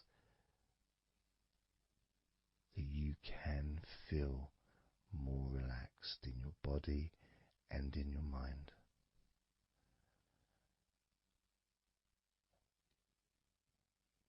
You've opened your mind up to the birthright of being able to just fall asleep easily when you choose.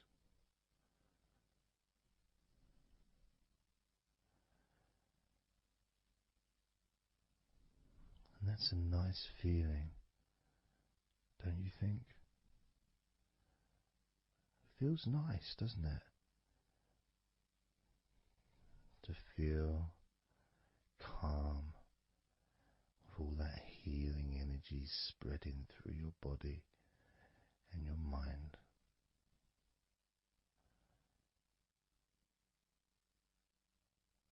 To spend time in that special place where negativity can no longer enter.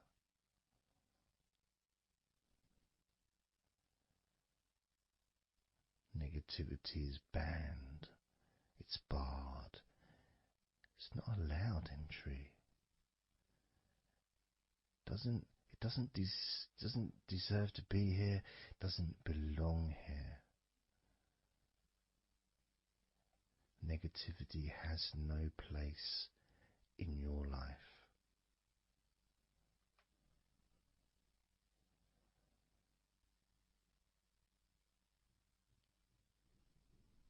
Which makes room for more comfort, more healing, more relaxation, more peace.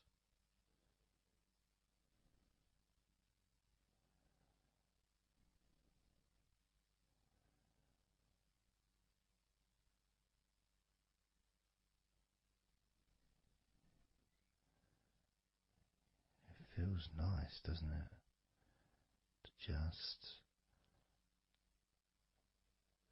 let go of everything.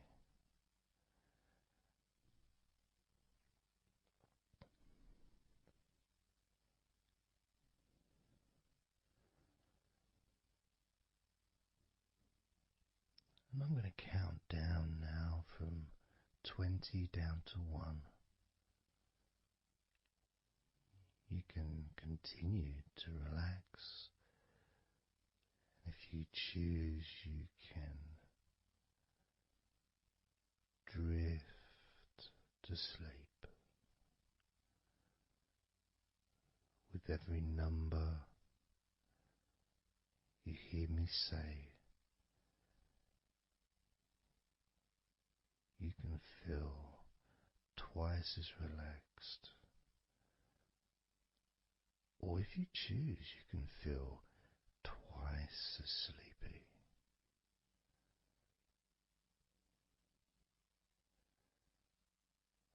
Now,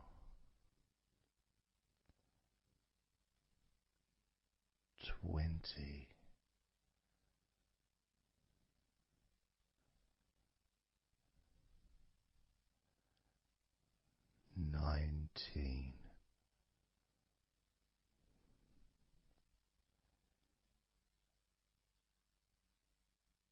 18,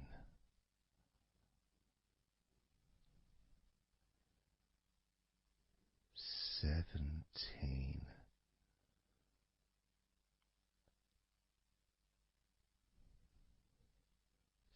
16,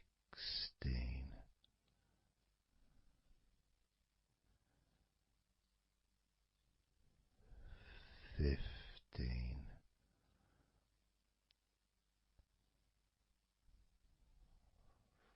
14,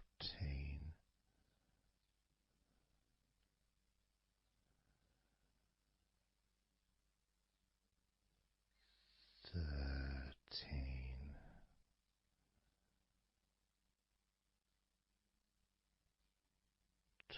12,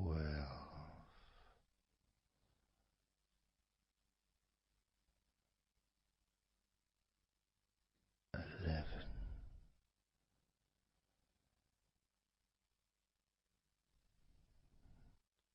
10,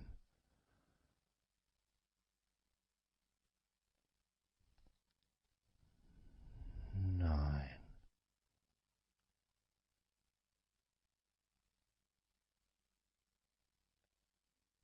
8,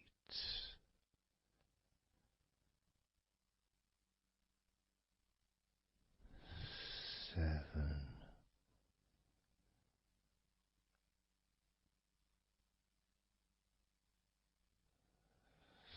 6,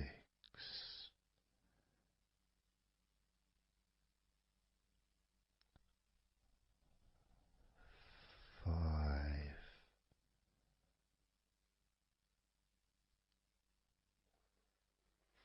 4,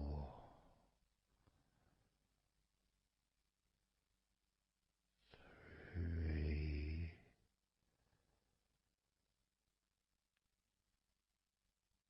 2,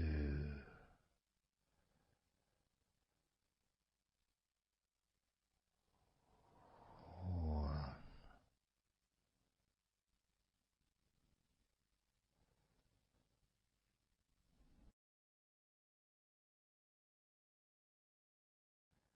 This is your time to just take a break. Your time to relax, to allow your mind to slow down.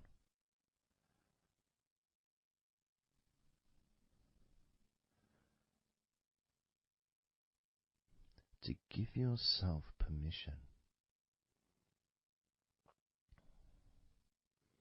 to take a break from everything.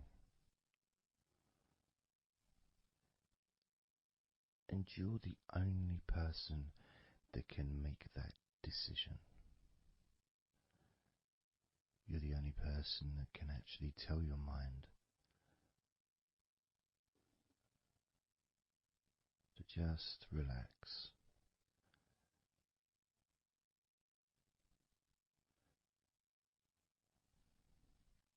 To just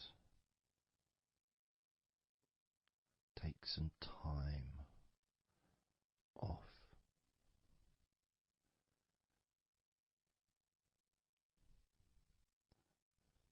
So that you can focus on your body, getting in touch with how you feel physically.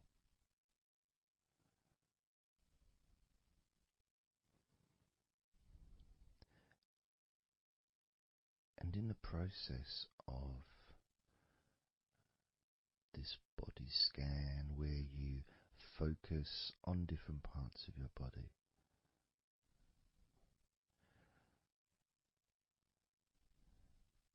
those parts that you focus on and observe, even though you're not purposely requesting for those parts of your body to relax, it's kind of expected. You expect, when you listen to my voice, to feel more relaxed naturally.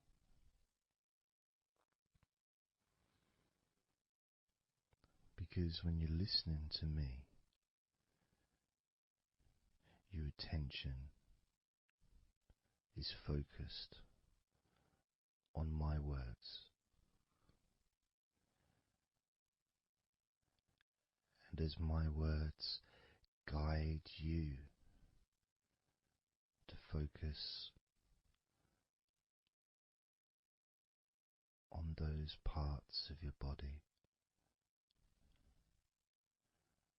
your focus increases.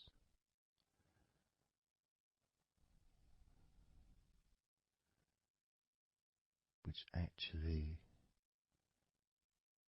calms your mind.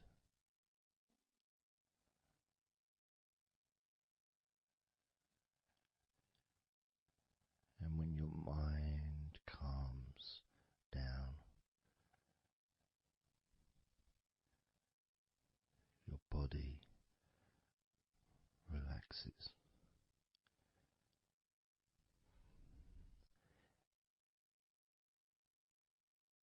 And when your body calms down,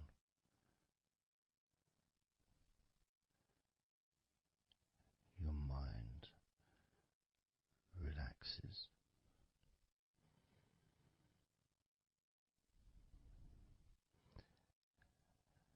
And even though we've not really started to focus on your body, you can already feel that healing energy spreading through your body, pushing out stress and tension,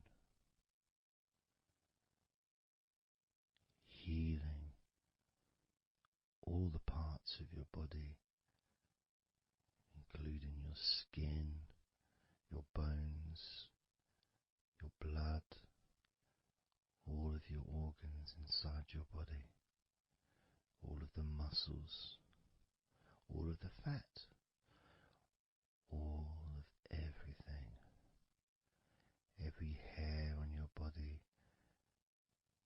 is filled with that healing energy.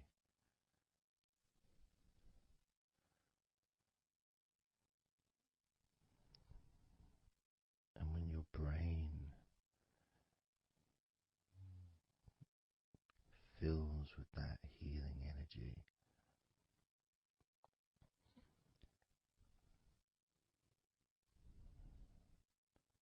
the feeling of comfort and relaxation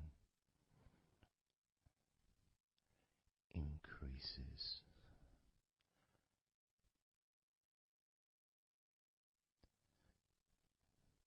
Deeply increases.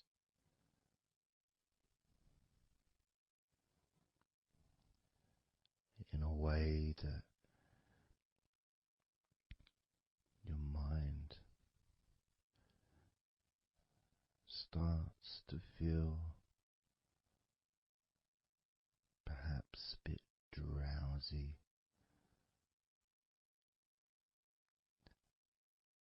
because it's not needed,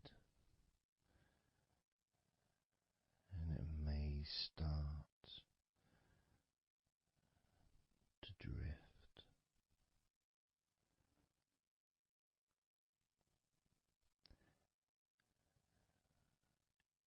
If that's what's needed. So if you're listening to this and what you need is deep relaxation, that's what you'll get. If what you need is to fall asleep naturally and easily as your mind drifts, that's also what will happen.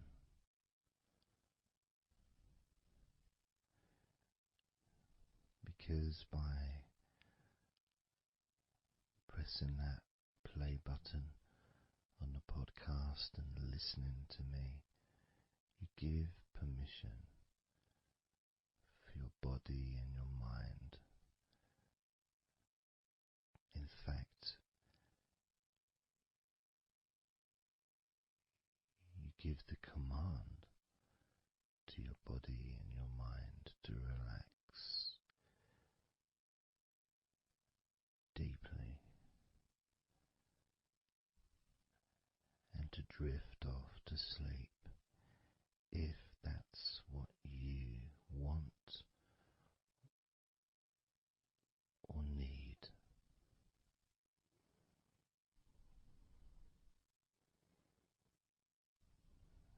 And as I focus on the different parts of your body,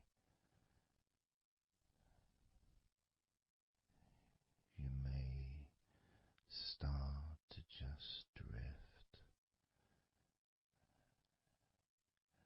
and then you come back again and you hear me talking, and I'm focusing on a different part of your body. And you may find yourself drifting, but you don't realize you're drifting until you stop drifting and you're alert again to my voice, focusing on a different part of your body starts to relax even deeper, because that drifting is basically you already in the sleep zone.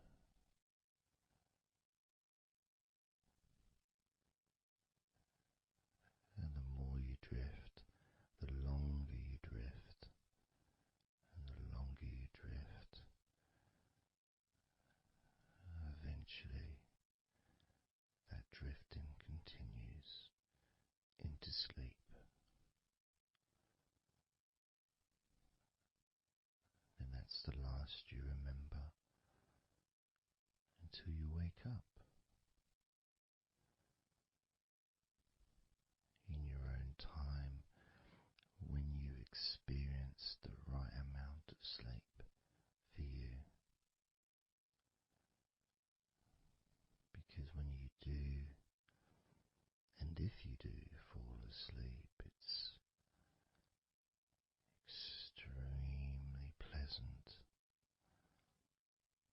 so relaxing, so deep, healing sleep.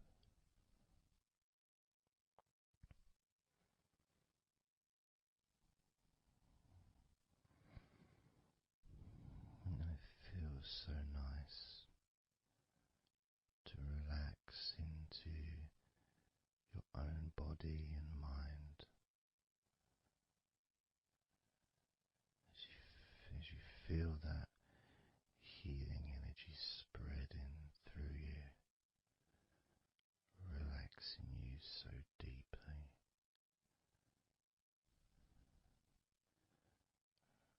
relaxing you so deeply.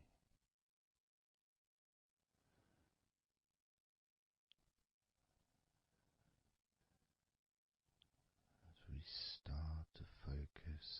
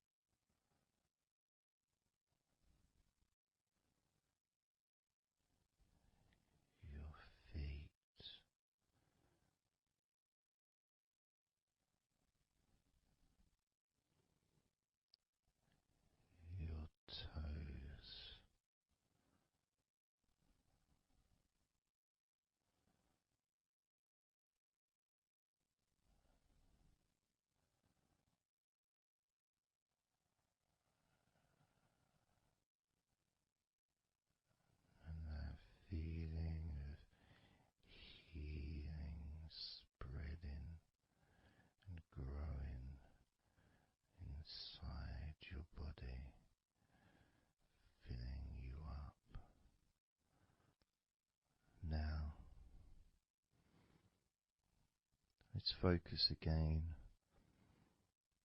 on parts of your body. Focusing this time on your forehead.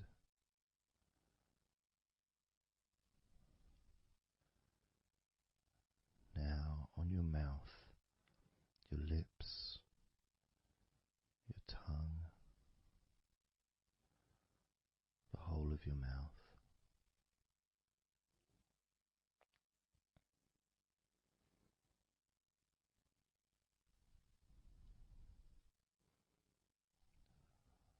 Focus in on your fingers.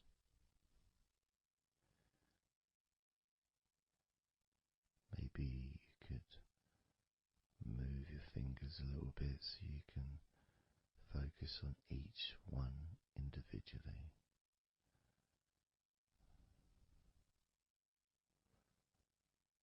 Both hands. And even though as you focus on both of your hands now, they almost seem to just melt into one.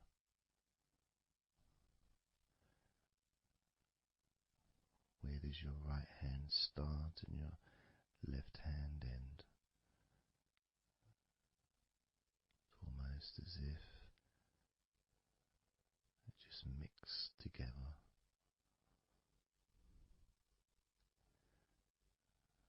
Now focusing on your knees.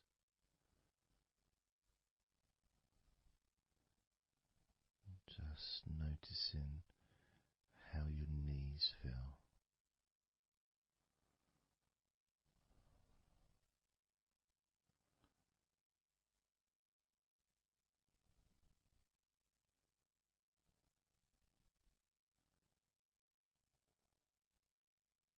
Now focusing on your elbows.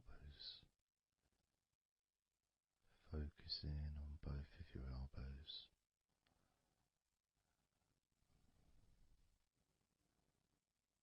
Just observing the feeling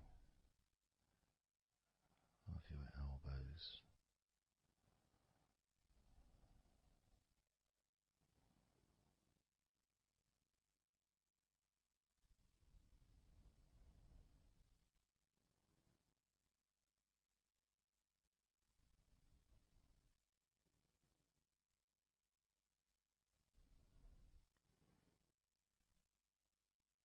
Now focusing and observing the back of your neck.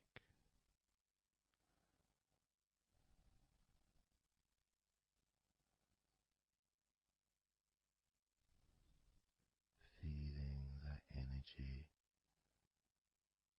in the back of your neck.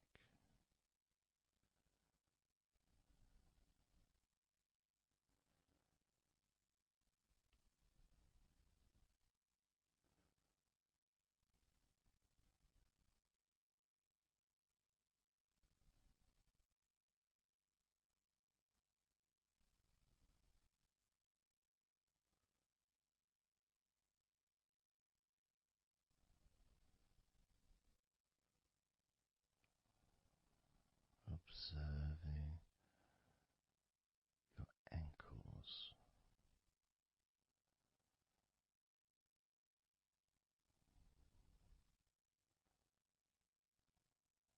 Being aware of the physical sensations in your ankles.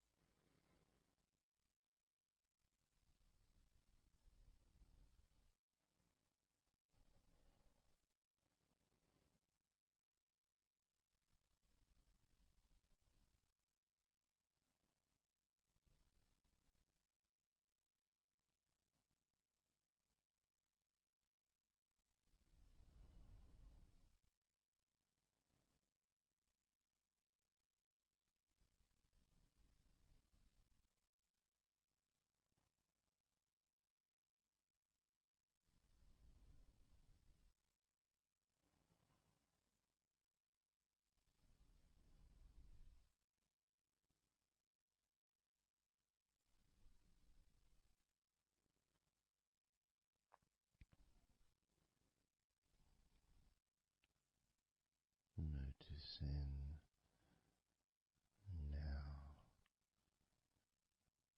your toes on both of your feet.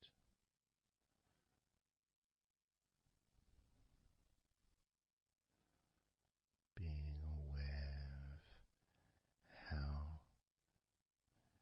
your toes feel right now.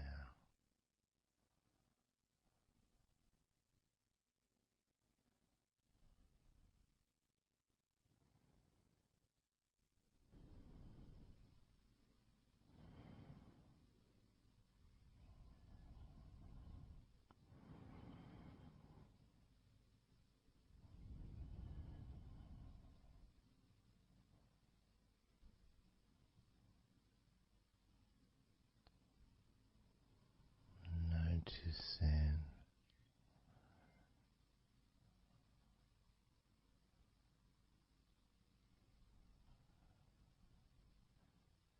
how your entire body feels.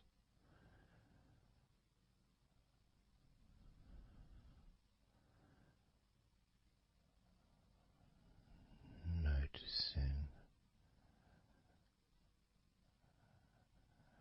how your mind feels now.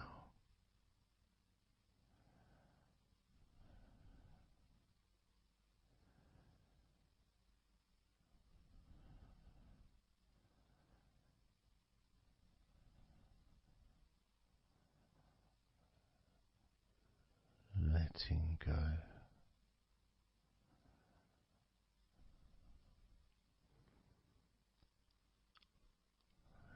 Letting go.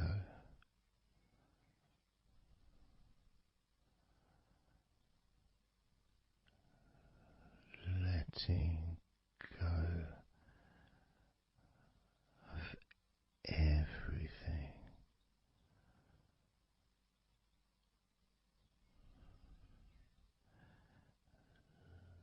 Letting go.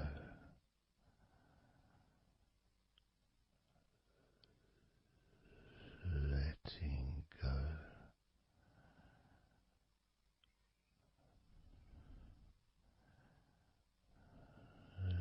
Letting go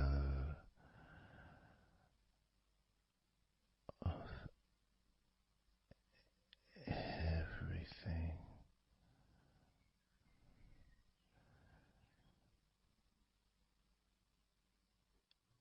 Everything.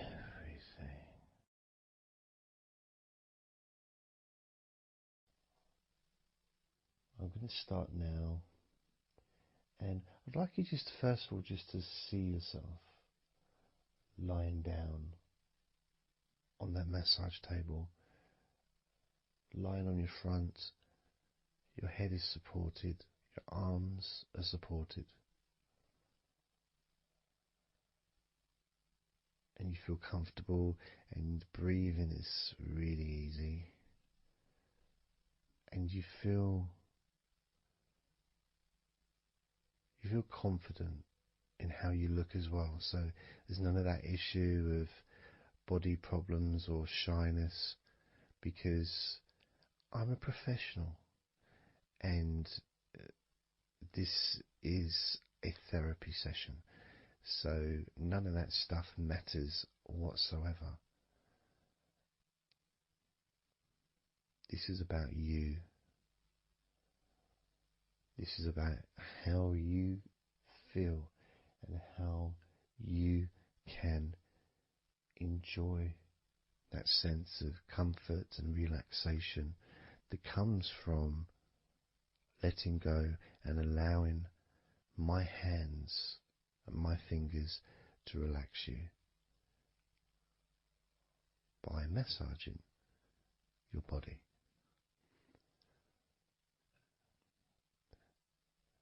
So I want to start off just by placing my hands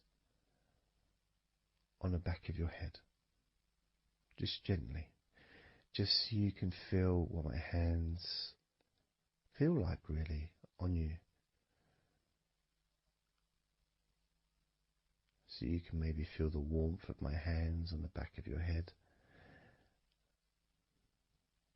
And I'll move my hands to the side of your head, not pressing, but just holding them there very gently.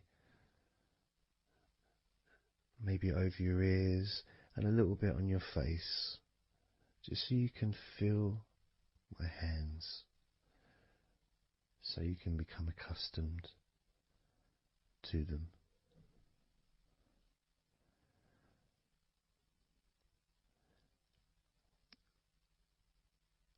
And now put my hands on the back of your head again and gently let them slide down onto the back of your neck.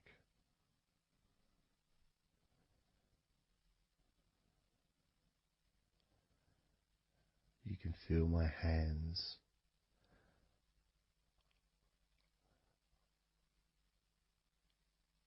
gently stroking the back of your neck to start with, just so you can get used to the feeling of my hands on your skin. Get accustomed to it. Realize that you're safe and it's all good, it's all fine.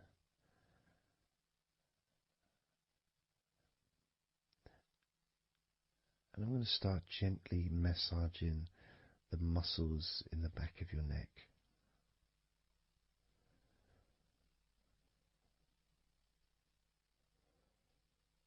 With both hands.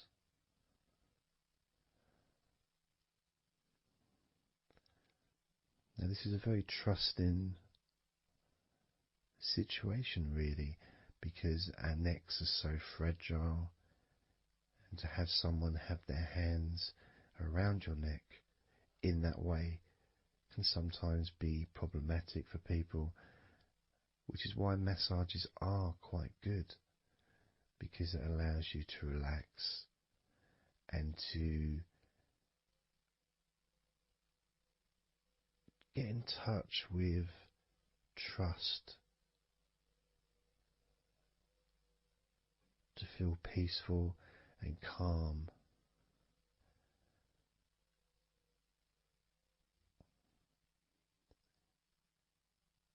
And as I massage the sides of your neck gently, moving from the bottom of your neck, which would be sort of near where your shoulders start, I guess, all the way up to your jaw, your ears kind of area, that side of your neck. Of course, is a lot longer than the front of your neck.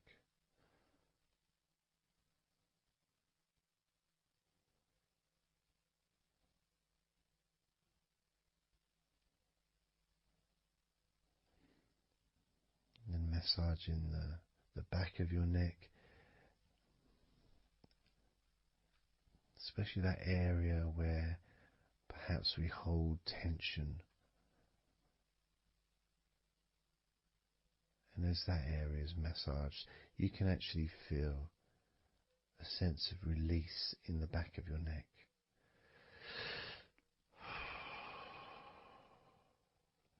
And maybe you can breathe it out as well. Notice how it feels. Notice how you feel.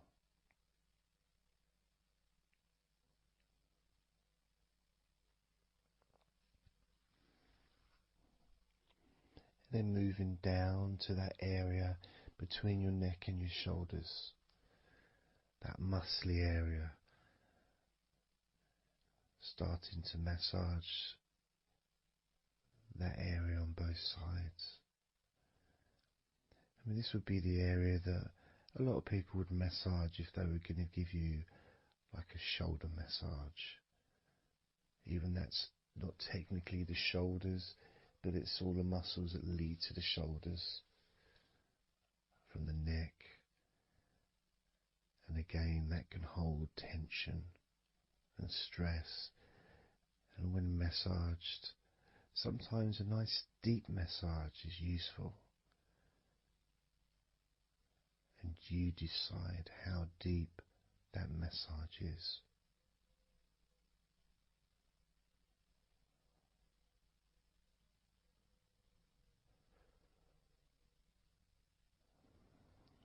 And just allow my knuckles just to dig in, to get to those muscles and to really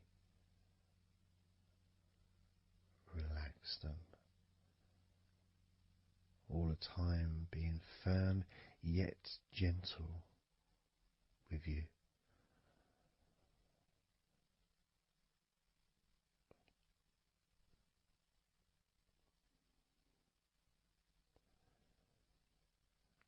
And just stroking down that area to your actual shoulders, moving to the muscles of your shoulders.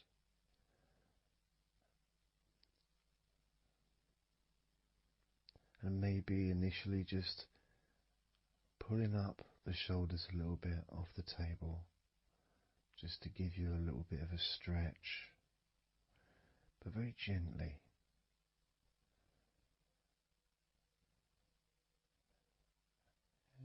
And you've got the muscles at the front of your shoulders, the sides and the back.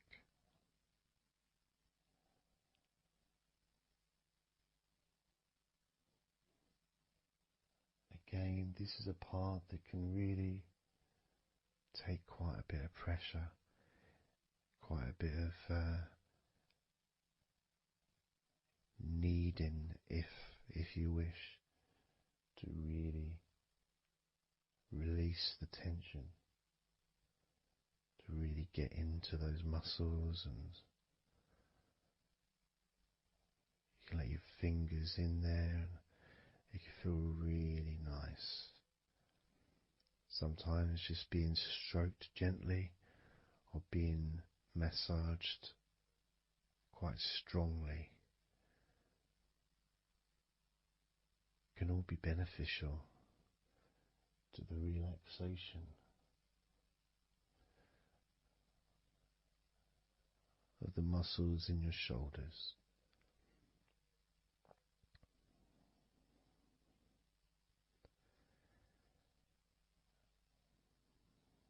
Now, as we move down your arms,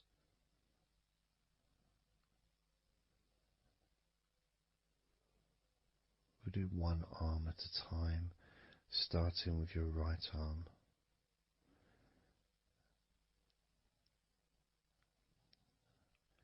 What I'll do is I'll just lift your arm up, just hold it to the side of you. Don't worry, it'll still be attached. And I just massage the tops of your arms.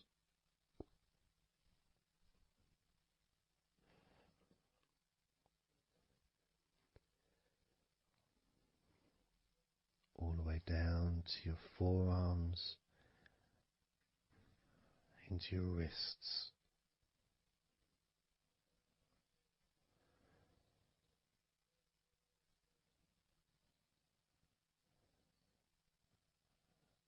Gently massaging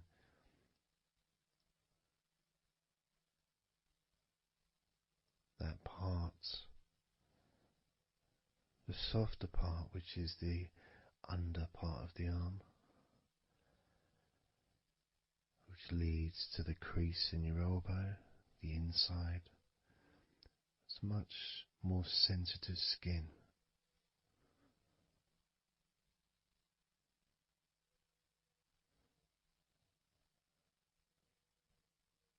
Sometimes just having that stroked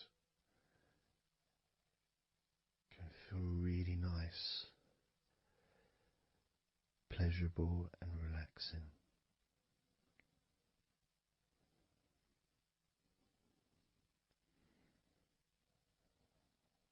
Now moving down to your right hand.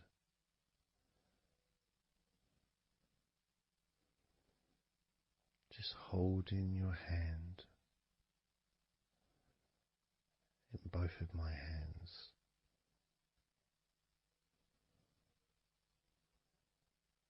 Just pressing gently on the back of your hand and stretching your fingers ever so lightly. At the same time, pressing down and massaging each finger.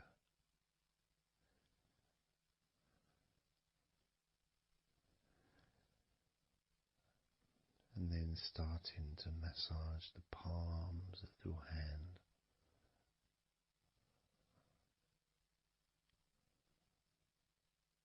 Just turning the hand gently, stretching it gently.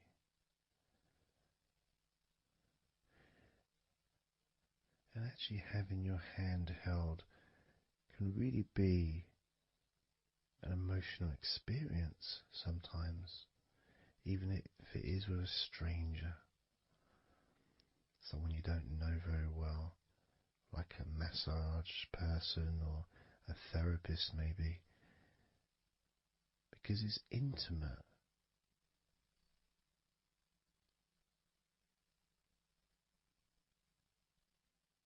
And it can feel nice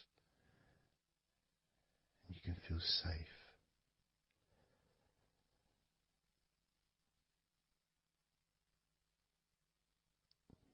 And as I put that right arm back down where it was,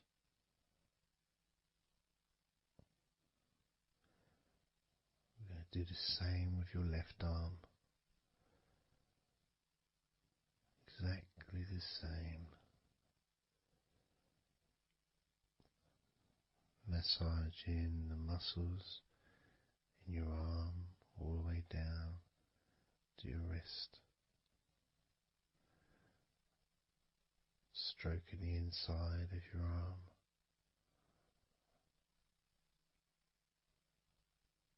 Just being gentle or as firm as you require.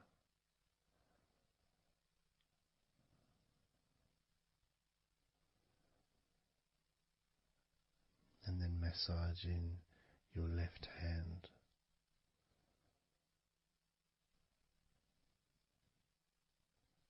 Stretching the fingers gently. Massaging the palm of your left hand.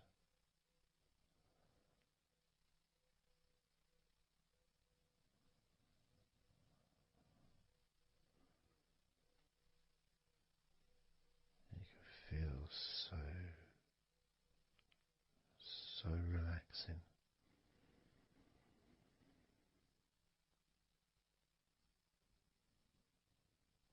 So comforting.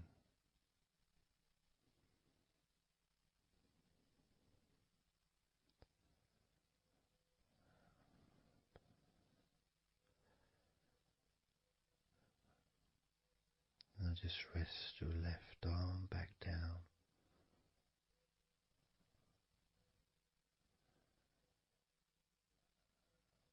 Start to massage your back, the biggest part of your body.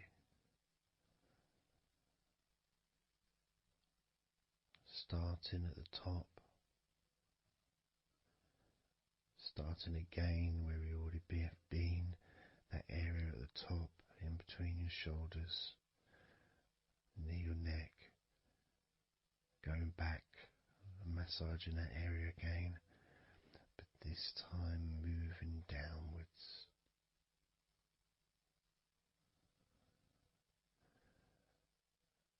Making a downward stroke to the middle of your back, working from the outside inwards. So massaging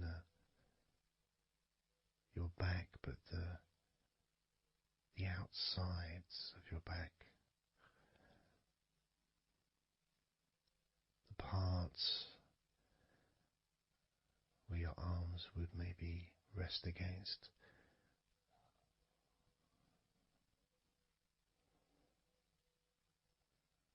almost the part that connects your front to your back.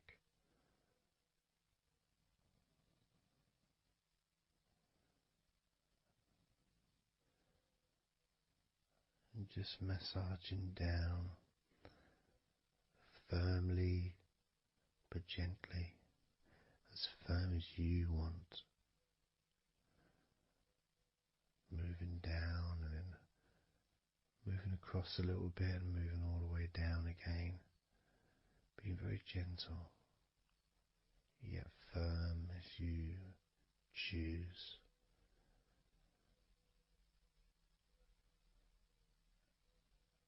Eventually we get to the spine. We can massage the muscles on either side of your spine, from the top of your neck all the way down to your lower back.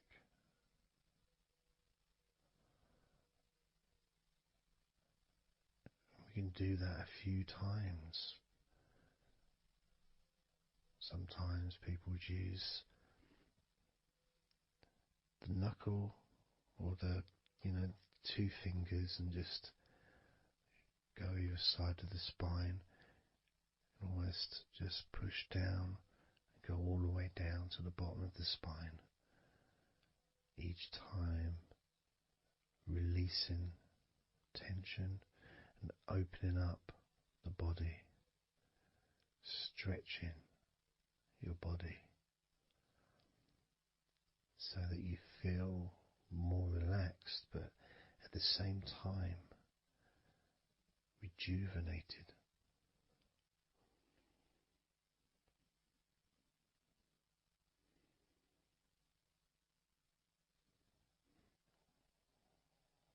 And now I'm going to move to one side, to your right side, and from the bottom of your ribs to your pelvis, I'm going to massage that area of your back. I'll stretch over the other side and I will pull the muscles gently and massage and push from one end, that side, all the way to my side, to the middle, in fact, to where your spine is, massaging that side of your spine, the opposite side to where I'm standing. It's almost like kneading bread. There's that big area which is firm, yet lots there to massage.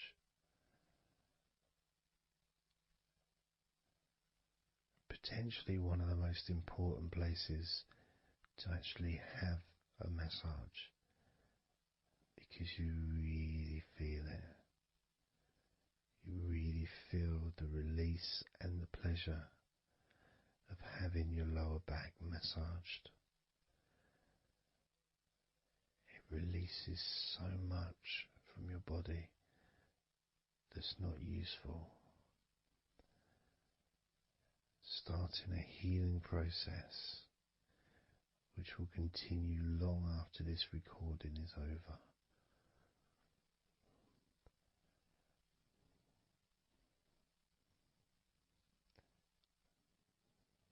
And massaging this part of your body not only feels really good for you, but it's actually fun to do, because it is, as I said, like kneading bread.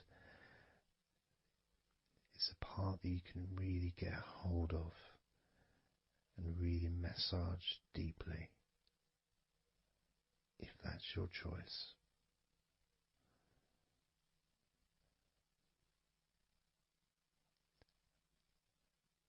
Then I'm going to move over to the other side of your body and do the same with the opposite part of your lower back, kneading and massaging from your sides all the way to the middle of your back where your spine is. pressing and kneading,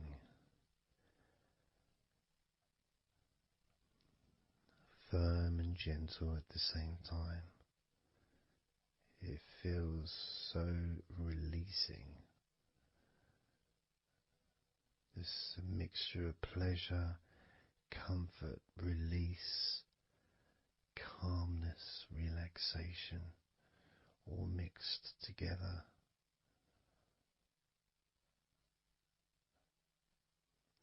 Plus there's that feeling from your stomach as it's being stretched. Even though you're on your stomach now, you can feel it being stretched because that whole area is connected to your stomach.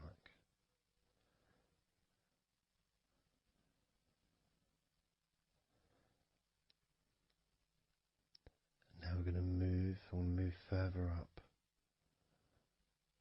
to your top of your body, and I'm going to do the same.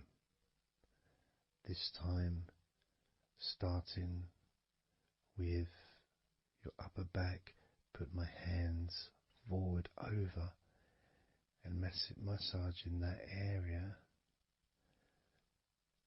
up to your spine, from the side of your body up to your spine. So some of that massage area, the muscle tissue, or whatever, fatty tissue even, will be possibly from your chest. Because it's all connected, the chest and the back connect together. I'm going to be massaging and just pulling some of that skin from your side up and massaging that area of your upper back all the way to your spine.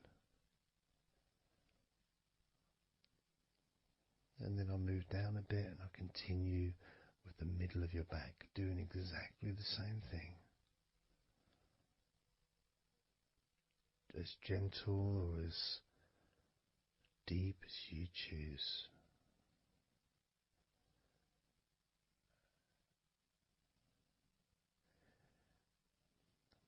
Now I'll move the other side again and do the exact same thing with the top of your back on the other side, from pretty much underneath your arm area really,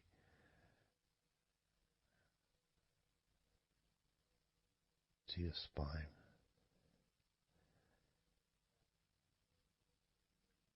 And then continuing that all the way down, including your middle of your back.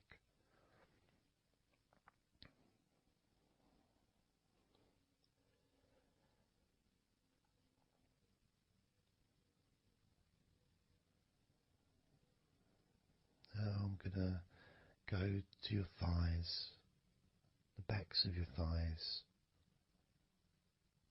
and the sides of your thighs. Starting with your right leg, massaging the back and the sides of your thighs, gently and firmly. There's a lot of muscles there. It's an area that can be very tense at times and maybe needs a little bit more pressure than the rest of the body. But that's up to you. You can gently stroke the back of your legs where, opposite your knee joint or underneath your knee joint. It's a very sensitive, gentle area.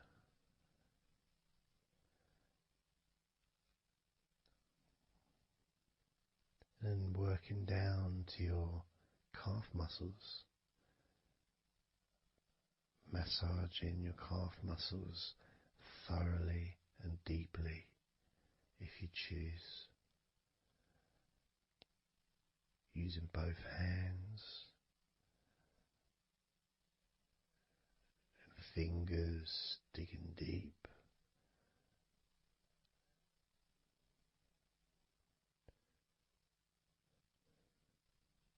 to your ankles, and the back of your ankles, just gently massaging that area.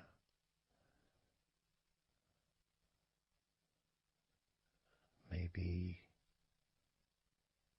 lifting the leg and stretching it a little bit.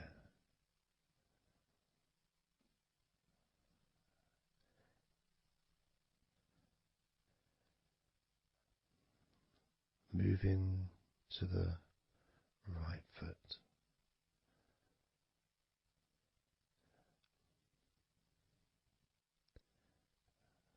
Massaging the bottom of your feet and the sides of your feet.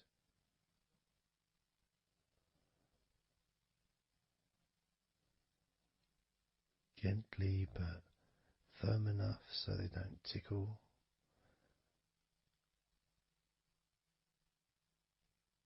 And just allow the pleasure that you get from having your feet massaged to just overtake you.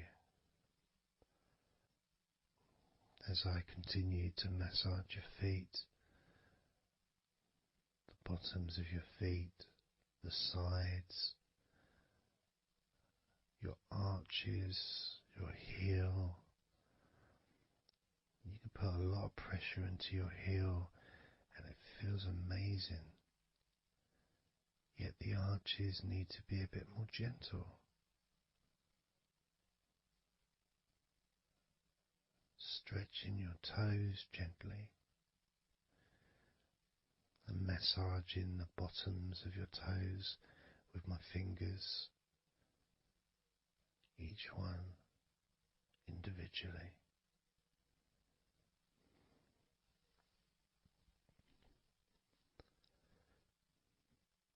Moving over to the left leg to do exactly the same thing. Starting at the top of the thighs, working the back of the thighs and the sides, massaging deeply and gently that whole area, working all the way down.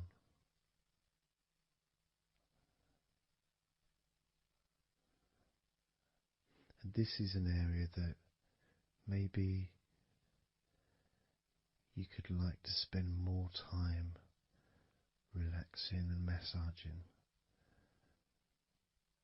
So perhaps if you wanted, I could make a future recording where I spend more time on one particular area.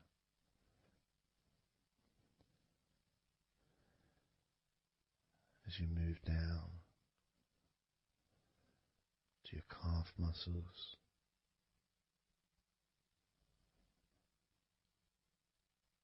massaging your calf muscles firmly and gently.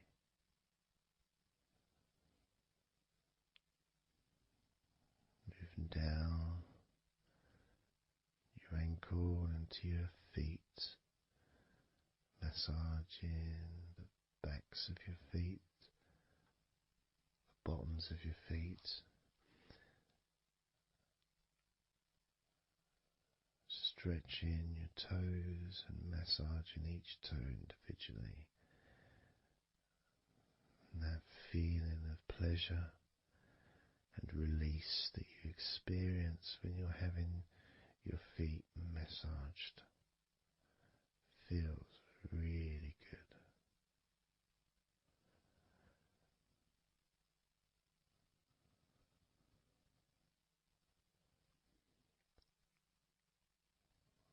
Now,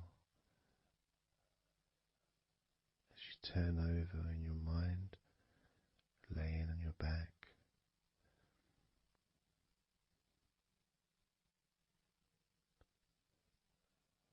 I'm just going to start again at your neck area.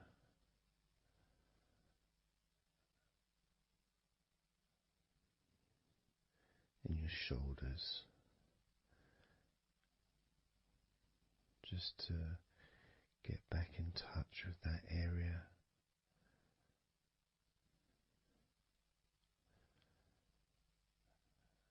And as we move up,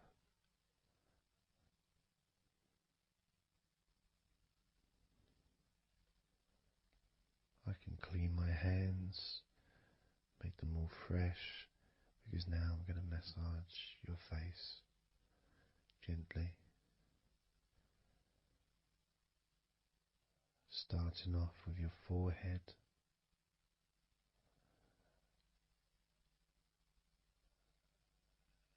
your eyes are closed, and I can just stretch your eyes a little bit, pushing up on your eyebrows.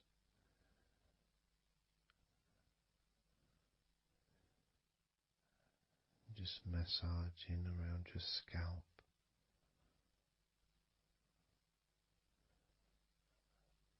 Massaging down your cheeks, around your ears,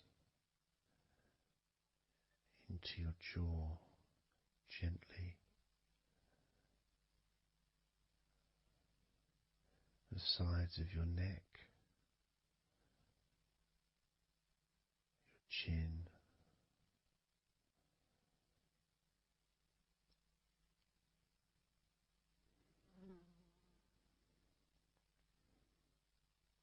then just moving down from your neck down to your chest, starting by massaging the very top of your chest, where the collarbone is, either side of the collarbone.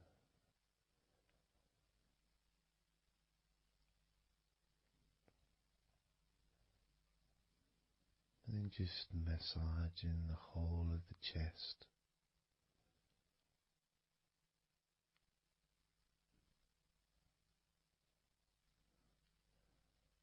Moving the chest around.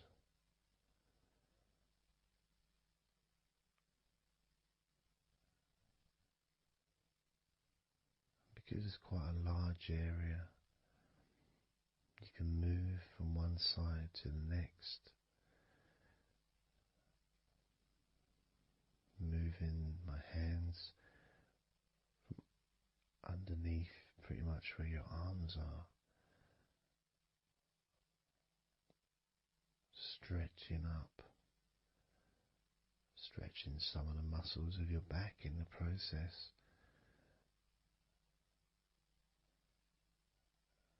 Moving up over your chest, and then moving down again.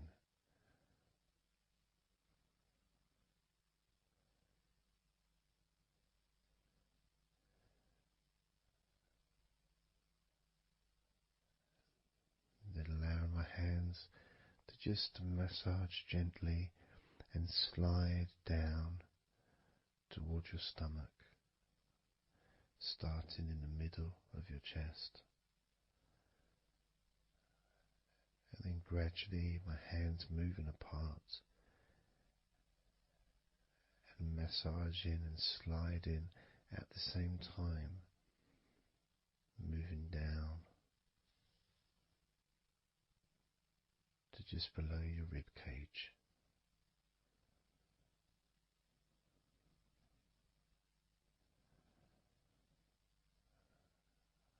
Moving down,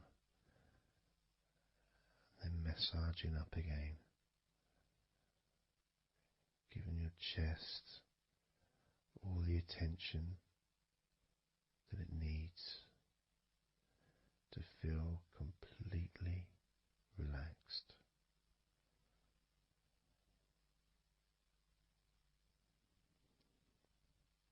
Remembering that I'm also going to be focusing on your sides as well, an area that really doesn't get much attention, but feels really good when it's massaged. Just stroking my hands down the sides of your body, and just below your arms, all the way down to your hips.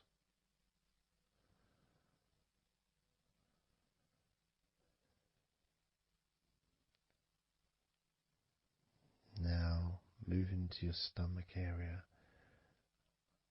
I'm going to stand one side of you like I did when I did your lower back.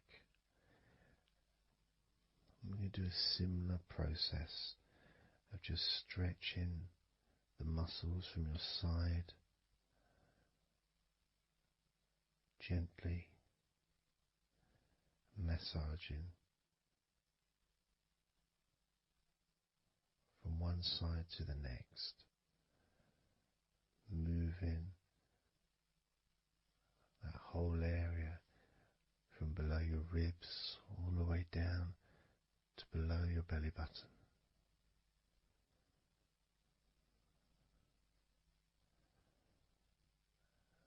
And then move round to the other side of you and repeat that.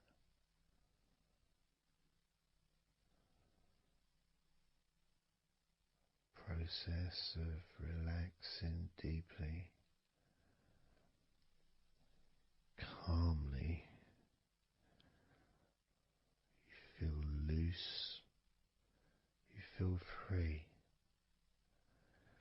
And there's something about having your stomach massaged that's different from any other part,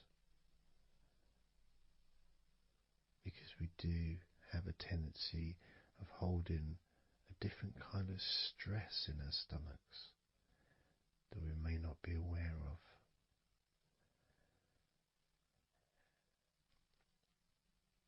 As I now massage your stomach, the front of your stomach, making circles around your belly button,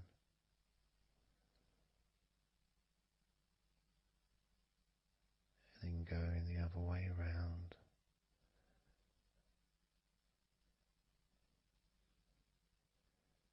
There's a gentleness and a freedom that comes from feeling how you're feeling.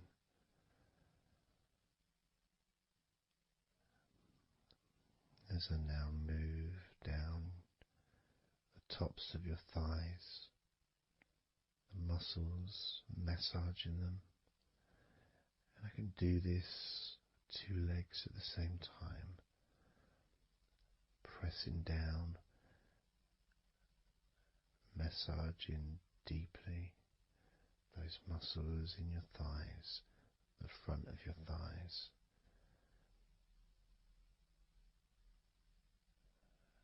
And moving down to your knees, gently massaging your knees. Sliding down your shins, putting pressure on either side of your shin, gently, softly but firmly. Moving down to your ankles, stroking the tops of your feet.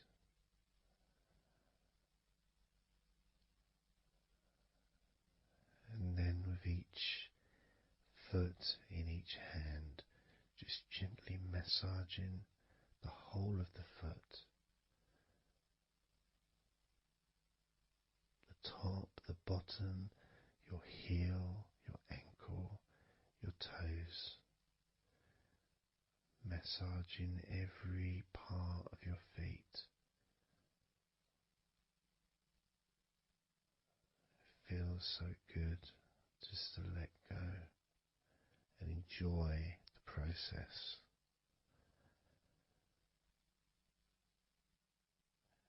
Enjoy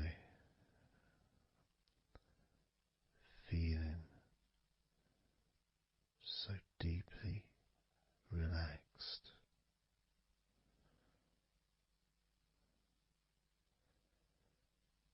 So much comfort and so many feelings become just from touching your skin.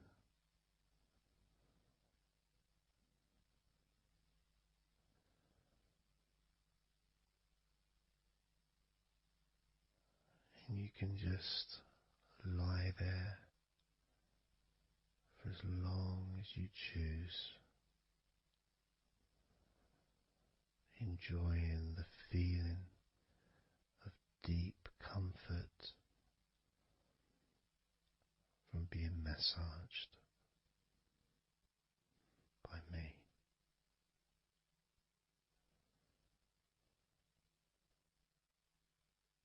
Enjoy feeling deeply relaxed.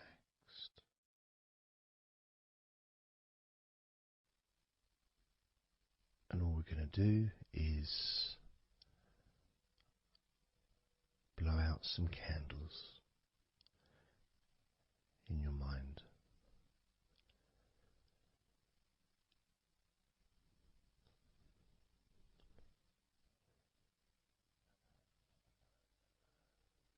There are going to be 100 candles.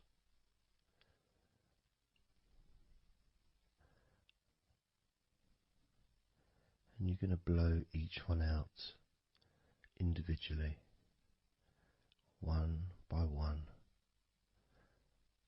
starting at 100 as I count down,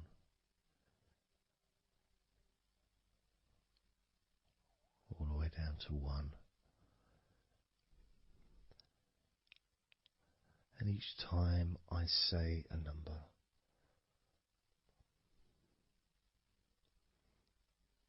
you can imagine that candle in front of you, and I'd like you to actually physically gently blow that candle out.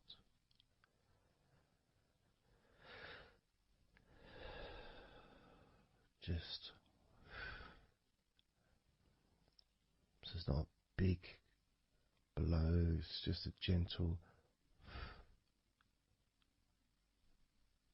and that candle will extinguish. And then I'll say the next number as we move down, and you can just blow that one out as well.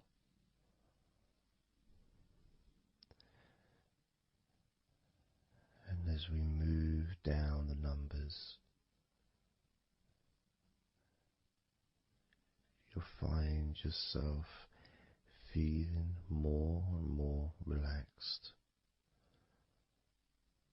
And if you need to sleep, you'll also find yourself becoming incredibly tired and sleepy. In fact, you may struggle to blow out all 100 of these candles.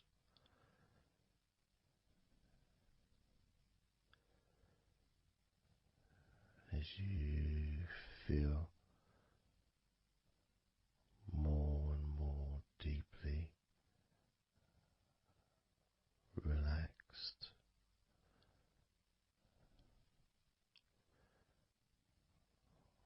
more and more deeply tired, and the further you go down,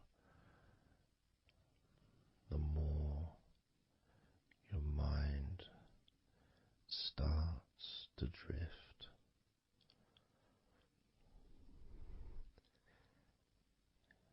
And you may find that you stop listening to me after a while.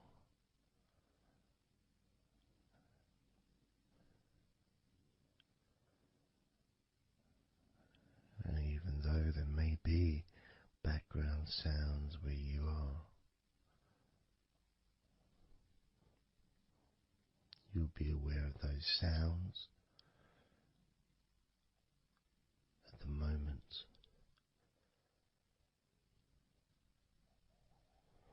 You may start to just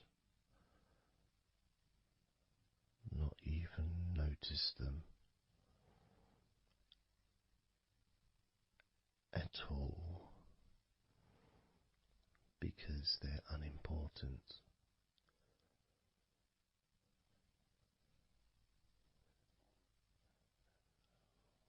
Where I am, I've got the sounds of the birds. There's Horace the pigeon, who likes to say hello sometimes. And there's the odd plane that goes by. Maybe traffic and trains in the distance.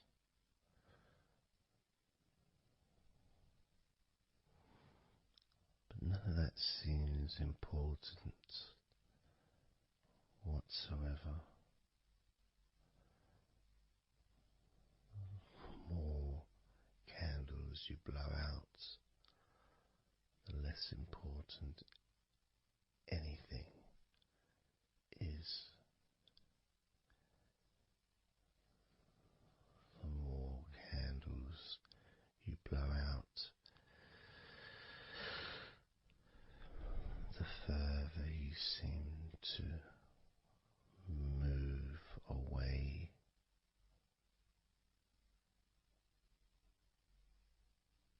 from sounds and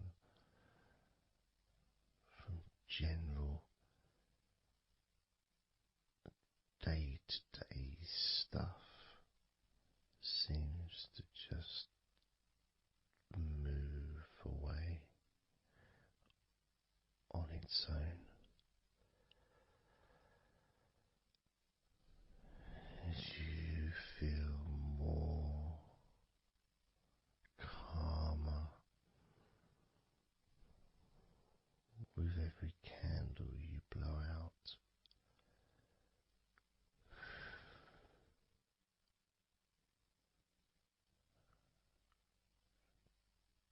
Guiding you to the next number that you hear me say.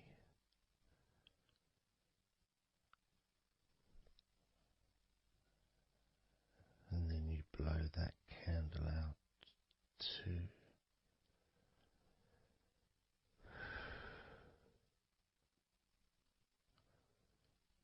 So easy. So simple.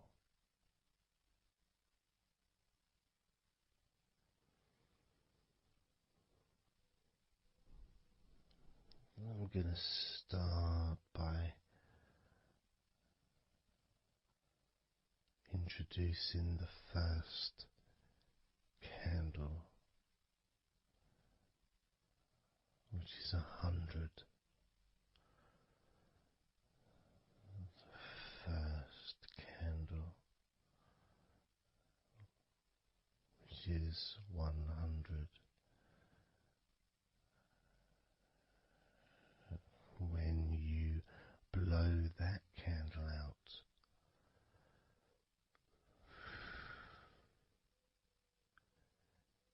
you'll find immediately a slight change in how you feel.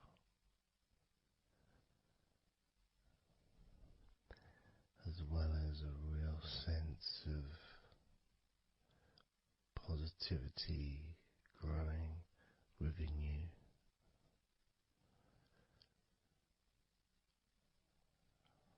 Relaxation and sleepiness expanding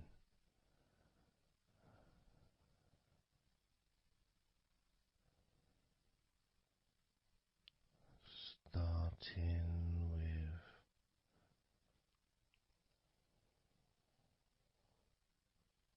100.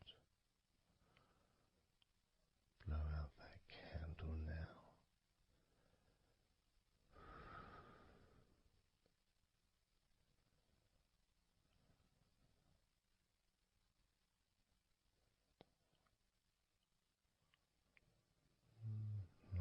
99.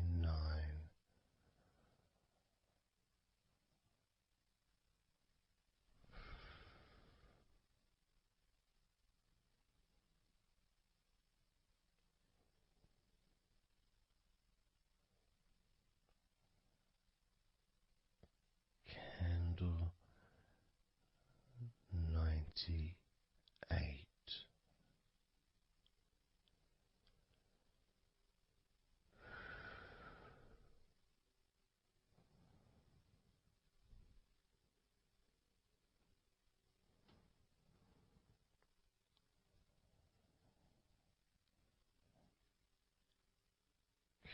Candle 97.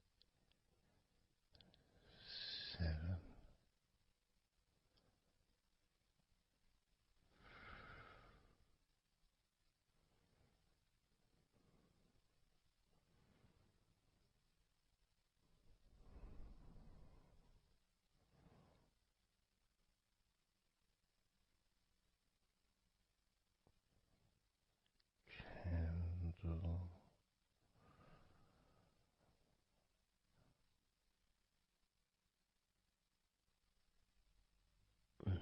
96.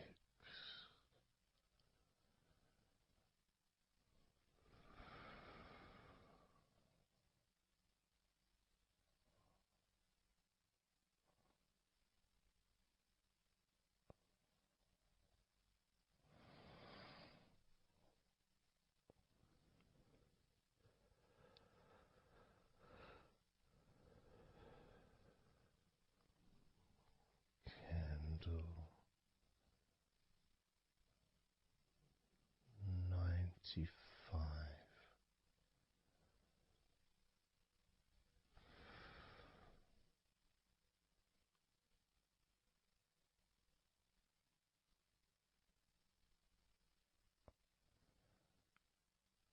Candle 94.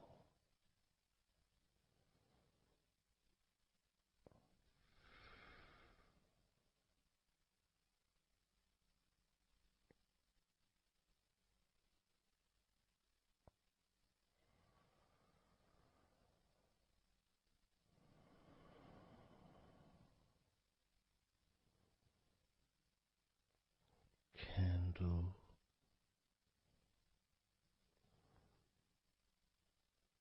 93.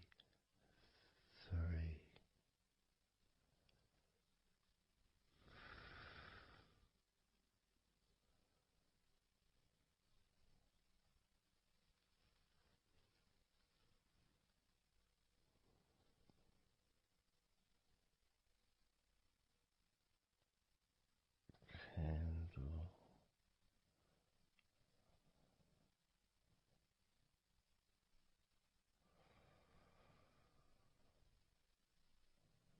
92.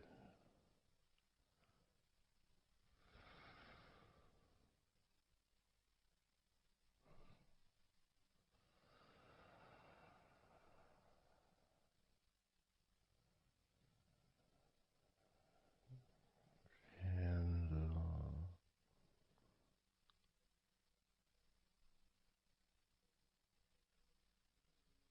91.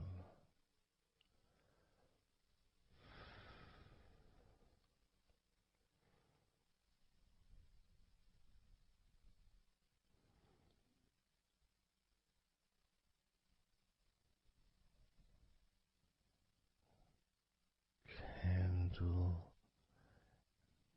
90.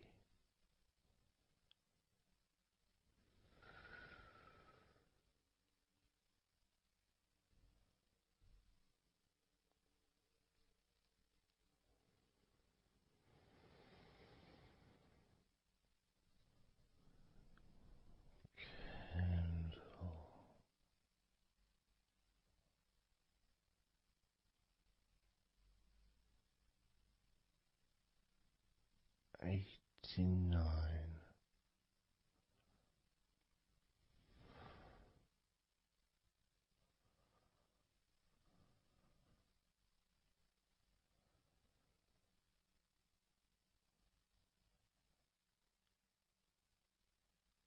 candle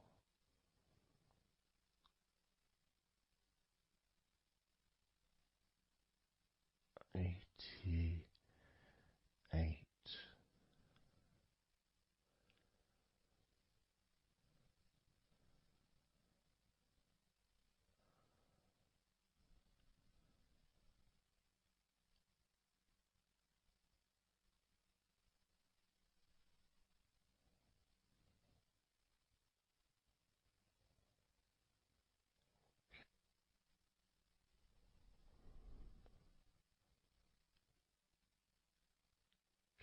candle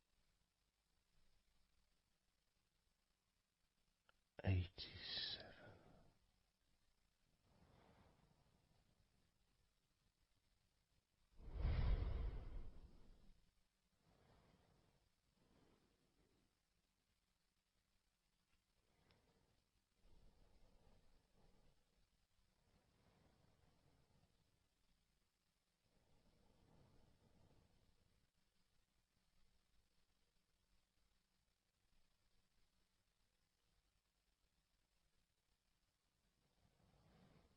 candle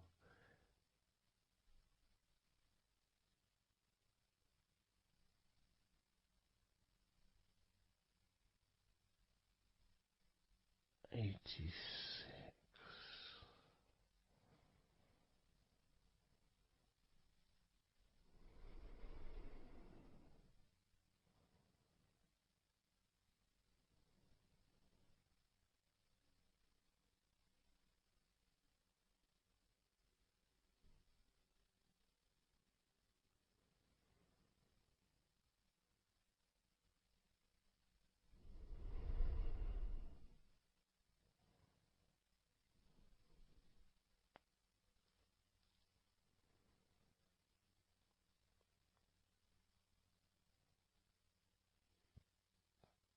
candle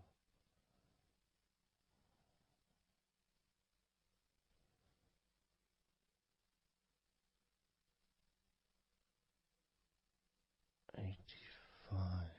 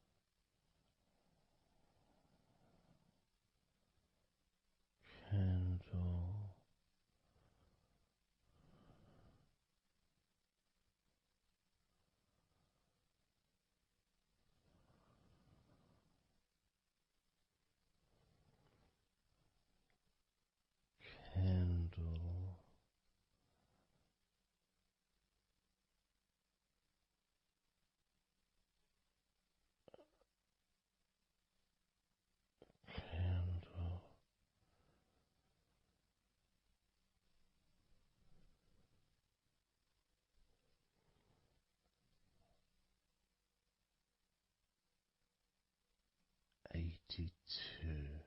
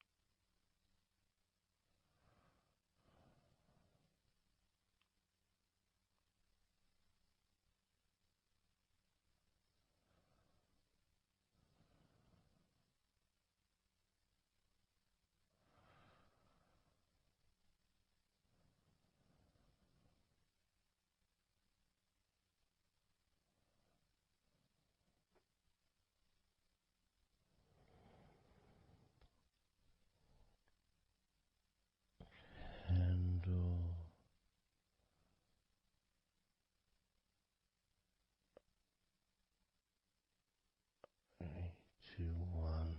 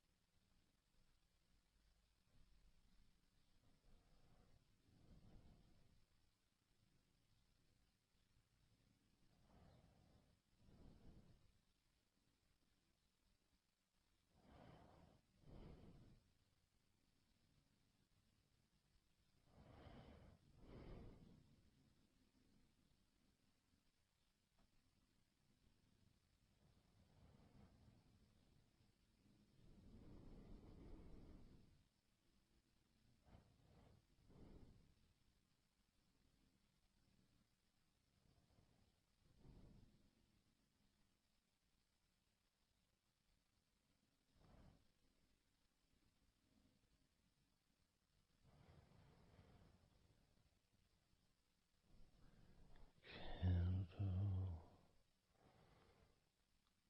79.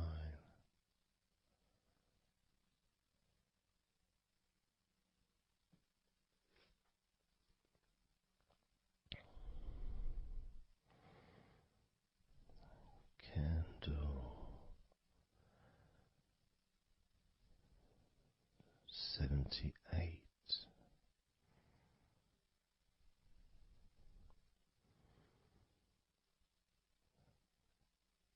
Candle 77.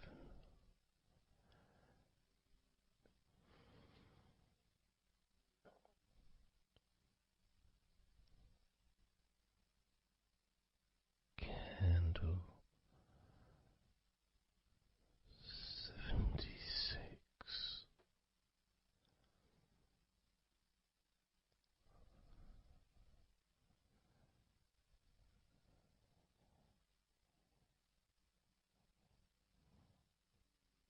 Candle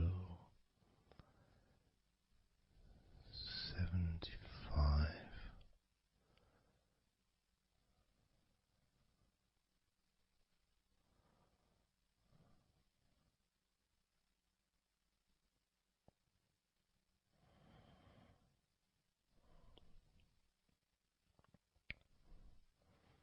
Candle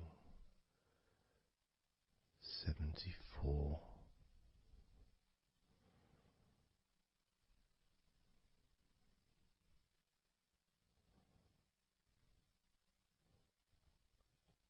Candle 73.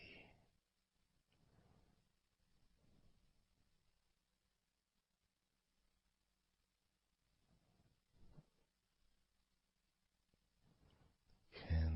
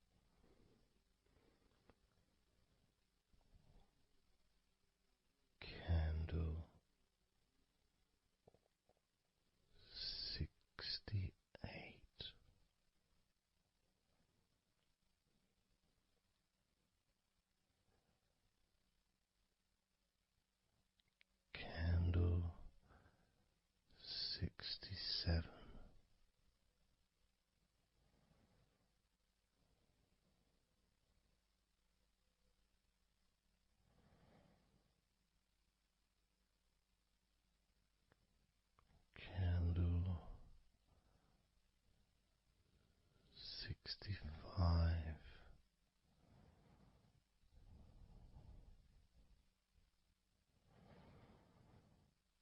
Candle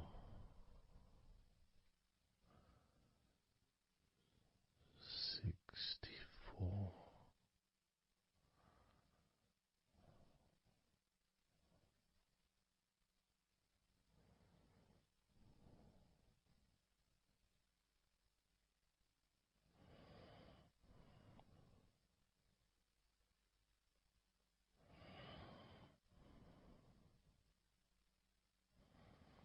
Candle 64.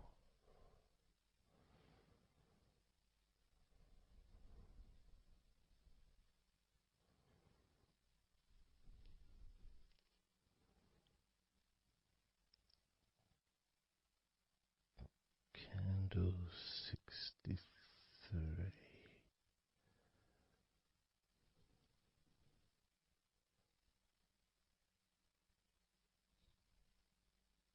Candle 62.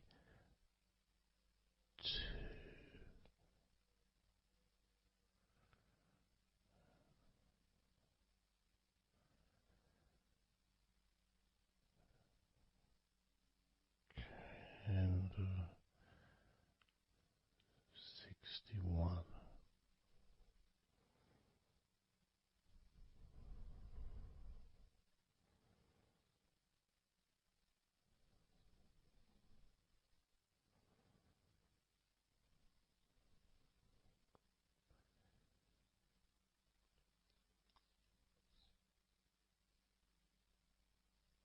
Candle 60.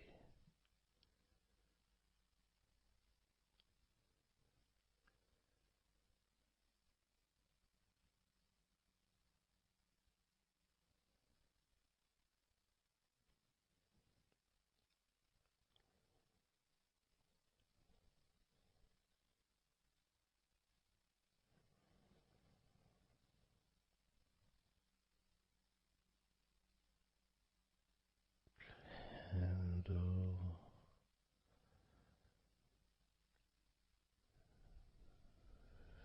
59.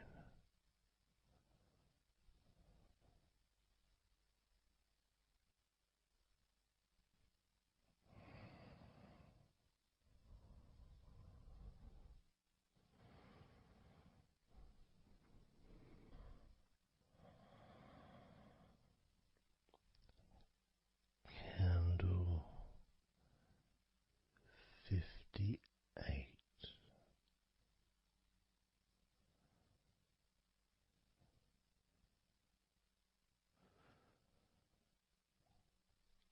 Candle 57.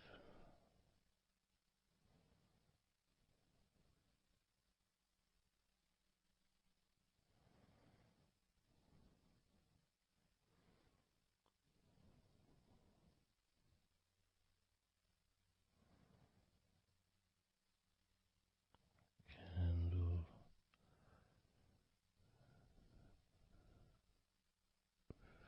56.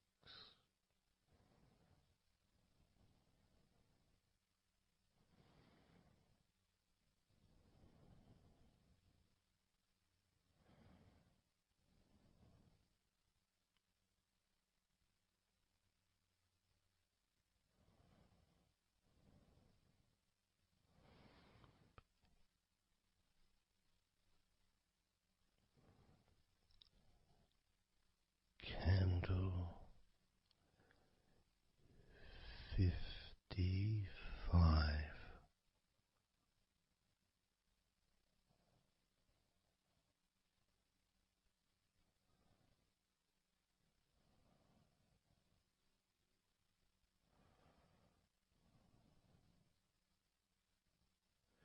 Candle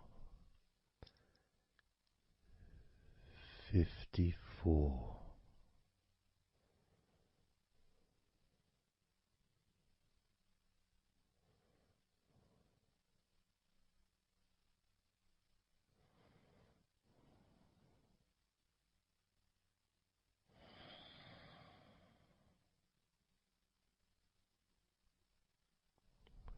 Candle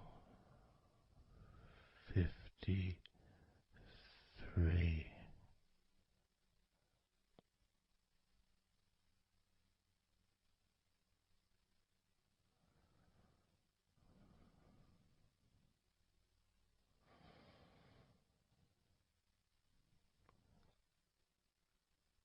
Candle 52.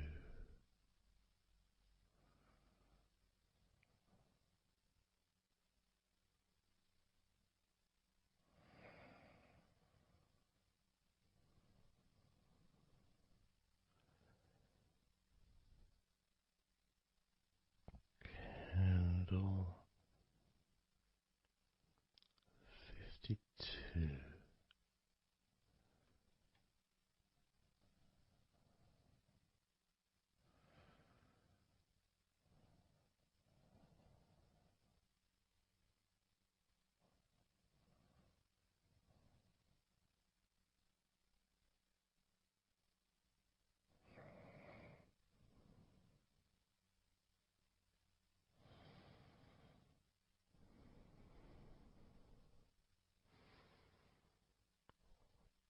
Candle 52.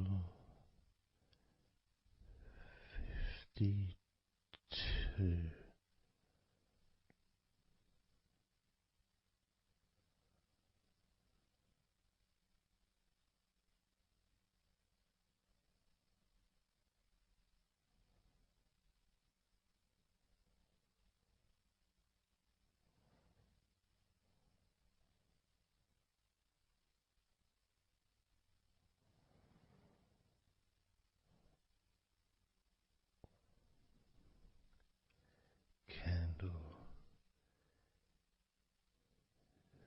51.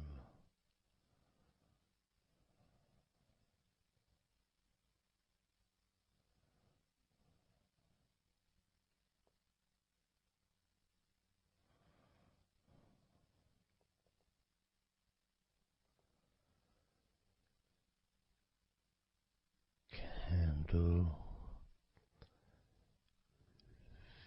50.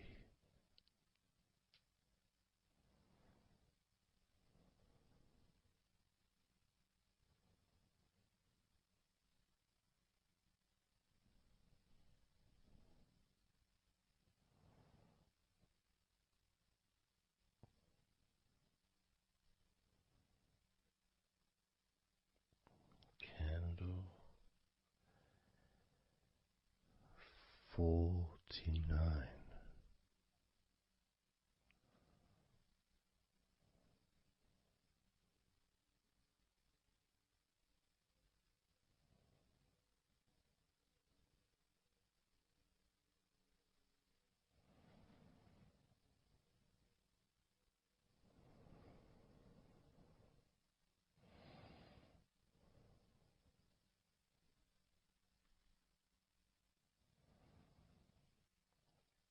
Candle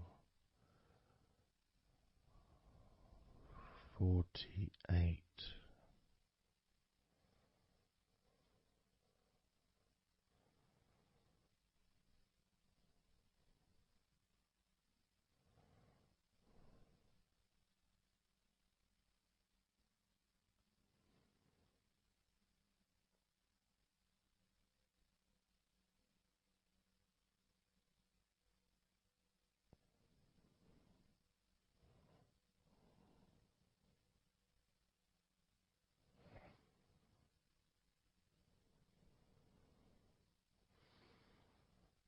Candle 47.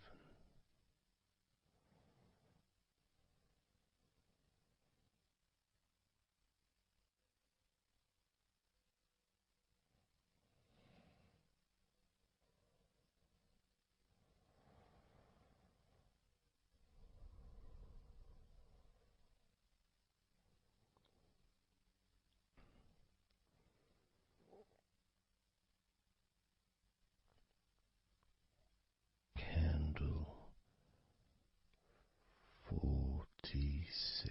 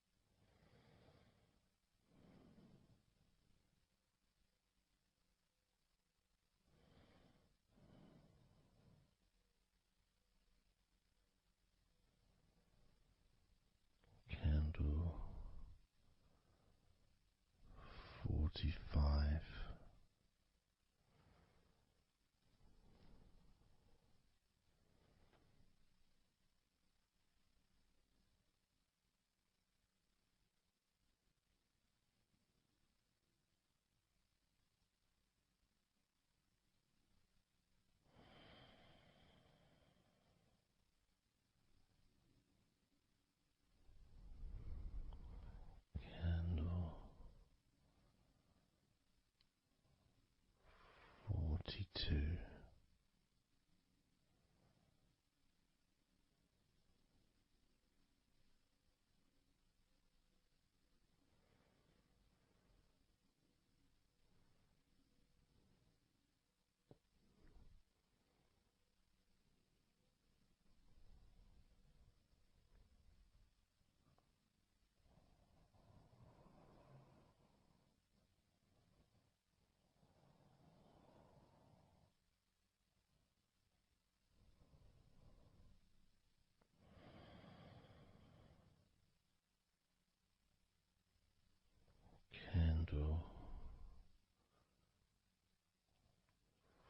41.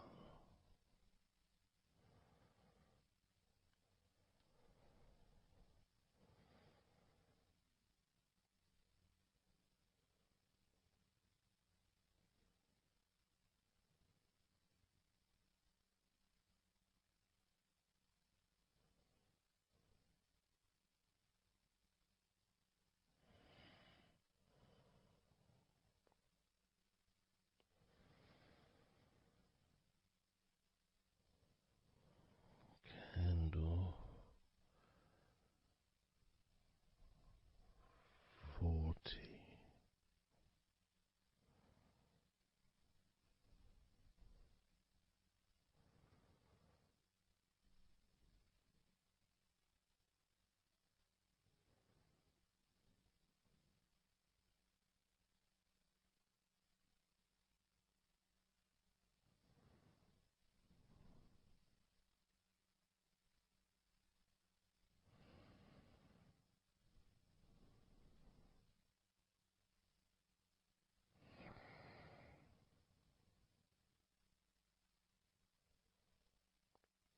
Candle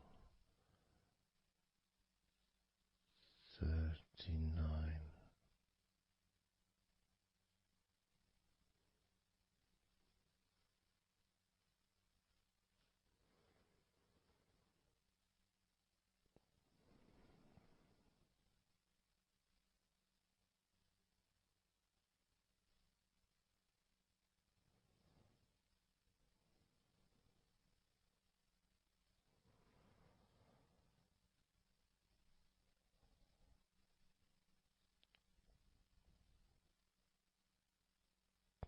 Candle 38.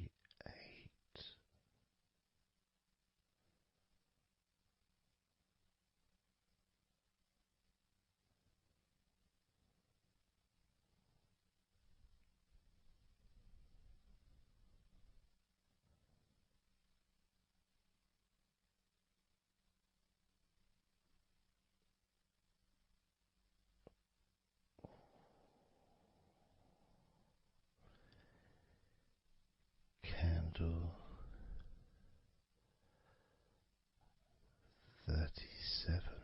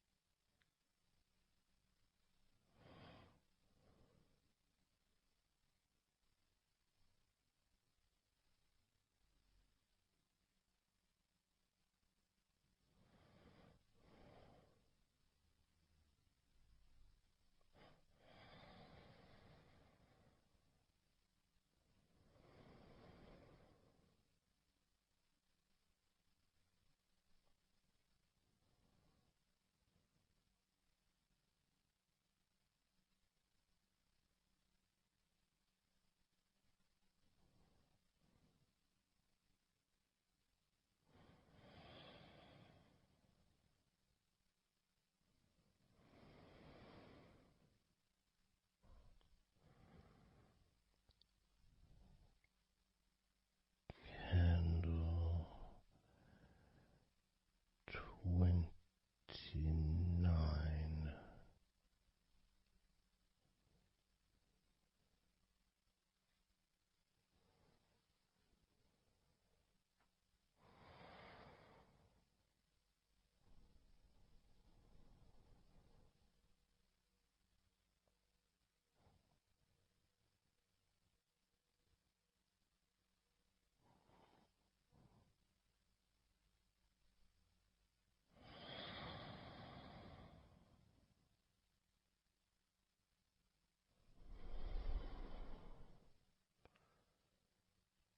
Candle 28.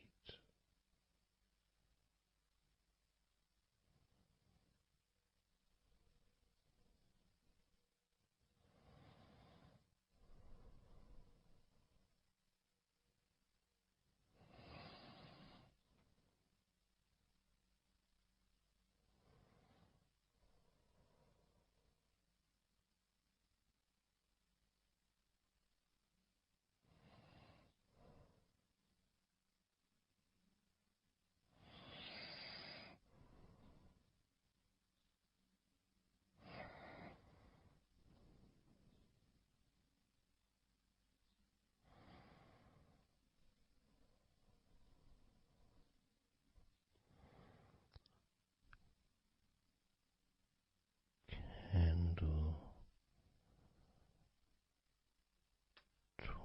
27.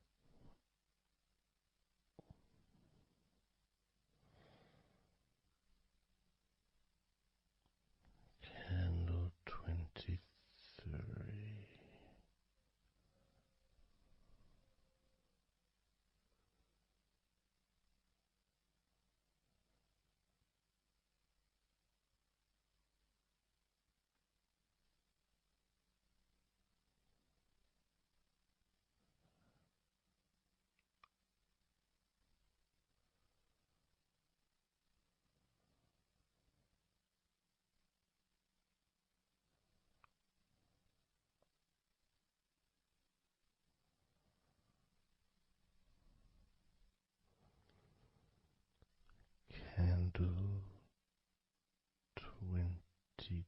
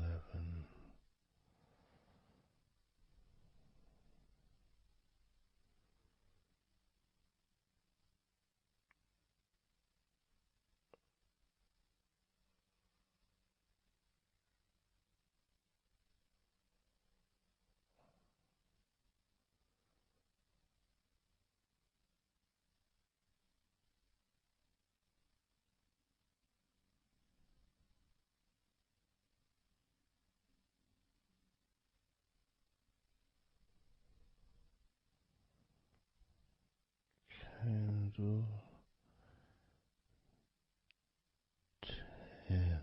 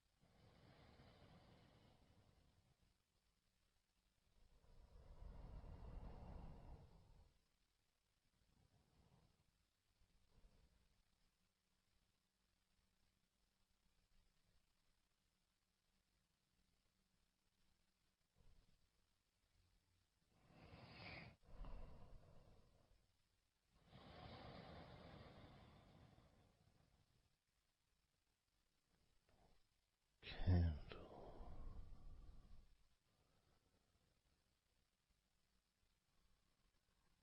One.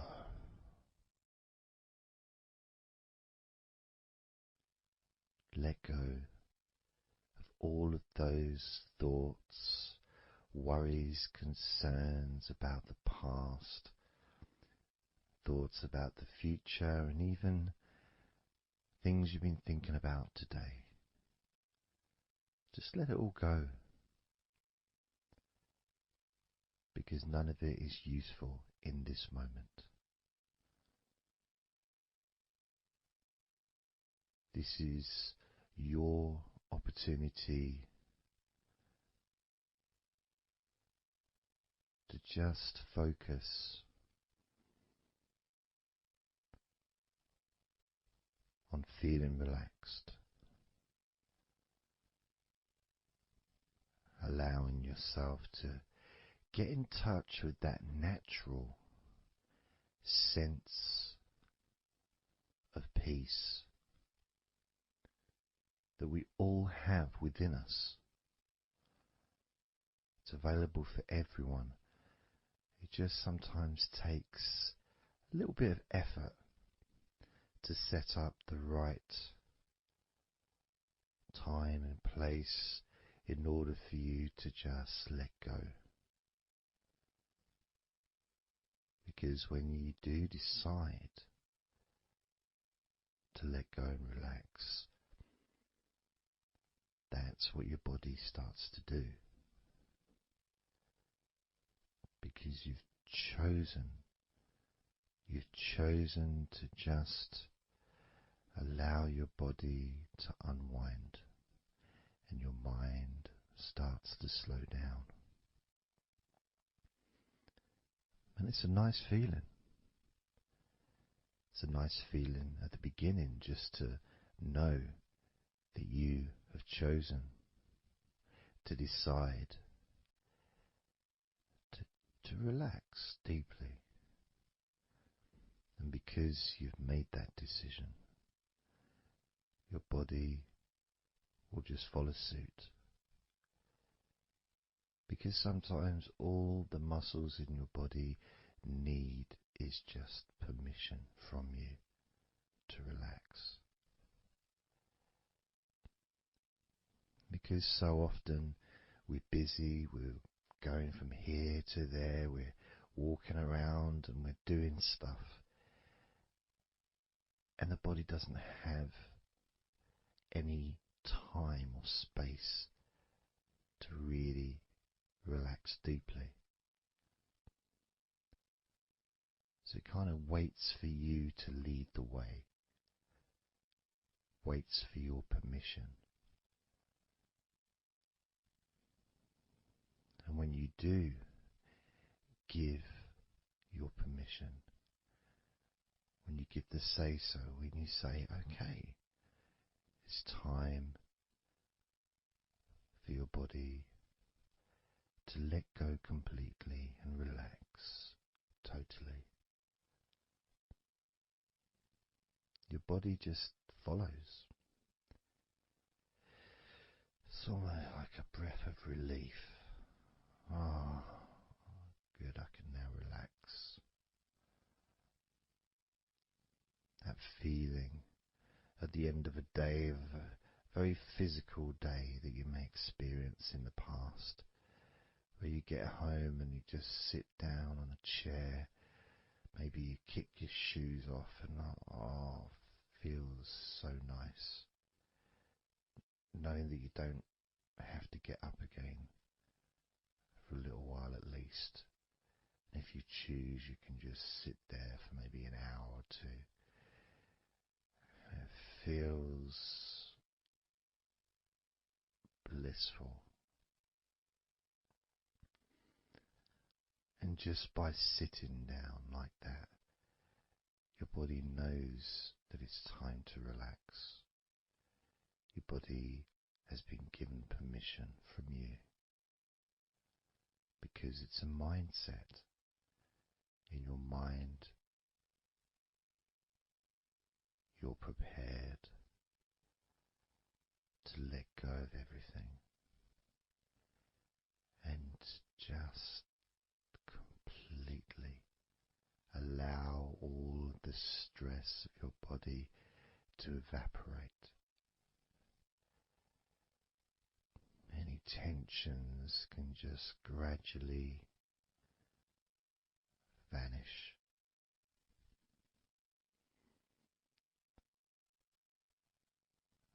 It's almost like magic, really.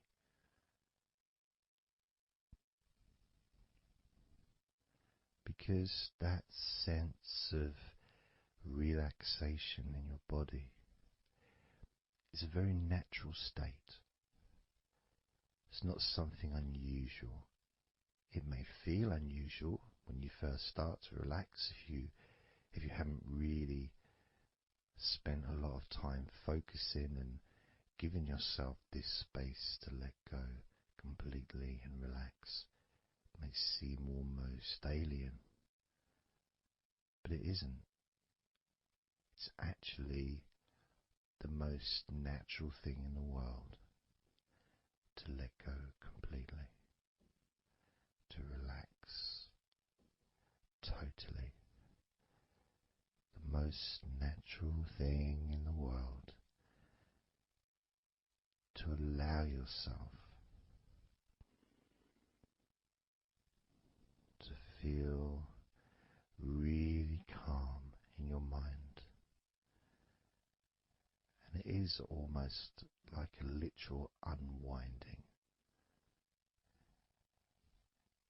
It's like you press a button and all the tension just releases. And it's like a wheel, like a cog, like the inside of a clock just unwinding.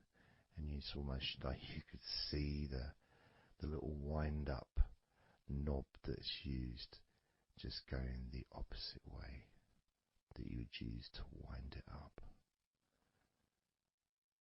And the energy, that frenetic, stressful energy, gradually winding down, losing its power, losing its strength, as the sense of relaxation becomes stronger and deeper. And you may find that the more relaxed you feel, that your mind starts to wander. Maybe you seem to stop listening to me for a while and your mind goes somewhere else, and then you realize you're listening to me again. And that was just your mind drifting to sleep, which is quite natural, because sometimes when we're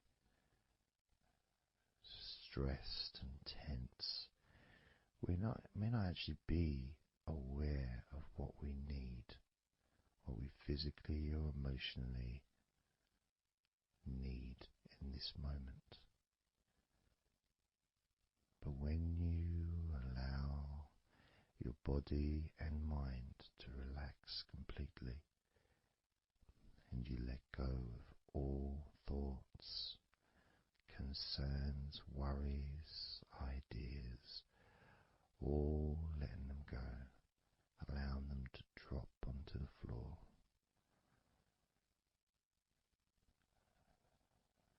you start to get in touch with the feelings of such relaxation. It feels so nice to be in touch with the calmness of the different body parts as they become looser and looser. Even your breathing seems easier and more natural, effortless.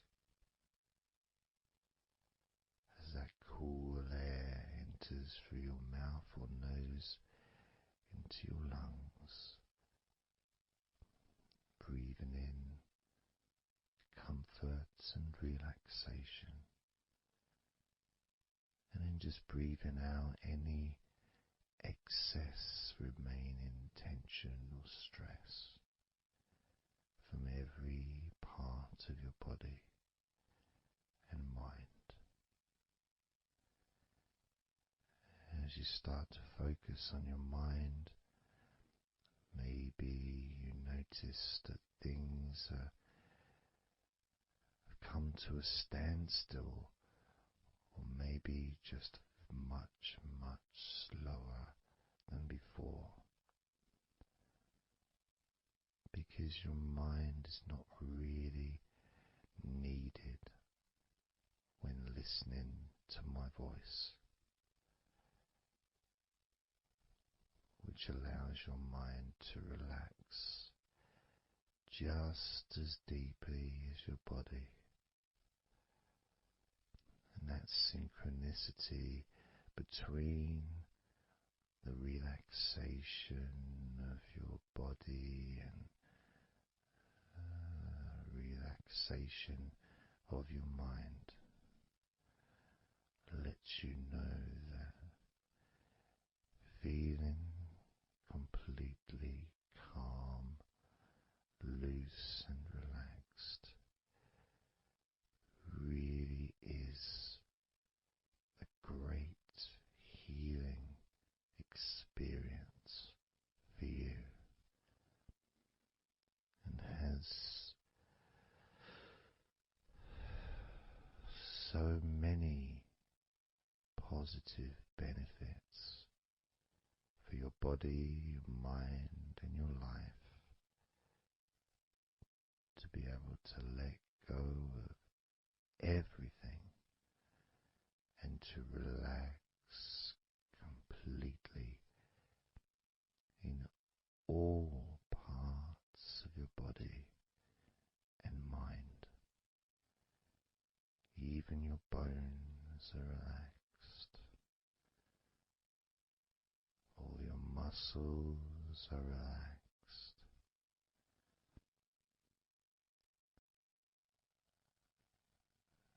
Even the skin that covers your body is relaxed. Every hair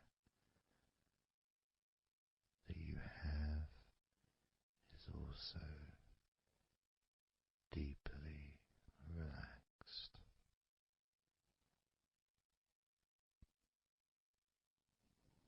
And your brain really starts to feel the benefit of this healing relaxation.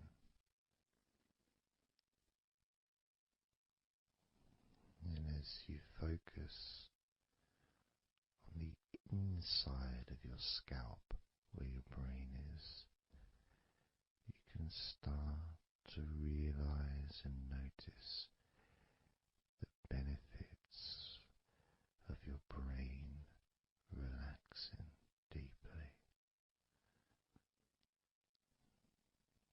And as your brain continues to relax, it sends those messages to the rest of your body and your mind to really relax even more deeply, relaxing even more completely, letting go of any remaining thoughts or concerns. Allow them just to drop onto the floor, because they're no longer necessary in this moment. this moment of deep relaxation and calmness filling your brain with deep, concentrated healing,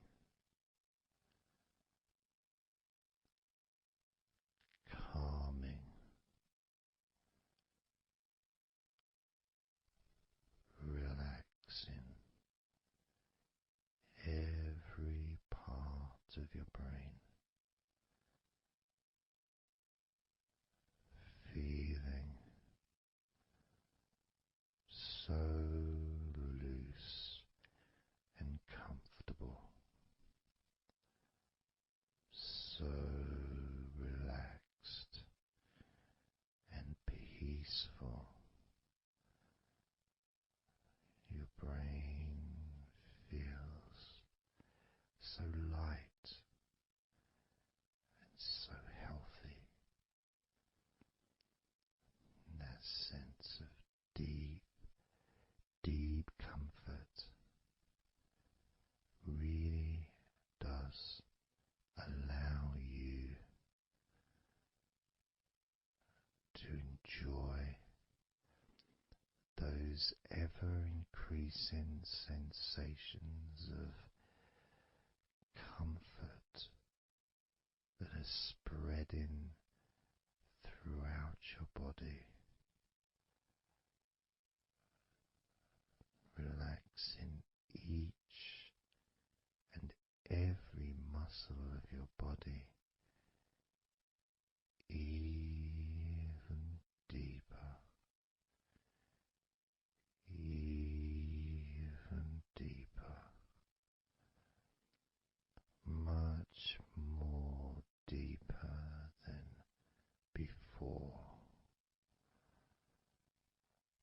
much more comfort spreading through your body and your mind, feeling so peaceful and calm,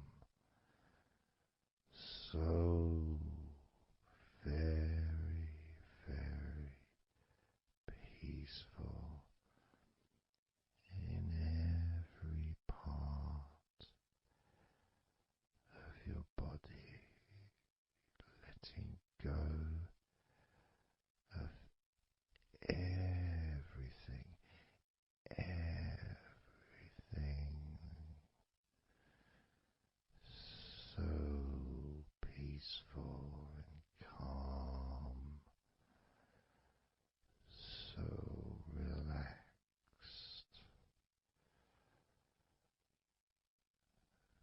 With every second that passes, you feel deeper and deeper relaxed, deeper and deeper relaxed, calm,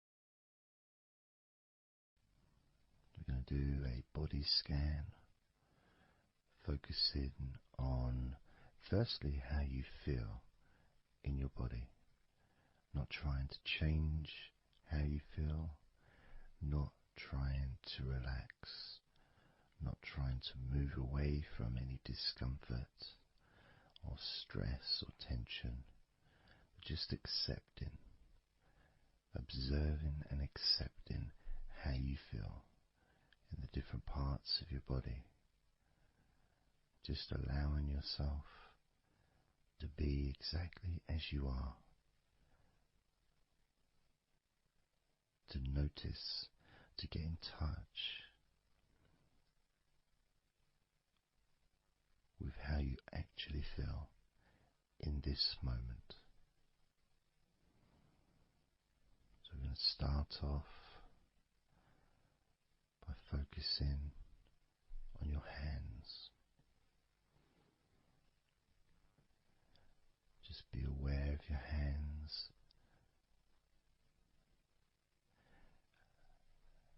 I'd like you to move your hands around. Just maybe move your fingers a little bit, opening and closing your hands very gently, just so that you can get in touch with how your hands and your fingers feel, with very, very slow movements.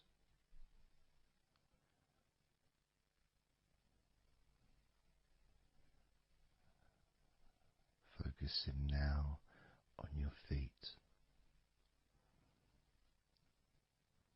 And if you can, just do kind of an equivalent with your feet as you've just done with your hands. Maybe turning your ankles, moving your feet around, moving your toes gently, but only very gently and very slowly, noticing how your feet feel in this moment.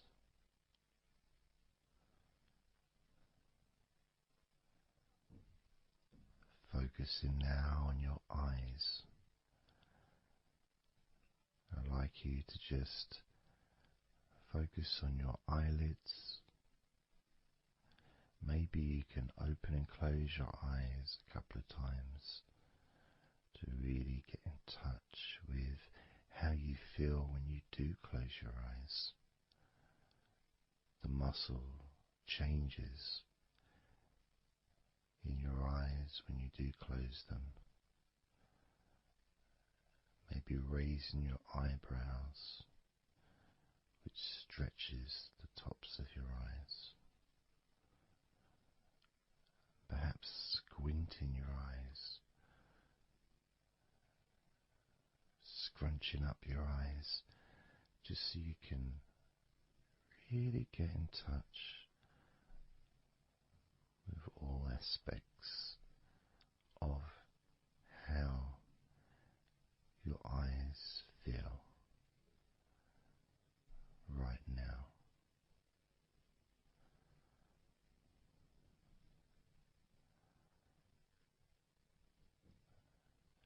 Now focusing on your thighs, and I'm going to just ask you to gently tense your thighs, just very, very gently, just enough so you can become more attuned to the physical sensation of your upper legs, the front of your thighs and the backs of your thighs. Noticing and observing how your thighs feel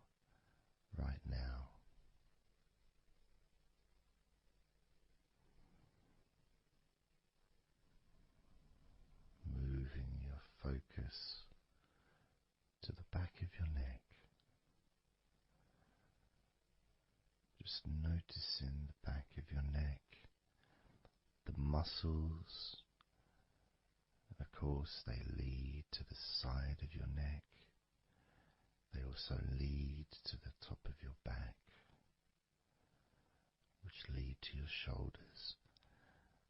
So as you focus on the back of your neck, maybe you can move your head gently upwards as if you were looking up.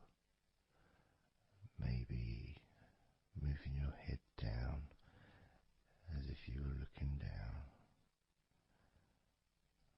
Perhaps moving your head side to side, right to left, but only very slowly and very gently. I'm not trying to force anything. It has to be very, very gentle,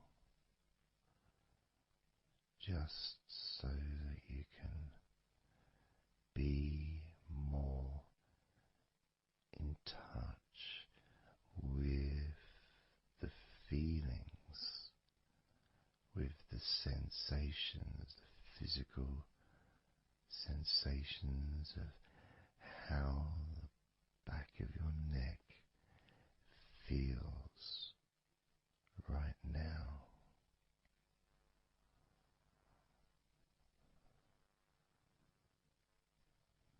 As we now focus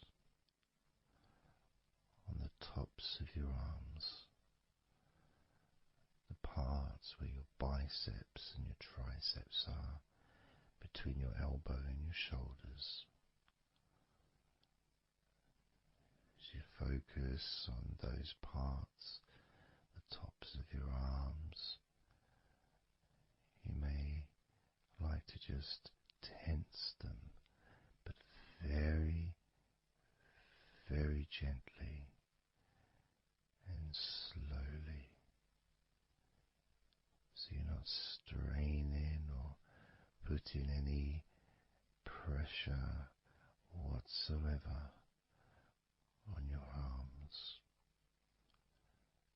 It's just so that you can gain more of a sense of how your upper arms are feeling in this moment. And just noticing as you gently, very gently and slowly tighten the muscles and then let go. Notice how the tops of your arms feel right now.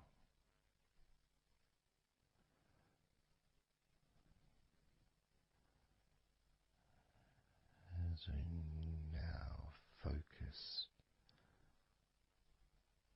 on your stomach, the area, the lower abdomen area below your belly button, moving all the way down to your hips, just above your groin.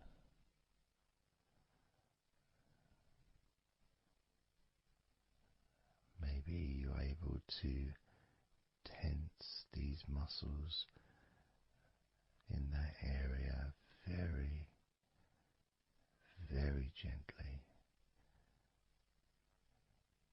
and slowly.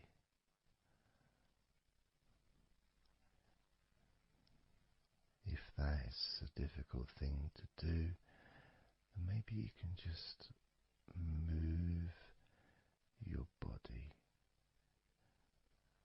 pushing your stomach up, maybe moving a little bit to the side, using your hips, just so that you can get more in tune with how your lower abdomen area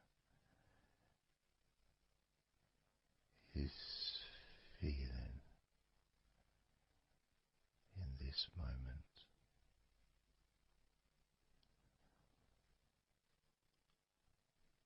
Just noticing the physical sensations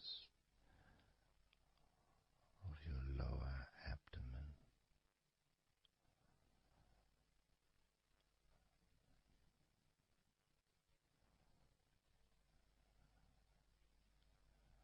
As we move your attention to your mouth,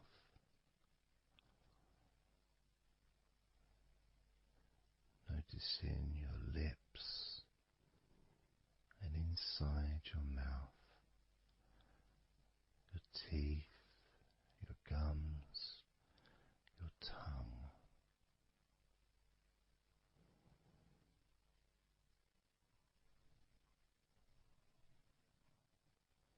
Just noticing how your tongue and your mouth feels,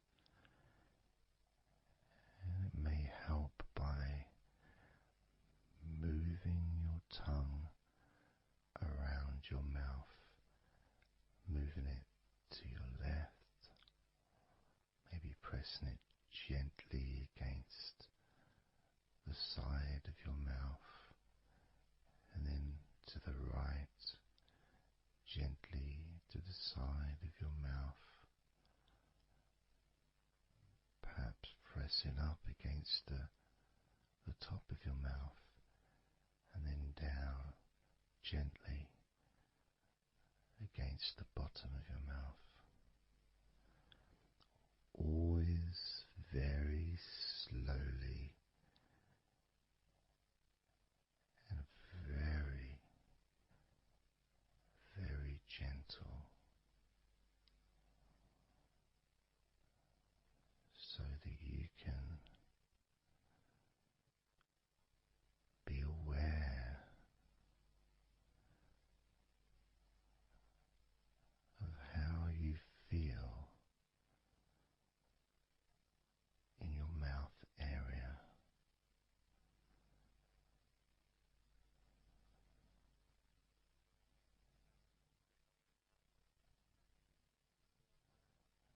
Now we're going to focus on your wrists.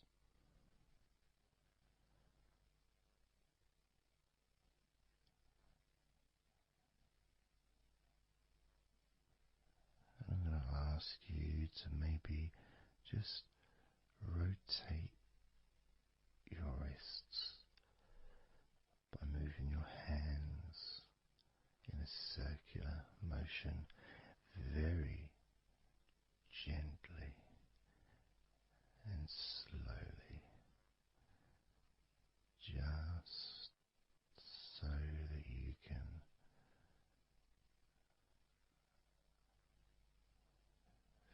feel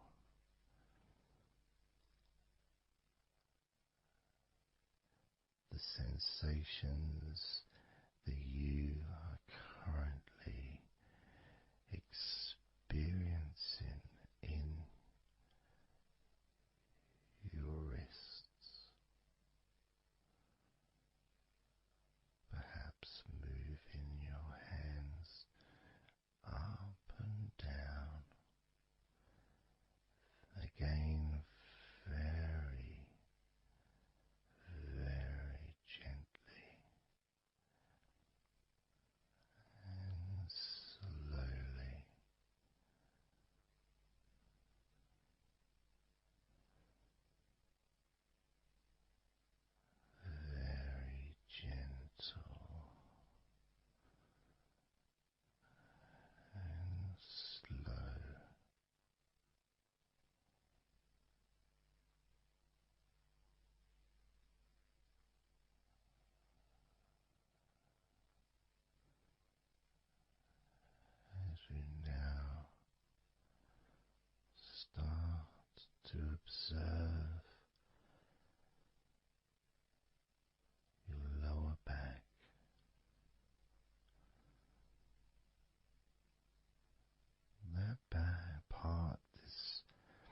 just above your hips, where your coccyx are,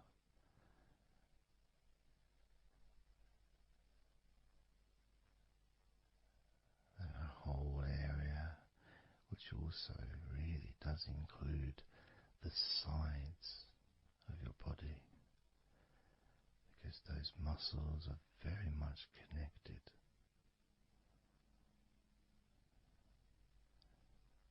As those muscles also move into your hip area, connecting to your buttocks, the sides of your hips.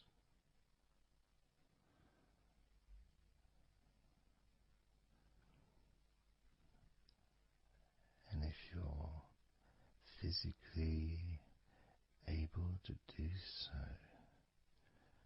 maybe you can very gently just move your body ever so slightly, very slowly, from side to side, just enough for you to gauge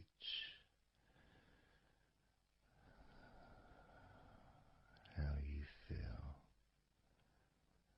in your lower back.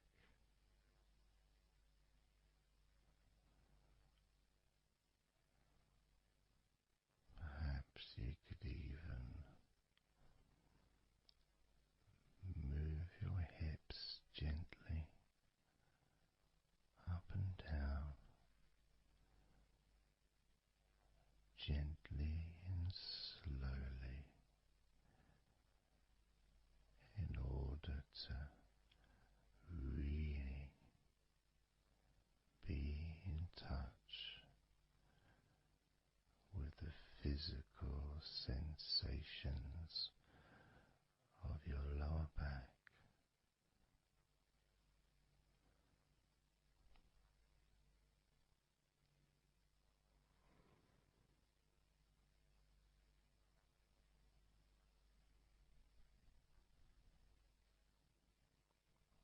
As we now move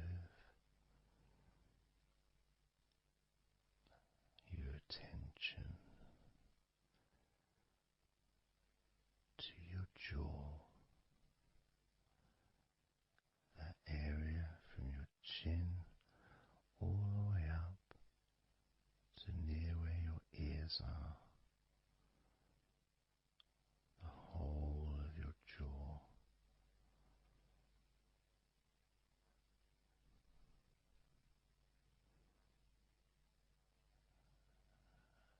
And you can just, if it's okay to do so, gently open your mouth, not wide, no stretching, just very gently and slowly opening your mouth and closing your mouth very gently and slowly.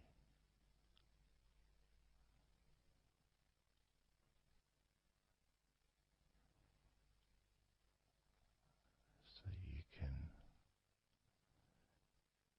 be in touch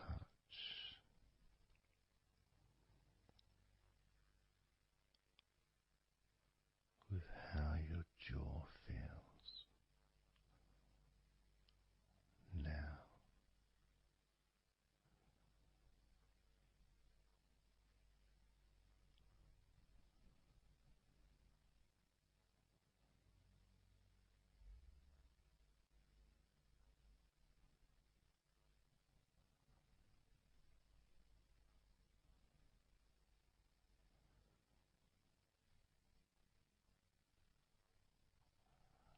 Noticing now your chest area,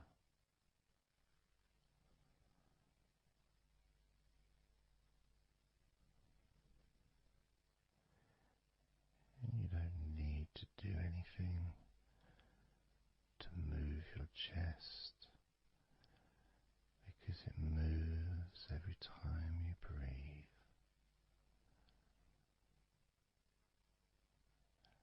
And it moves very gently and slowly, automatically, with each breath you take.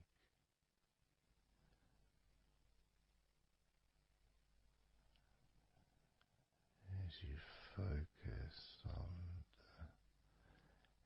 how your chest feels when you breathe.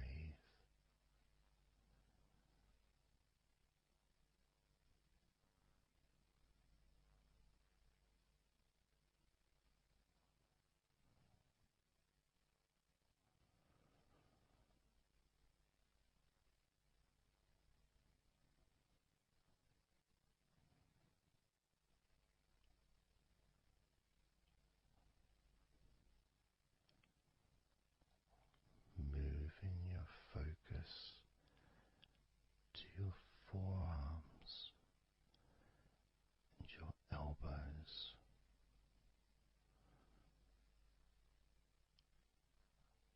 Maybe you're able to very gently and slowly tense the muscles in your forearms. And when you do that, you can feel your elbows as well.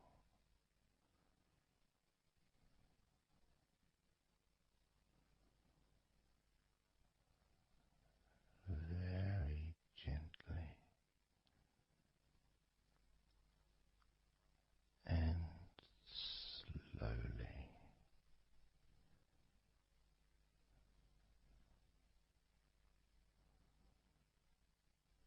Gently and softly, observing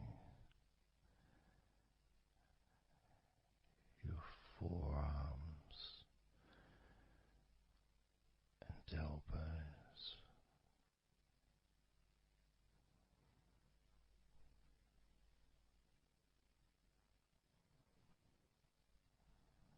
Now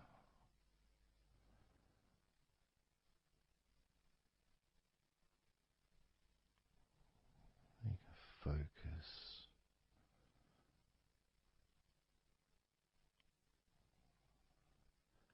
on the rest of your back,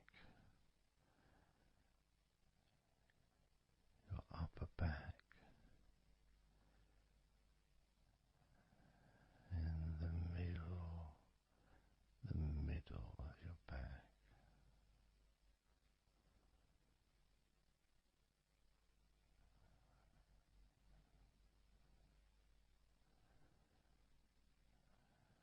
Again, this part of your body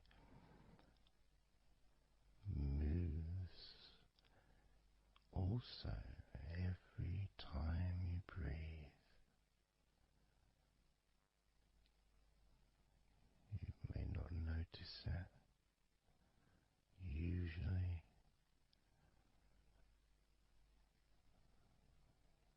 but as you observe your upper back and the middle of your back,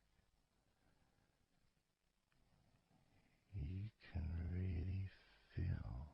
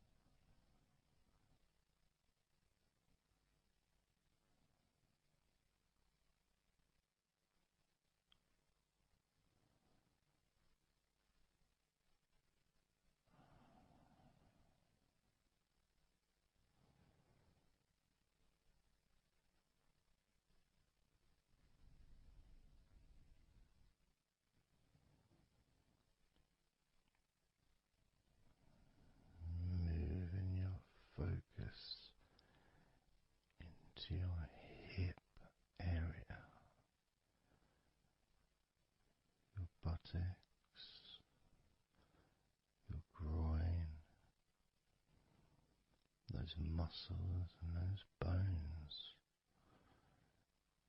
in your midsection.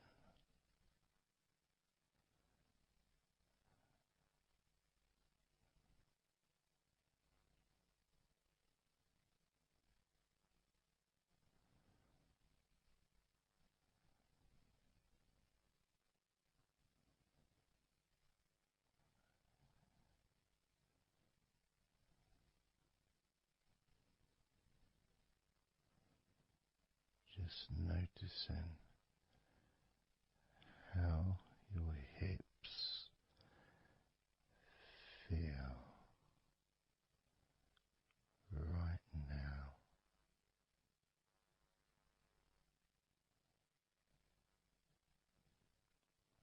You can very, very gently move your hips,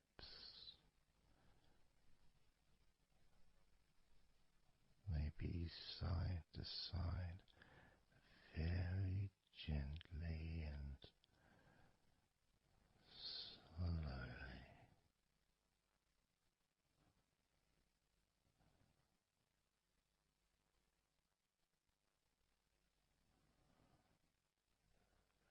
Very, very gently,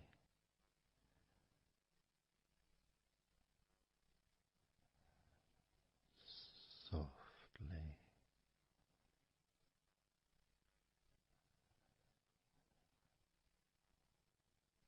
and slowly.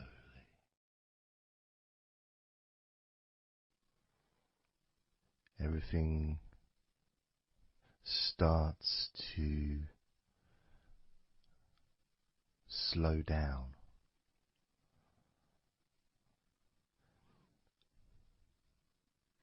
including the thoughts in your mind, and your mind itself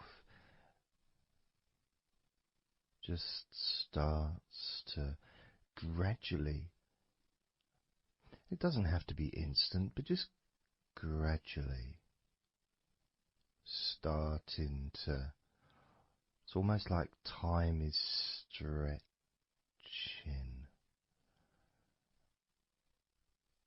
It's a slower pace to maybe what you're used to in your day-to-day life. It's a slower movement of energy.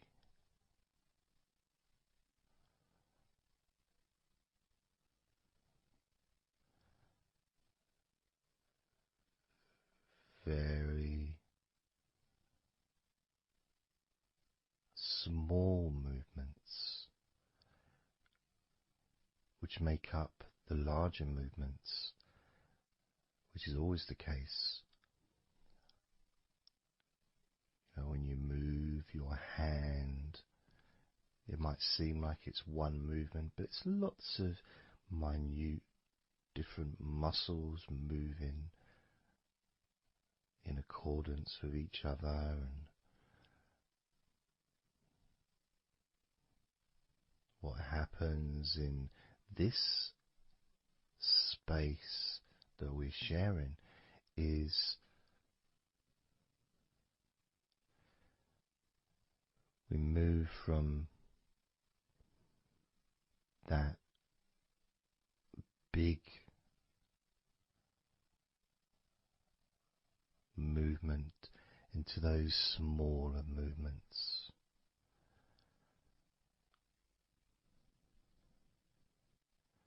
Starting to focus on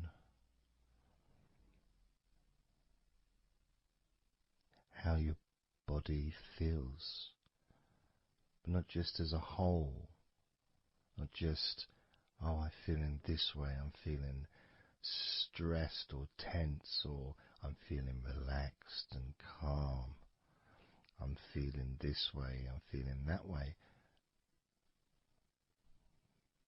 Starting to notice that your body begins to present to you small feelings around your body.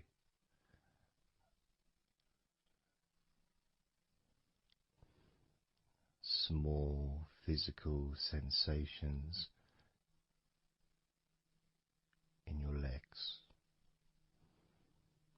whether pleasurable or not.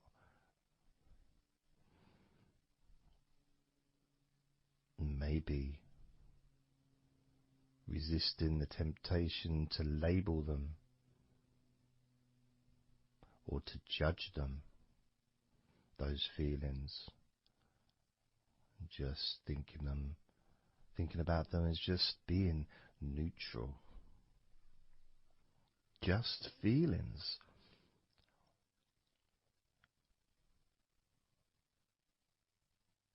Not being particularly concerned, but just noticing what your body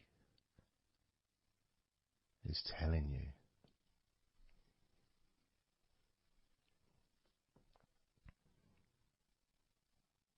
The feelings in your arms. Instead of feeling the whole of the arm, maybe notice those individual feelings for all those different muscles and the skin, the hairs of your arms, all the internal parts of your arms, the veins.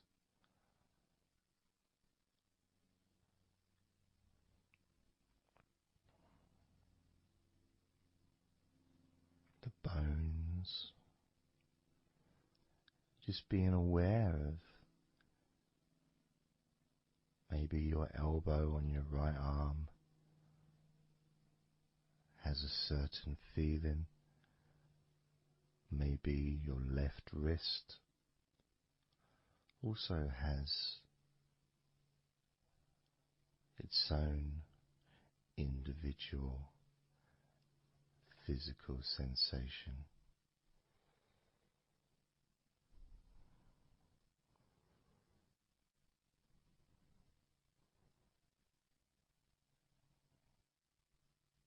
What about your forearm on your right arm? Your right forearm.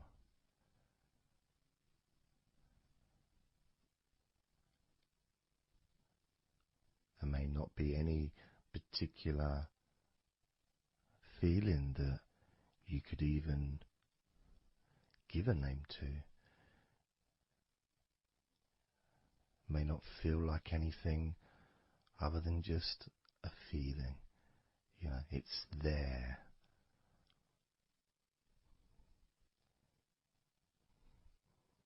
The feelings in your shoulders.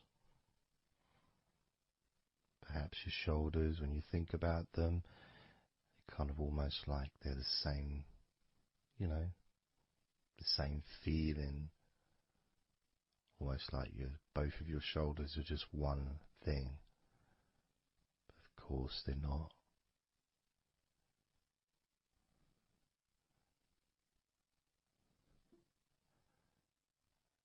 And when you focus on your left shoulder and then on your right shoulder, maybe you find that you move the muscles a little bit. Maybe tense the muscles gently.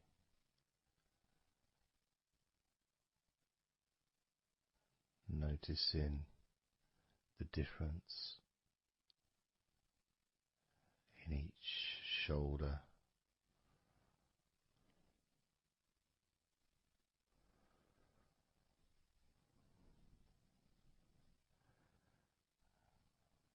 Your lower back.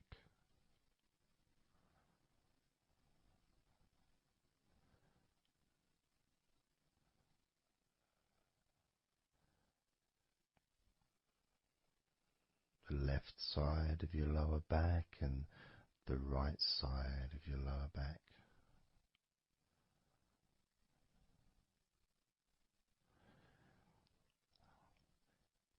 course, that connection to your buttocks and to your hips.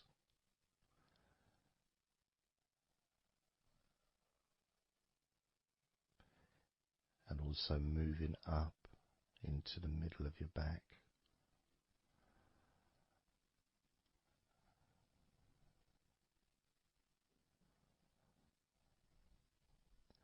And sometimes, like right now actually, when I focus on that part, when I focused on my buttocks, and then I focused on the middle of my back, it almost felt like the muscles in my lower back were being stretched very gently,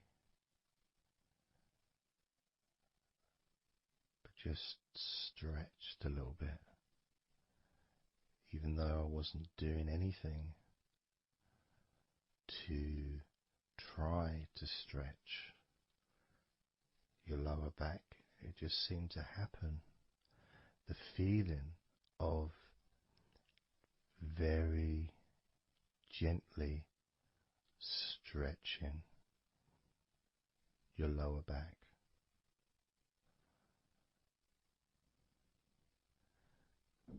Comes along,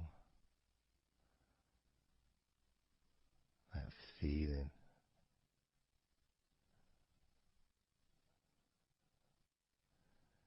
in your chest.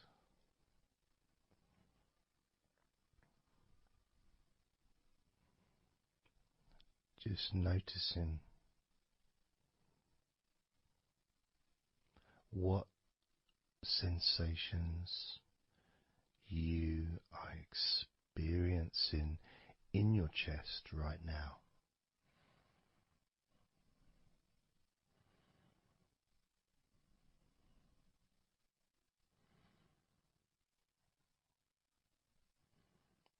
And there's so much of the chest. Obviously there's the collarbone leading to the chest. You've got the chest bone. You've got the muscles in your chest. And of course, if you're female, there's possibly the breasts. If you're male, you've got the different, well, mine aren't that different these days, but there may be more muscles at the top of the chest, but at the side, underneath, it's pretty much the same. Whether you're a man or a woman, there's muscles there, muscles that stretch out to your back, as well as breast tissue which stretches and moves into your back. So just being aware of your chest,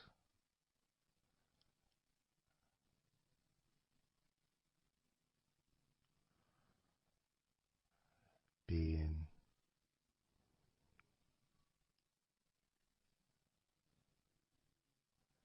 with whatever feeling there is in your chest.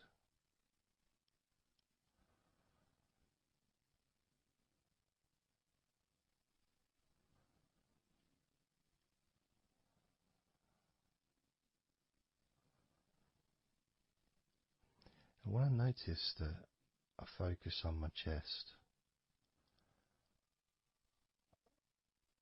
I feel it in my back, my upper back. I mean, I guess the obvious reason would be because, I breathe in,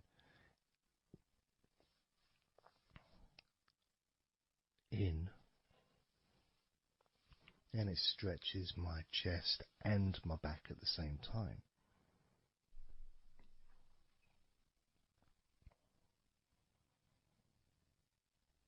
Yeah, it feels okay.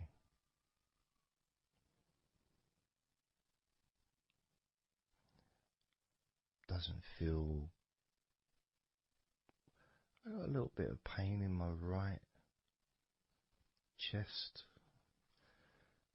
A little bit, not pain, but little discomfort, maybe stiffness possibly, I don't know.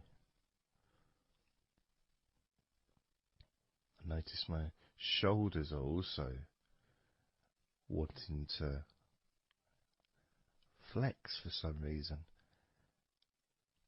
I think that's probably part of my upper back.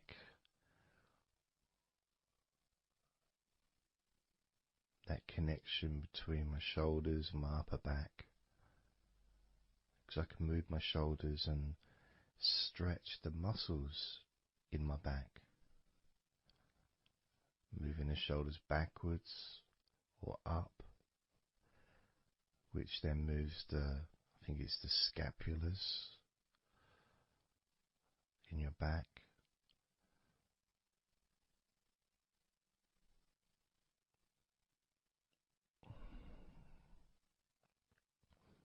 It feels quite nice actually.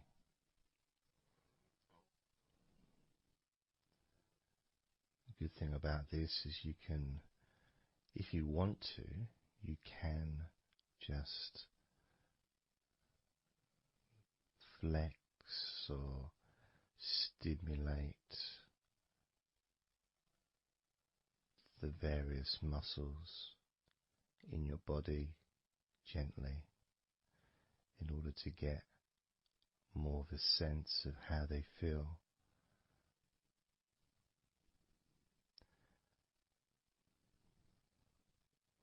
And when you're relaxing, when you do tense a muscle and you let it go and you let it relaxes way more than it would normally. But you have to feel that you're able to do that. There's no point doing it if there's an issue with a part of your body.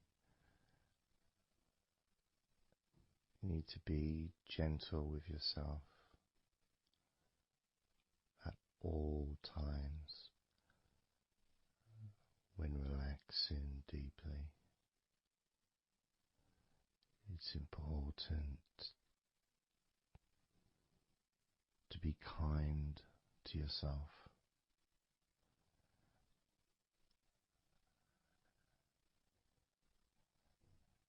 As you notice your mind, how much has your mind slowed down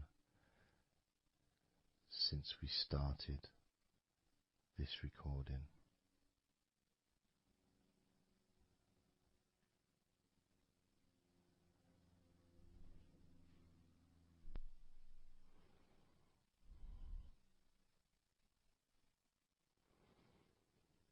How calm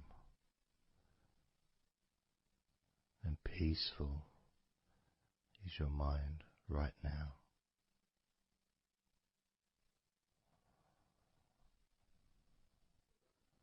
With nothing to think about and just my voice to listen to, because you know the intention behind this recording is relaxation. At the very least, for you to feel more relaxed at the end of the recording than you did at the beginning.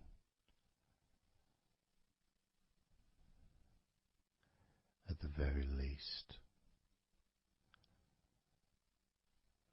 for your mind to slow down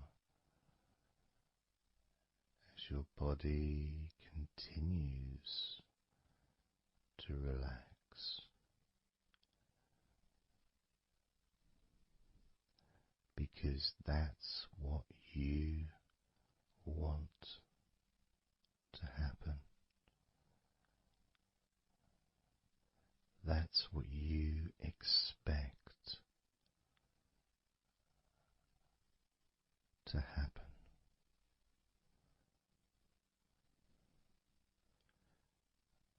For a relaxation, to feel your body.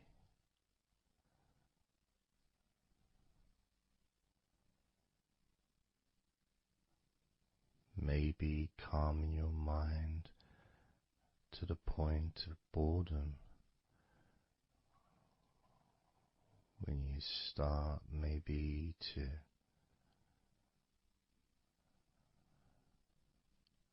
drift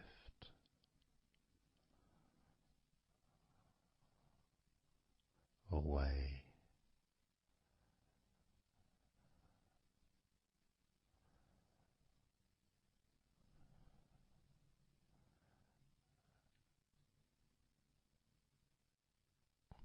Drifting.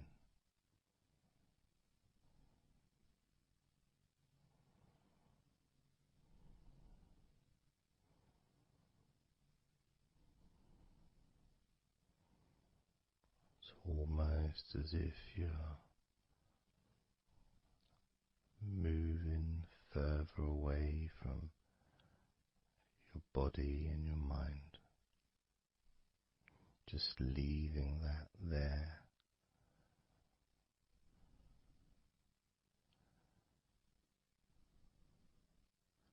Kind of like in an escape pod in a spaceship, a movie, a space movie, you know, when they get into that little pod and it sends them far away from the spaceship.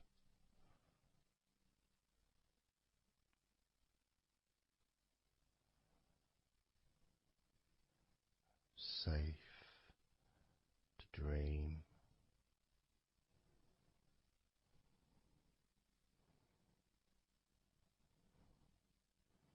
And continue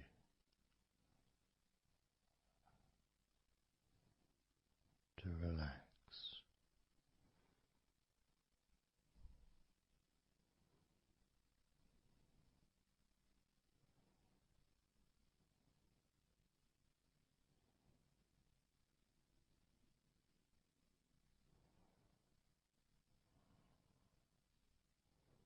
Drifting.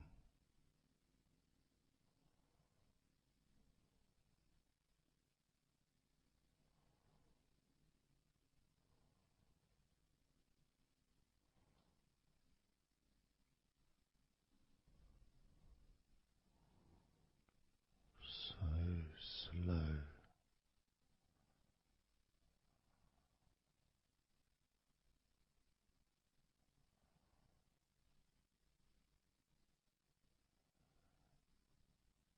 And peaceful.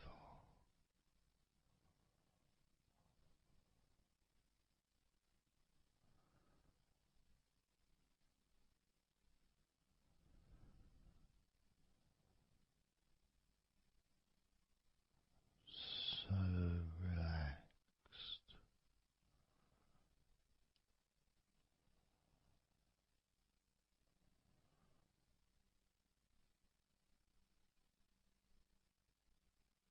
And peaceful.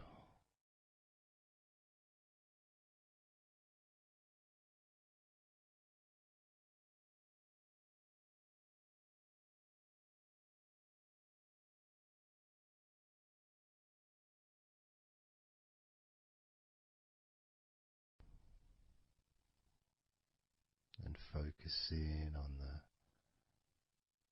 feeling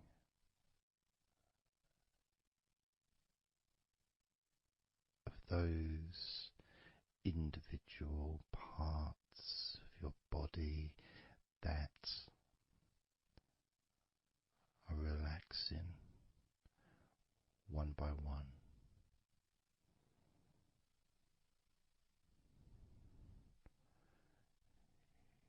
You may find that every now and then you realize that you weren't listening to my voice because your mind started to imagine something different. Maybe you started to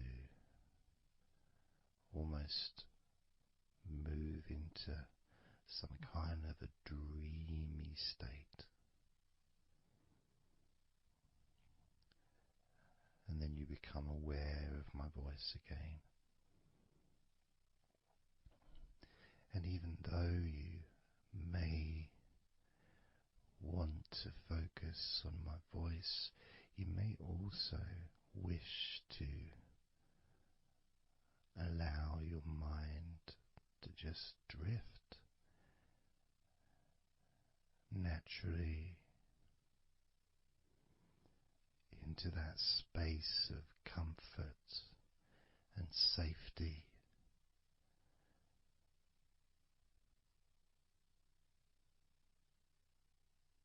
As you feel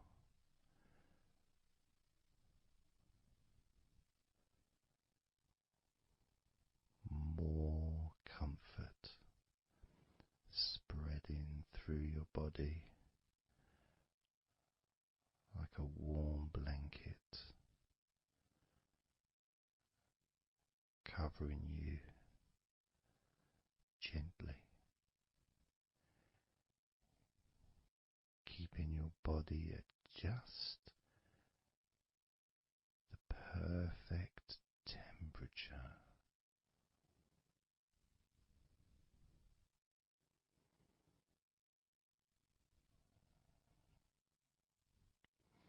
And even if you can hear background sounds,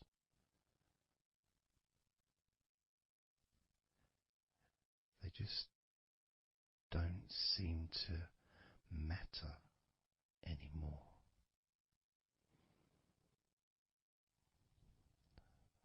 As that sense of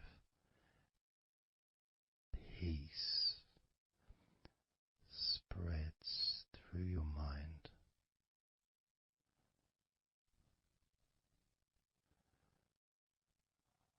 like a gentle breeze,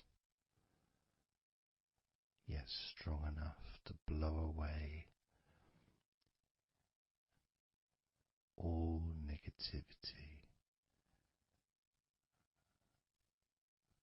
strong enough to remove from your mind any anxiety or stress that was there before.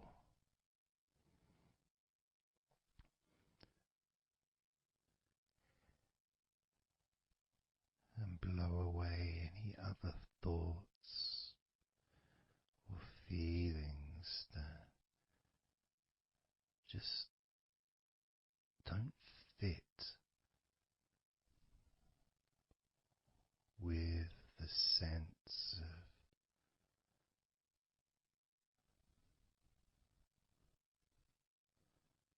relaxation that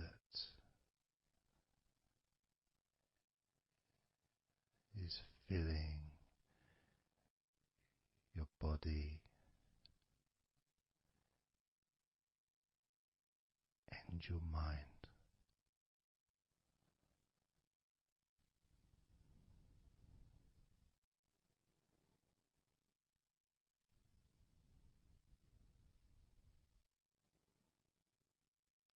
And as you focus on your mind,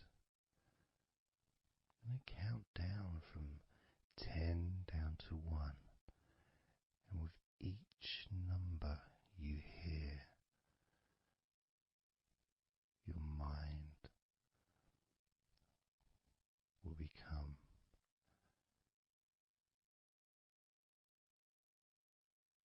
slightly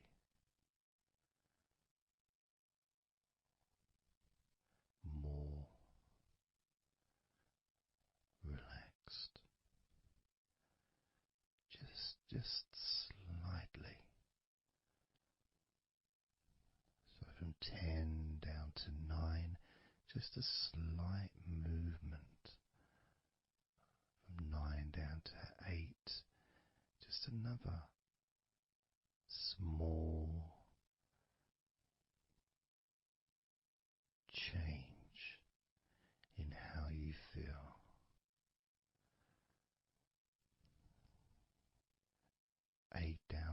7,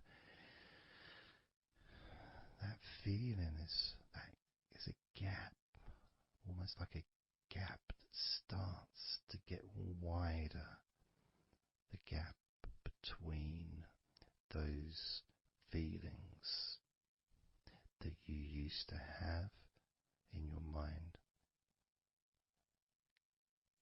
compared to the feelings you have that are growing now, feelings of comfort and security and confidence.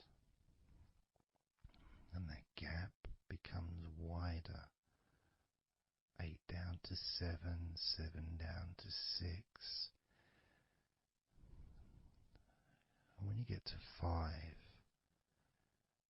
your mind will start to have a certain physical sensation, almost like there's a magnet outside of your head sucking the tension and the stress and any remaining feelings that you don't want, sucking them out through your skull.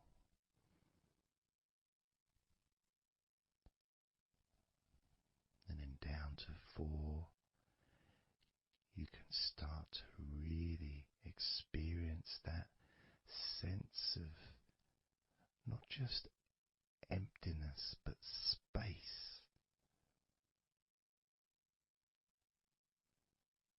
A place full of fresh air. A place where you can stretch. It's almost as if as you go down to 4 and 3, your mind is expanding with this sense of peace and tranquility growing. As it moves down to 2, when you get to 1, your mind just feels exactly how you want to feel. It's almost a perfect feeling.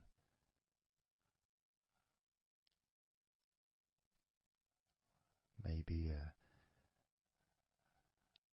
sensation that you'd like to keep. A place that's safe where nothing can affect you at all.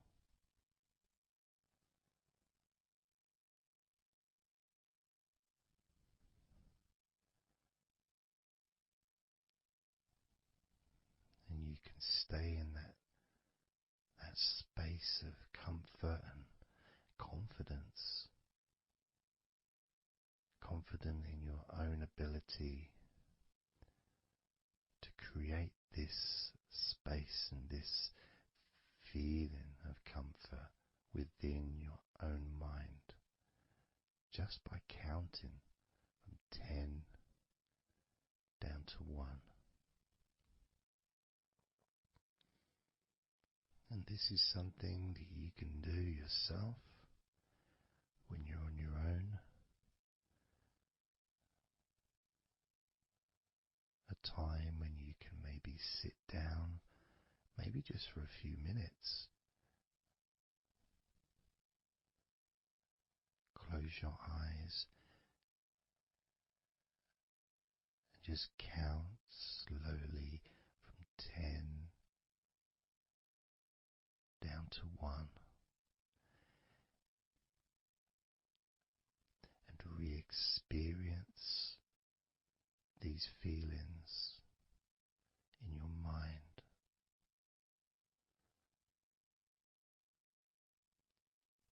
And when you feel that way in your mind, your body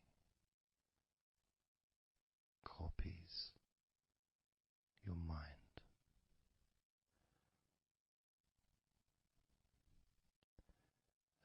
feeling is spread through your spine and your nervous system into every part of your body. It travels through your bloodstream,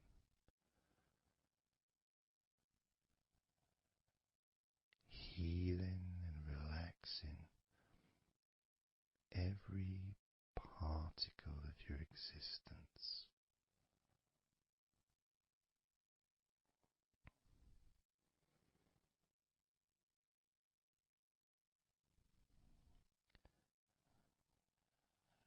And we can practice this a few times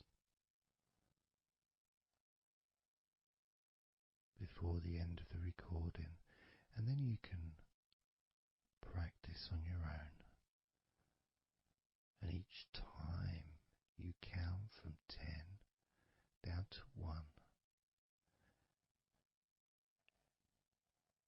the feelings of comfort, calmness, and deep, deep relaxation become stronger and deeper.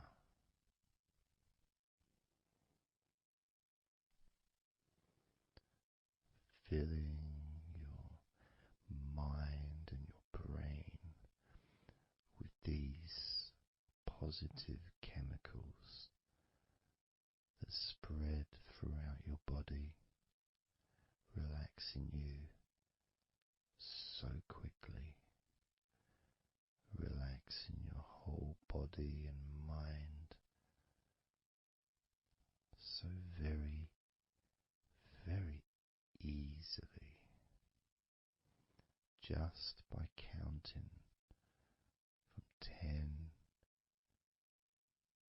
down to 1.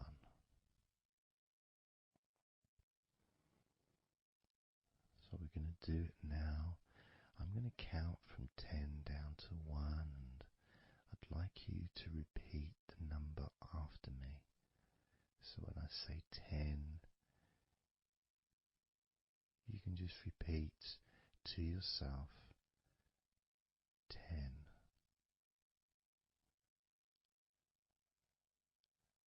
Just notice, be aware of how you feel in your mind and your body.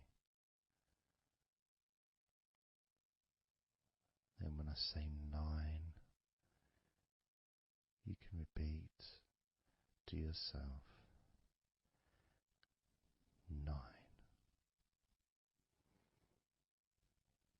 Again, noticing the increase in comfort and calmness in your mind and in your body.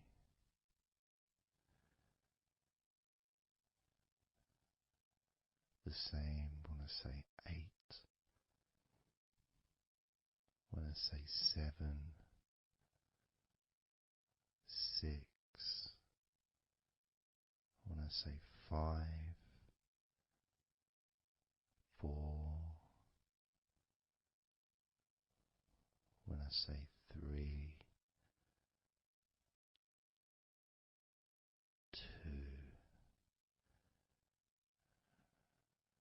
and lastly when I say 1, you can repeat that number.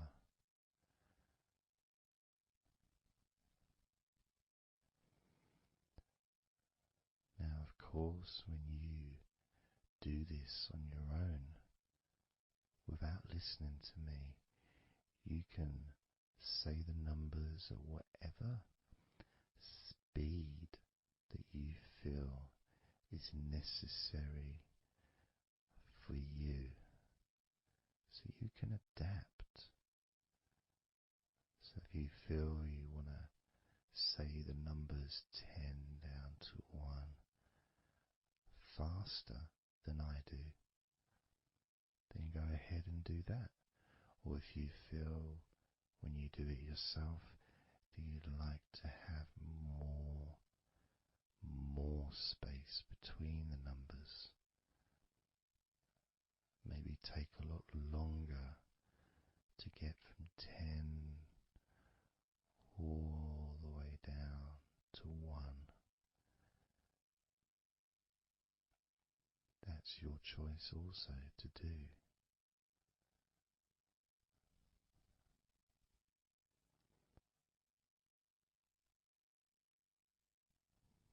So I'm going to count from 10 down to 1.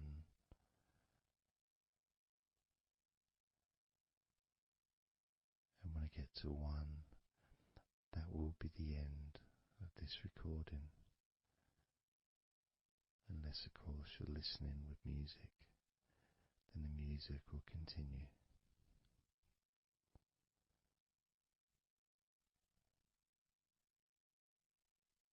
10.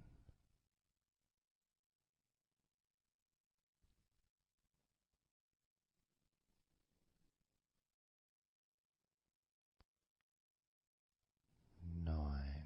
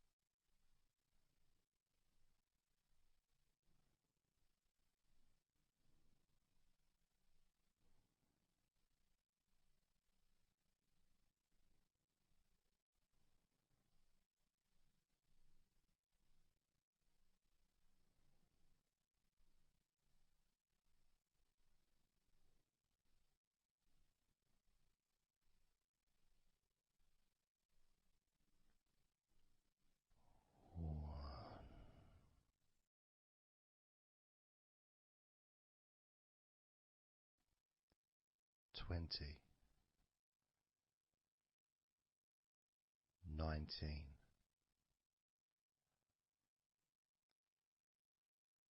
18, 17,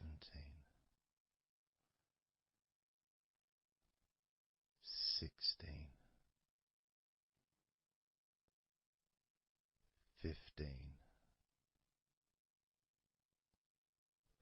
14, 13,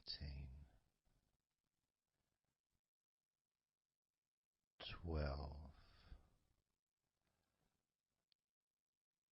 11, 10, 9, 8, 7, 6,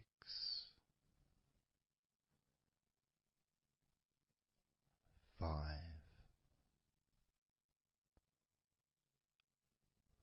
4, 3, 2,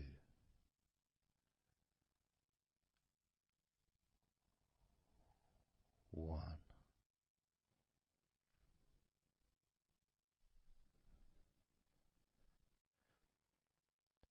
Now open your eyes, noticing how you physically feel, having counted down from 20 to 1, allowing stress and tension to leave through your fingertips and your toes. And as you focus on your fingertips, maybe they feel a little bit tingly,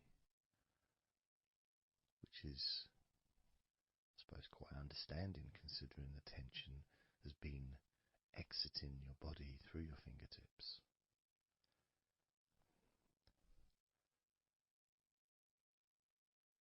So now we're going to count from 20 down to 1 again. This time you're going to feel relief of tension and stress, any anxiety that you may have, leaving through your stomach. Just leaving through your stomach, almost as if it's just releasing the whole of your stomach, from your navel to just above your chest, or below your chest rather. So surrounding your belly button area, that whole area, you can feel the tension of your body, whatever's left, just releasing from that area. And you may notice that your stomach will become very relaxed as I count down from 20 down to 1. Now, 20, 19, 18,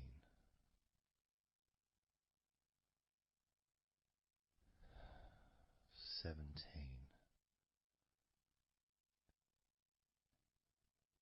16,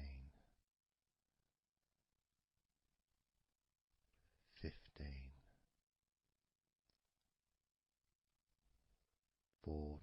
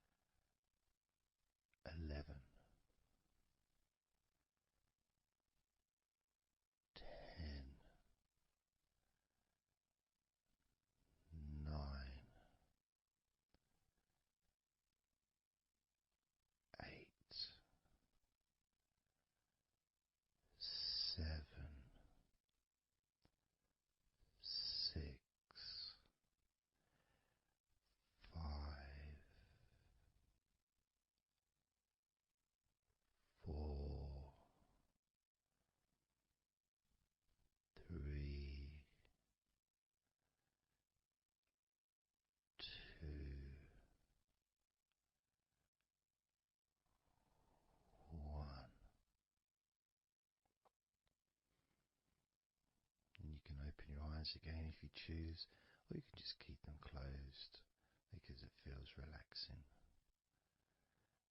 Just notice how your stomach feels. And notice as you focus, just do a little scan of your body. Just notice how your body feels. Focus in on your upper body, your back, chest, stomach, legs, arms, hands, feet. Just noticing.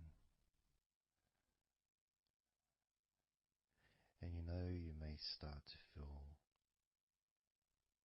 more of a sense of tiredness, which may be the reason you're listening to this recording, because you would like to let go completely of everything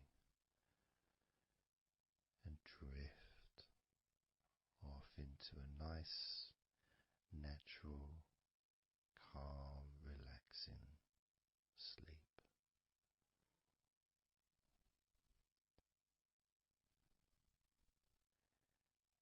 So now we're going to focus on your forehead. And if you choose, you can incorporate your eyes in this focus as well. So your forehead and your eyes. Just that whole area, basically. Almost as if you were wearing a mask, like a Batman mask or something. Or I'm trying to Zorro or something. The kind of mask that covers your eyes but also covers quite a lot of the forehead. And focusing on that area, because that's the area that we're now going to release tension and stress from your mind, from your brain and from your mind, and any tension that you may have remaining in your face, in your neck, in your jaw, in your eyes, your forehead, or your scalp.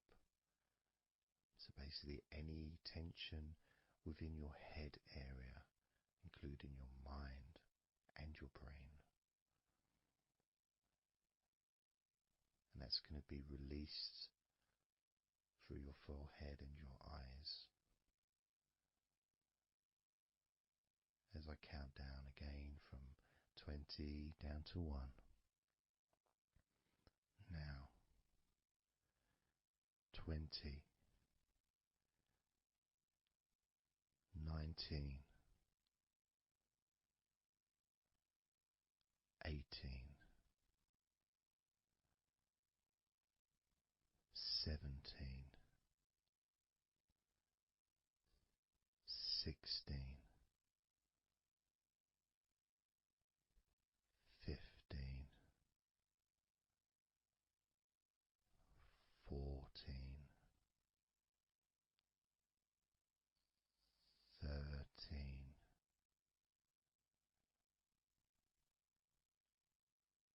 12, 11,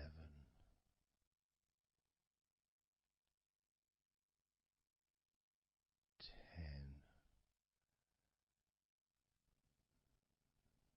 9,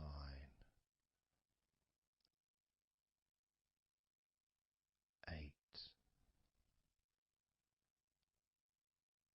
7, 6, 5,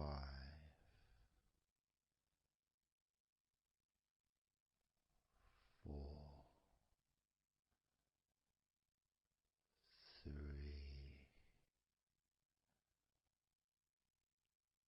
2,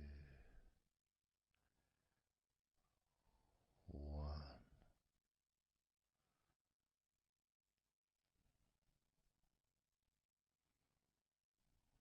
Noticing as you scan your face, your jaw, your eyes, your cheekbones, your ears, your forehead, your scalp, and your neck,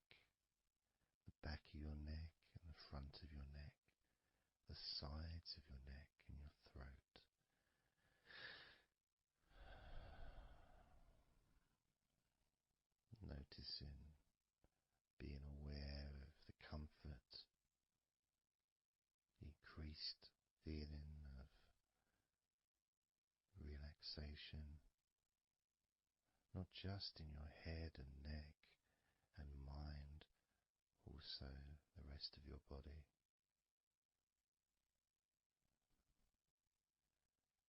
Just notice how loose and calm you feel, and how easily it is to just let go completely.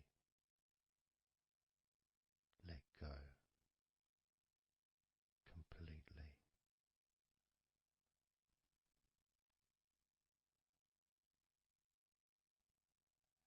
How easily.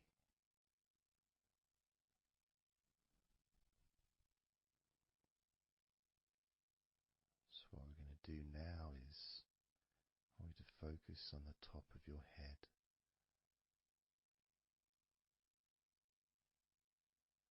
And we're going to allow every last piece of tension or stress that might be lingering or hiding in your body or mind or head to just be sucked out at the top of your head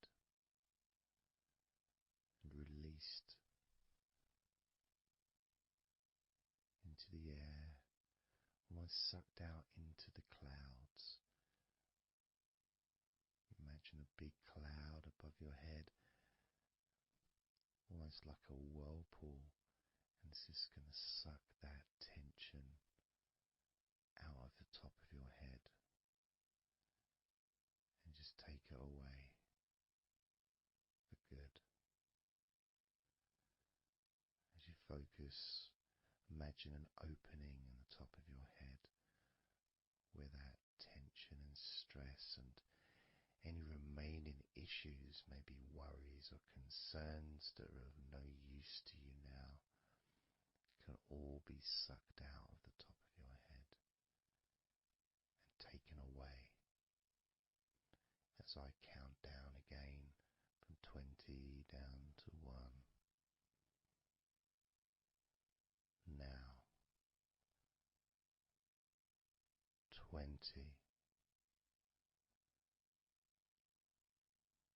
19,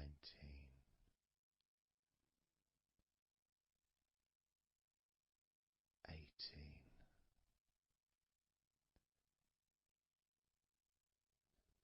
17,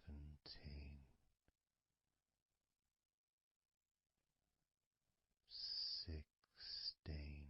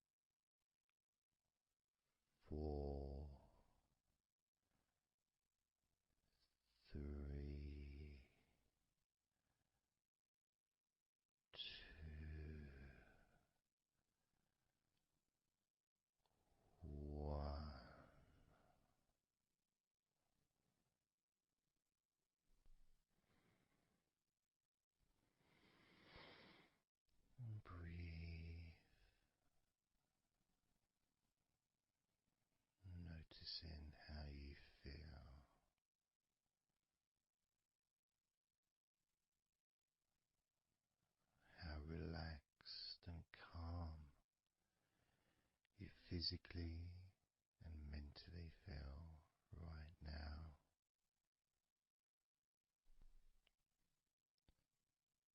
How peaceful your mind feels. It feels so nice to just let go, to give yourself some space to breathe easily, to think calmly, and just to take a break from all that pointless worry and concerns about things that you don't need to think about right now, because this is your time to let go. This is your space to enjoy feeling deeply relaxed, peaceful in your mind, relaxed in your body. It can feel so good, so nice to just not have to do anything, to be able to really enjoy that serenity that comes with letting go completely, that peacefulness that comes with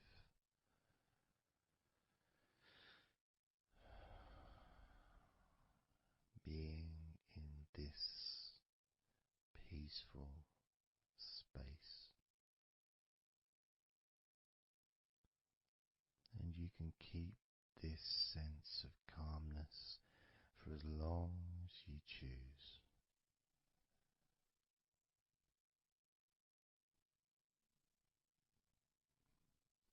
If you choose to drift off into a deep, healing, natural sleep, then you can do that. It's completely up to you. And you can keep this feeling of calmness physically and in your mind for as long as you choose to feel completely relaxed.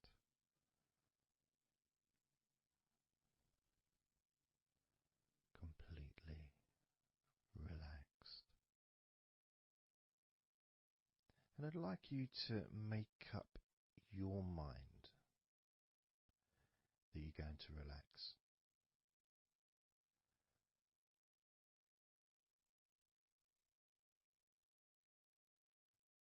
And I want to explore that with you, what it feels like when you actually decide that you're going to relax. Not forcing yourself, but giving yourself that. I guess it is a command, really, isn't it? When you're telling yourself, relax. In a gentle but firm way that only you can really tell yourself in that way. You can't really have someone else saying to you, now relax, relax, you know. It needs to be gentle, but someone else can't really have the same kind of influence or power that you have over your own physicality, over how you feel.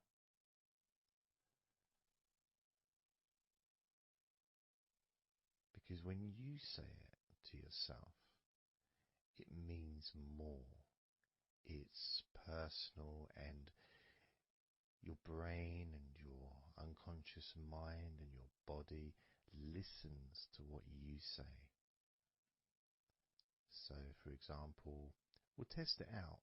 We'll do a little test, a few little tests along the way, and you can get more of an idea of the force, the positive force that you can have in creating a sense of comfort and relaxation in your body and your mind quite quickly, just by you telling yourself to relax. So I'm going to start by, let's focus on your hands. So focus on your hands and just tell your hands to relax. So just say relax as you focus on your hands. You could say, my hands are relaxed, or I want my hands to relax. But I think if you actually do it directly, by focusing and imagining that your hands can hear what you're saying, like they've got little ears, which is a bit weird. So talking to your hands and just say, relax.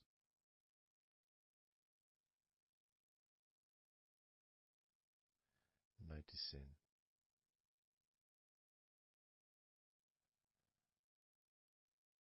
how your hands start to relax.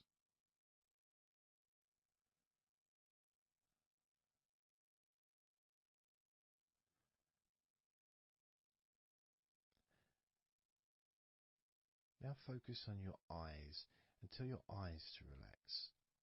So you're just saying the same word, relax.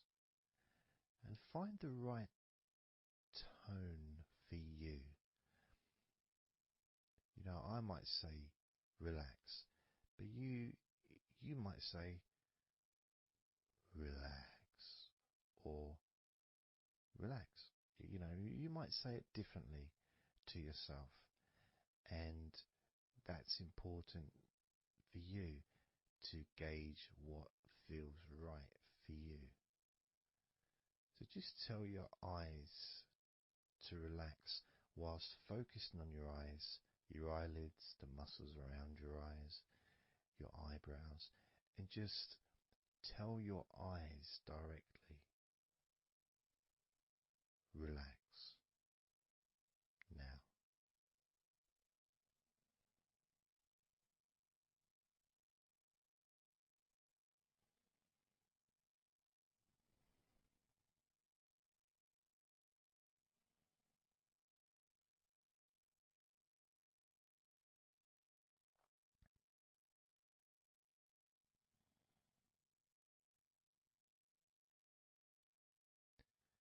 Now I just did that myself, and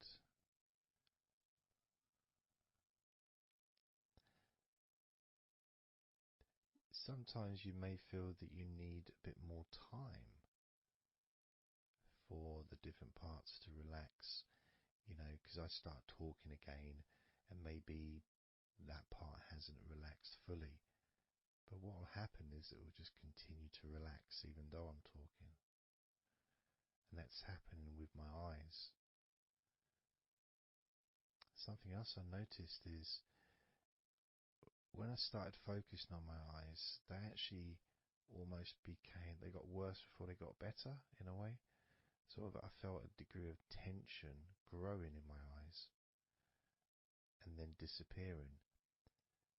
So I think what that was really was just me becoming more aware of the tension that was already there, that I wasn't focused on it before.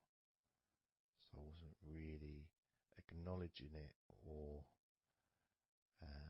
really conscious to those feelings.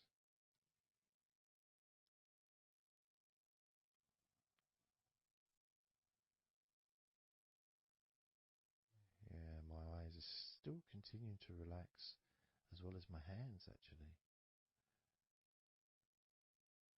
My hands have got a certain kind of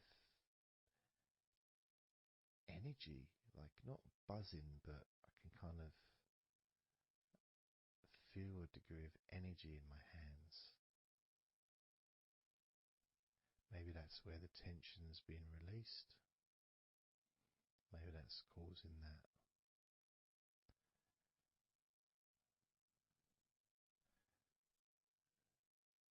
next part, I think we should focus on the back of the neck. That's a part which quite often, well, for me, holds tension. I don't know about for yourself, but I think it's quite a standard place where tension is sometimes held. So, and I'm doing exactly what you're doing as you do it as well. So I'm telling my body parts to relax as well. So if you tell your neck, the back of your neck, focus on the back of your neck and just say, relax, in your own words, in your own tone, in your own voice. You can say out loud or you can just say it to yourself internally. But you're focusing and you're saying it literally to the back of your neck, as if the back of your neck can actually hear what you're saying. So do that now. Just say relax to the back of your neck. And I'll do the same.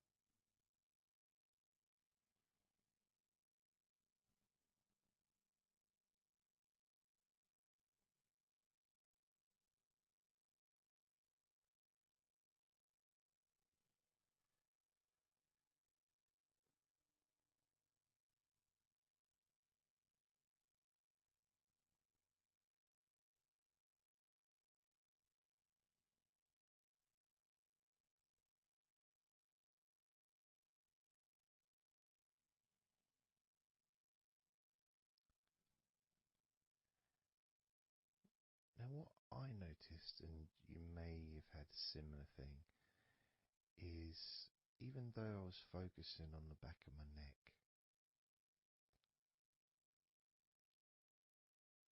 other parts started to, I don't know, show themselves to me, or maybe because they want to be relaxed as well, but I started noticing the feelings in my shoulders, the tension in my shoulders and in my upper back. Whether that was because my back of my neck was saying, well, I'm pretty much okay. It's the other parts that need attention.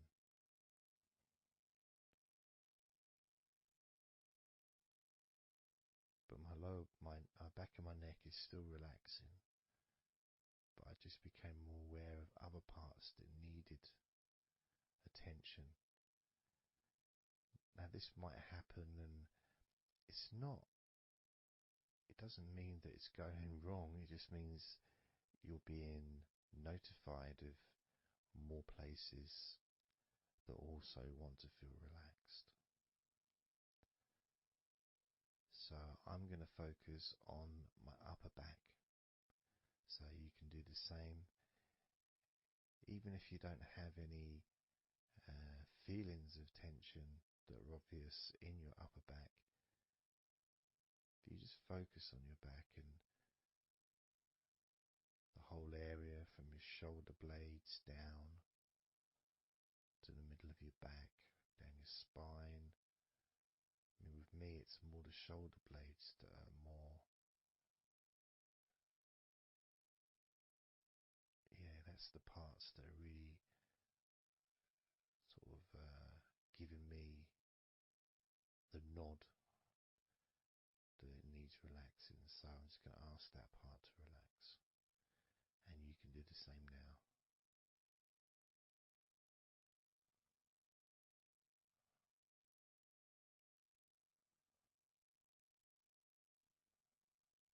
Relax your upper back.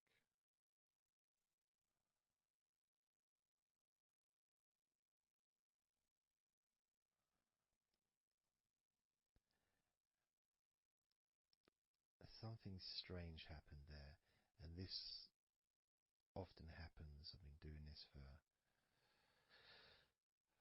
16 years or something, and often, I don't know why I'm surprised, but amazed really that there can be a feeling.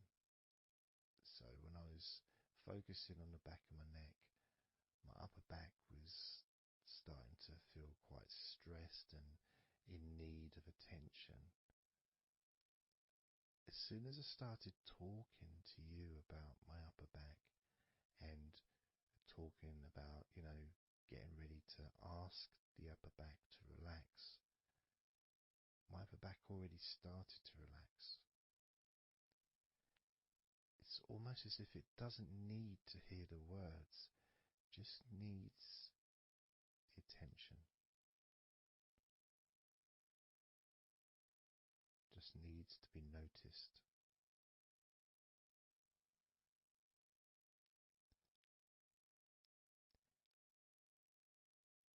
That is something that often happens in this type of situation, is when you start to relax a couple of parts of your body, as we've done with our hands, our eyes and our eyelids, and now back of the neck,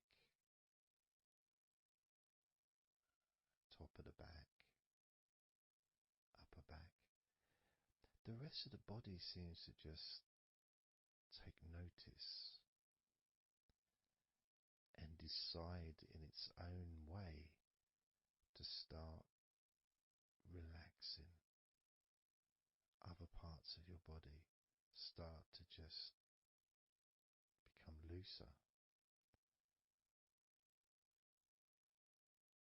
I suppose it's kind of like a bit of an avalanche, The little ball starts rolling, and before you know it, the whole of your body is completely relaxed and calm.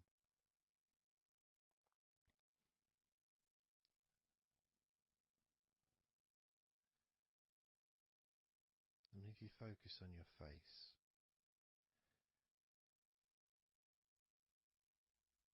you focus on your eyes, your eyelids, your eyebrows, and the muscles around your eyes.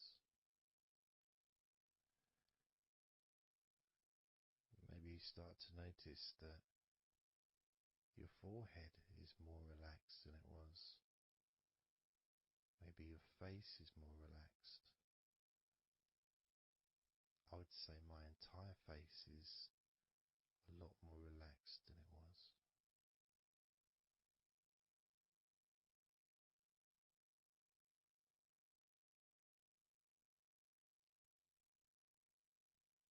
So we're going to focus now on your shoulders. Again, just like before, just tell your shoulders. I mean, you can do them individually. You can do right shoulder, left shoulder. I just generally do both at the same time. And just tell your shoulders as you focus on them in your mind. Focus on how they feel. Maybe you can see them in your mind's eye. And just tell your shoulders to relax.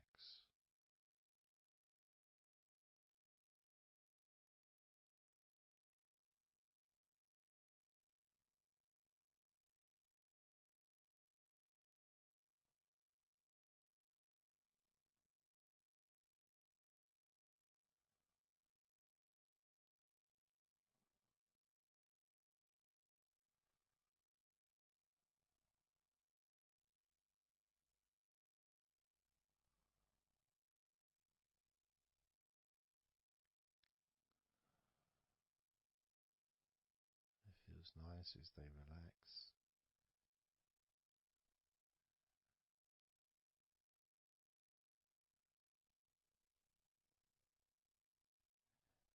But I do notice, probably especially with my back, is the connection between the different parts. The back, the shoulders, the neck.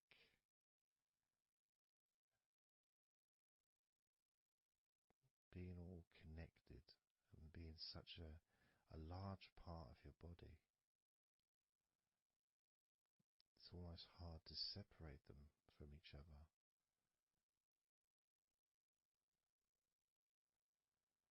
And my lower back has started to relax on its own.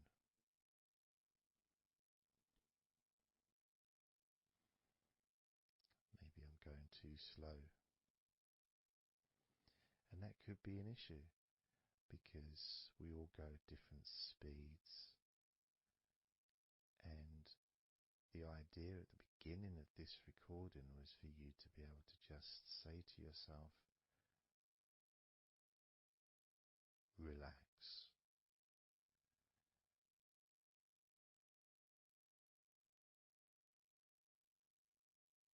Without focusing on any particular part of your body.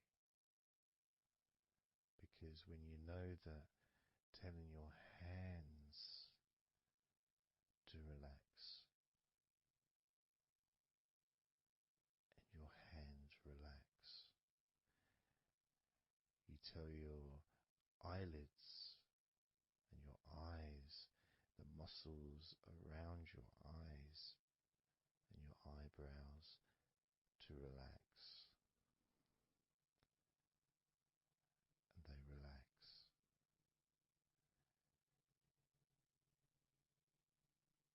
You tell the back of your neck to relax, and it relaxes.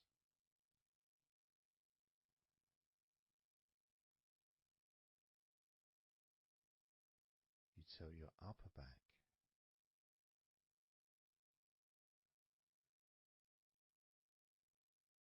to relax,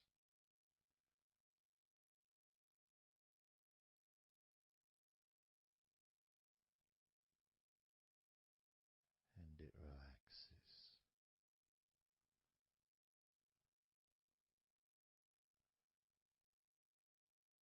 You tell your shoulders to relax,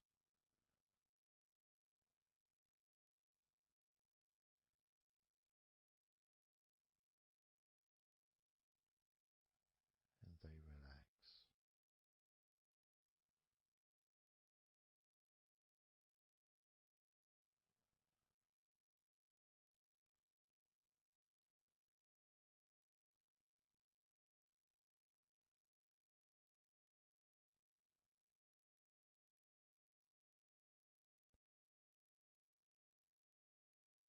And when you told your hands to relax, they relaxed and they continued to relax.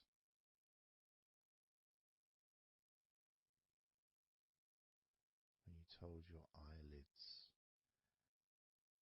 the muscles around your eyes, your eyebrows to relax, they relaxed and continue to relax.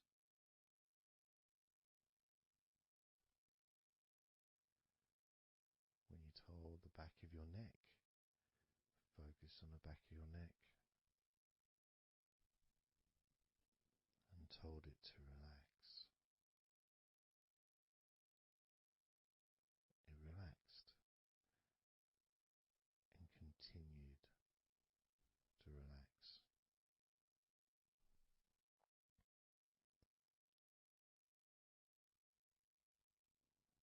When you told your upper back to relax, it relaxed and continued to relax.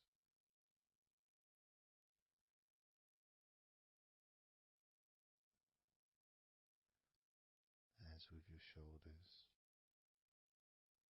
you told your shoulders to relax, and your shoulders relaxed and continued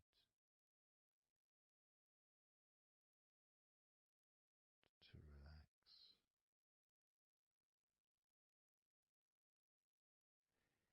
And it's not just that,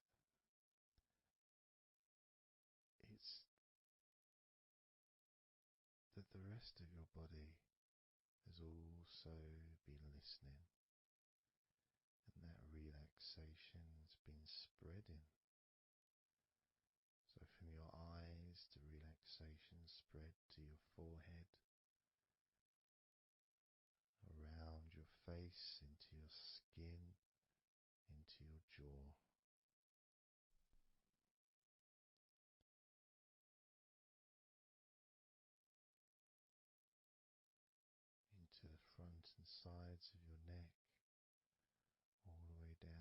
chest and stomach.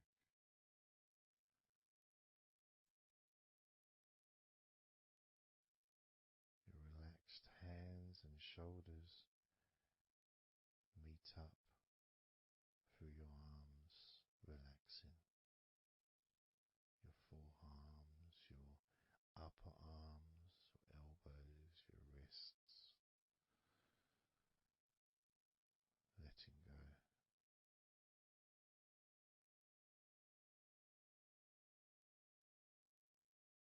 Your lower back, your hips, buttocks, groin, all just start to relax or continue even more comfort spreading through your legs, all the way down to your ankles, the tops of your feet, the sides of your feet, and the bottoms of your feet. Relaxing into your toes, each toe relaxing, calm, loose.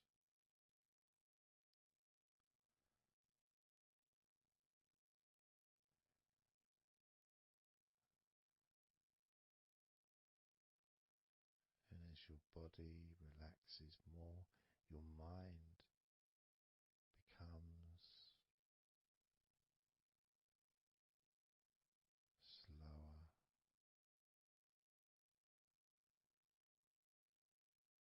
more peaceful,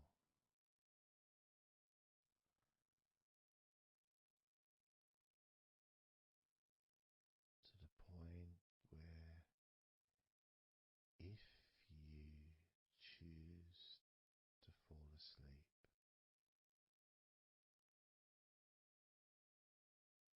you can easily do that.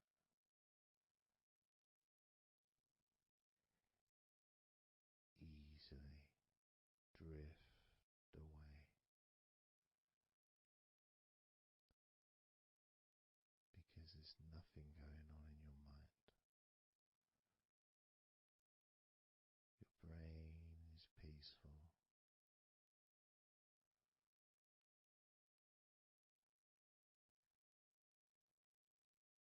Your body continues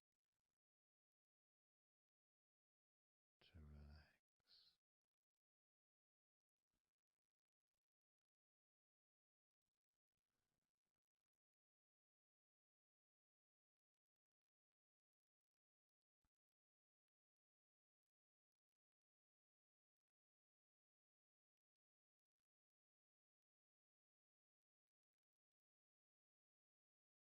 And with that connection between your body relaxing and the word that you say to yourself, relax,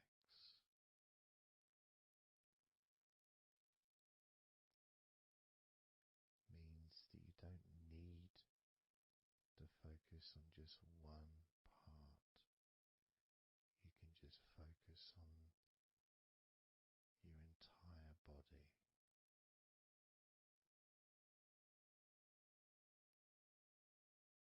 Saying the powerful word, relax.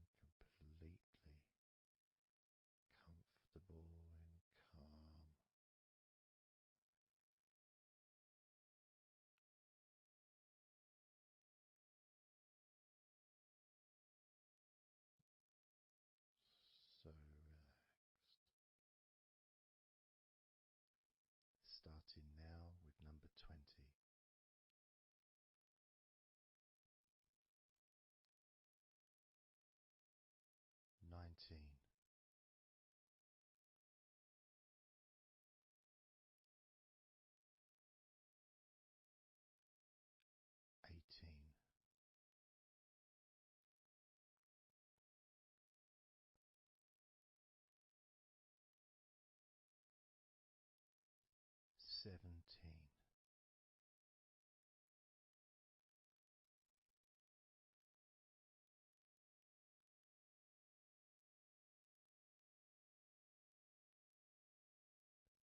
16.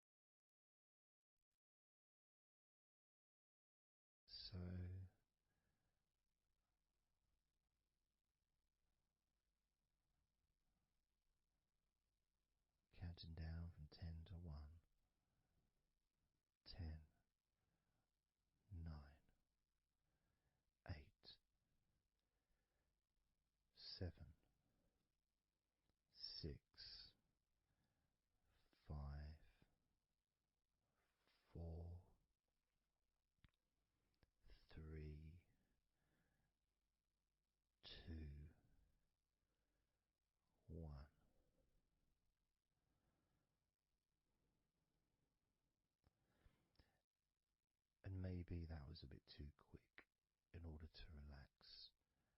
Maybe it's a bit too fast for you to notice the calming of your body.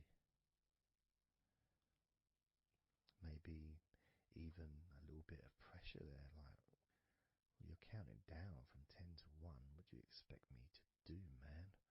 You expect me just to go all floppy just because you're counting down? 2. We could try again, but this time I'll go a bit slower. This time, as you focus on the whole of your body before we focus on your legs, just notice how your body does start to feel more relaxed with every number that I count down. 10.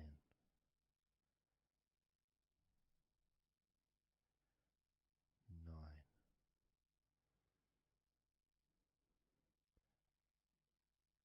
8.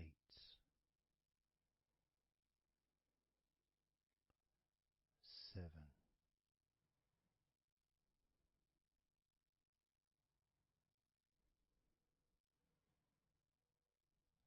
6.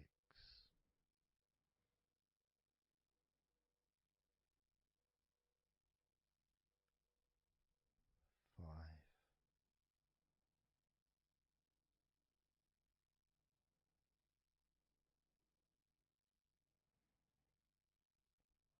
4.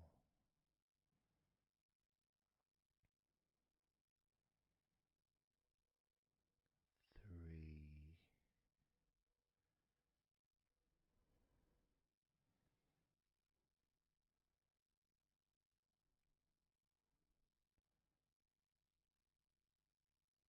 2.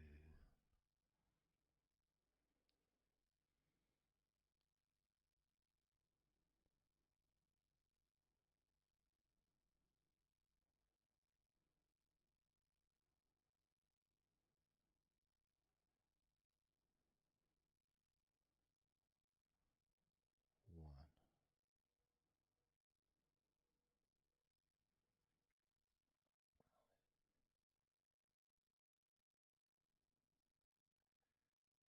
And just notice how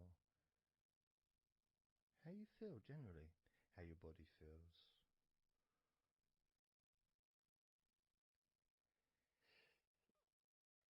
It's not necessarily even about counting down from 10 to 1. It's that space that you have, that body space between the muscles, being active physically or mentally, to just sitting or lying down, just being there, not doing anything, not saying anything, not needing to think about anything. So it opens up a space, a bit of a space, a gap.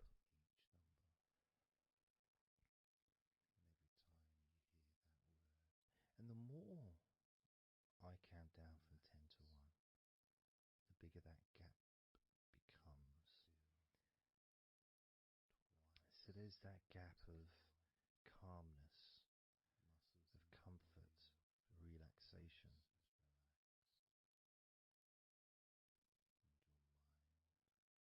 It's a nice feeling.